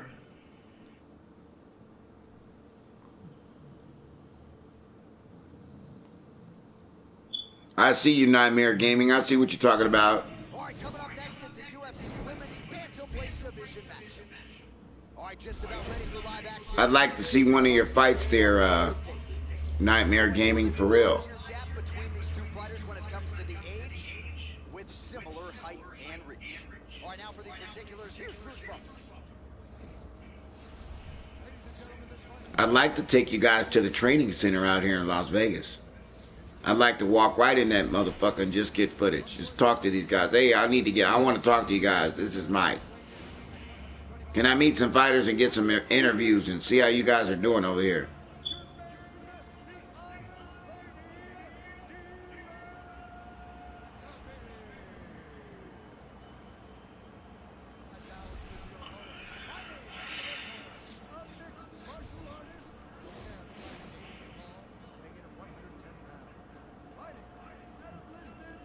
Yeah, I bet you they don't let nobody in that training center unless you have an appointment.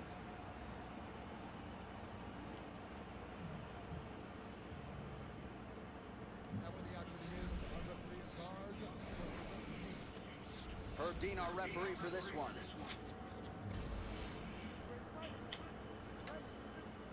We are underway. Nice kick there by Durant. Oh, she blocked the punch. That was a nice jab. So both throws landing right out of the chute. Very good exchanges here. Well, she ain't that hook shot like a champion, Joe, but she's got to be careful moving into her opponent's range, largely unguarded. She has been susceptible here early. We'll see if she can adjust. Durant gets caught with that punch. That one hurt. Gets the elbow there. Clean punch. Ooh, nice knee to the body. Very nice. Good body kick. This fucking good green is fucking good, man. I mean, this fucking guy is like fucking all over the place, man. There's a nice jab. Continues to mix it up, going to the head, mixing in some body shots. Oh, she lands another strike to the body, Joe. She's really starting to connect. Slow the fuck down, bitch. Slow the fuck down. Getting tighter. Brilliant submission defense there. Completely lost the position. She's working from side control. Back to her feet now. Good sign for her there. Great exchanges. Oh, Well-placed knee there by Durant. Nice spinning attack there and able to land to the body. She's going back to the jab. nice knee to the body. And the kick lands. You and that goddamn kick is fucking driving me crazy. You and the goddamn knees.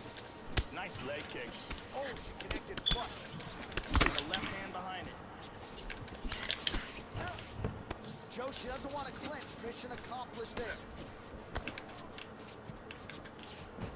She missed with that jab. Oh, look at this. Durandamy goes for the chop. Effective use of the jab there by Durandamy. Very nice. Oh, how good is that jab? Snaps it off yet again here. The guard and connects there. Oh! You throw a fucking right fucking jab, uppercut, and it fucking, oh my God. Knee to the body. Going down the body with that hook. Fuck, man. Nice defense there. She blocks the shot, Joe. Oh, vicious knee to the body. Woo! Woo! Unbelievable, dude. Round 2 coming up next. Who is this fucking fighter, man? Bell there. There's the horn. End of the round. Thankfully, she will live to see another round. So back to the stool. She only has 60 seconds here to recover. We'll see if her corner...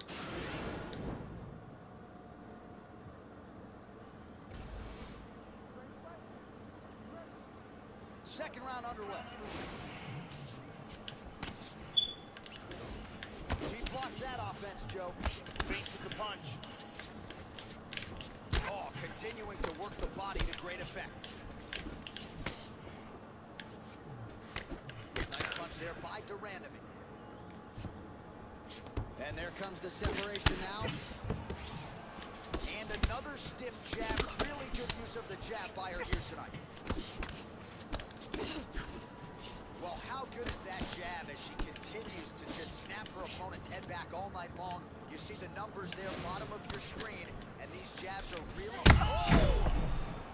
And just like that, the fight is over. Big roundhouse kick KO for the victory. Bruce Buffer has the official decision. Here's... All right, I'm done with this game. Done. Got all my daily objectives, I'm done.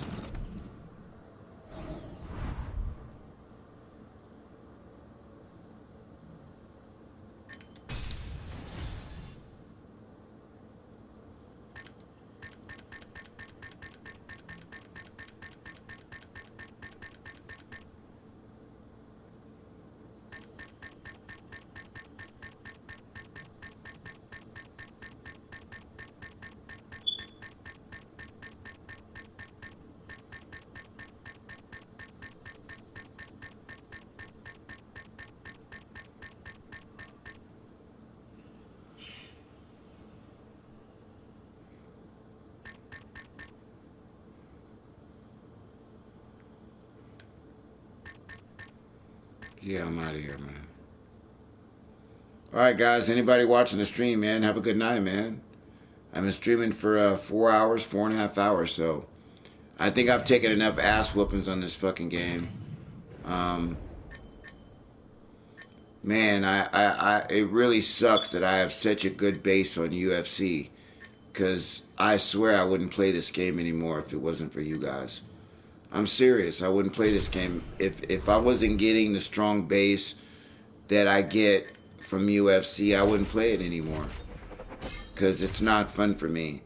I would rather play another game that is not so biased.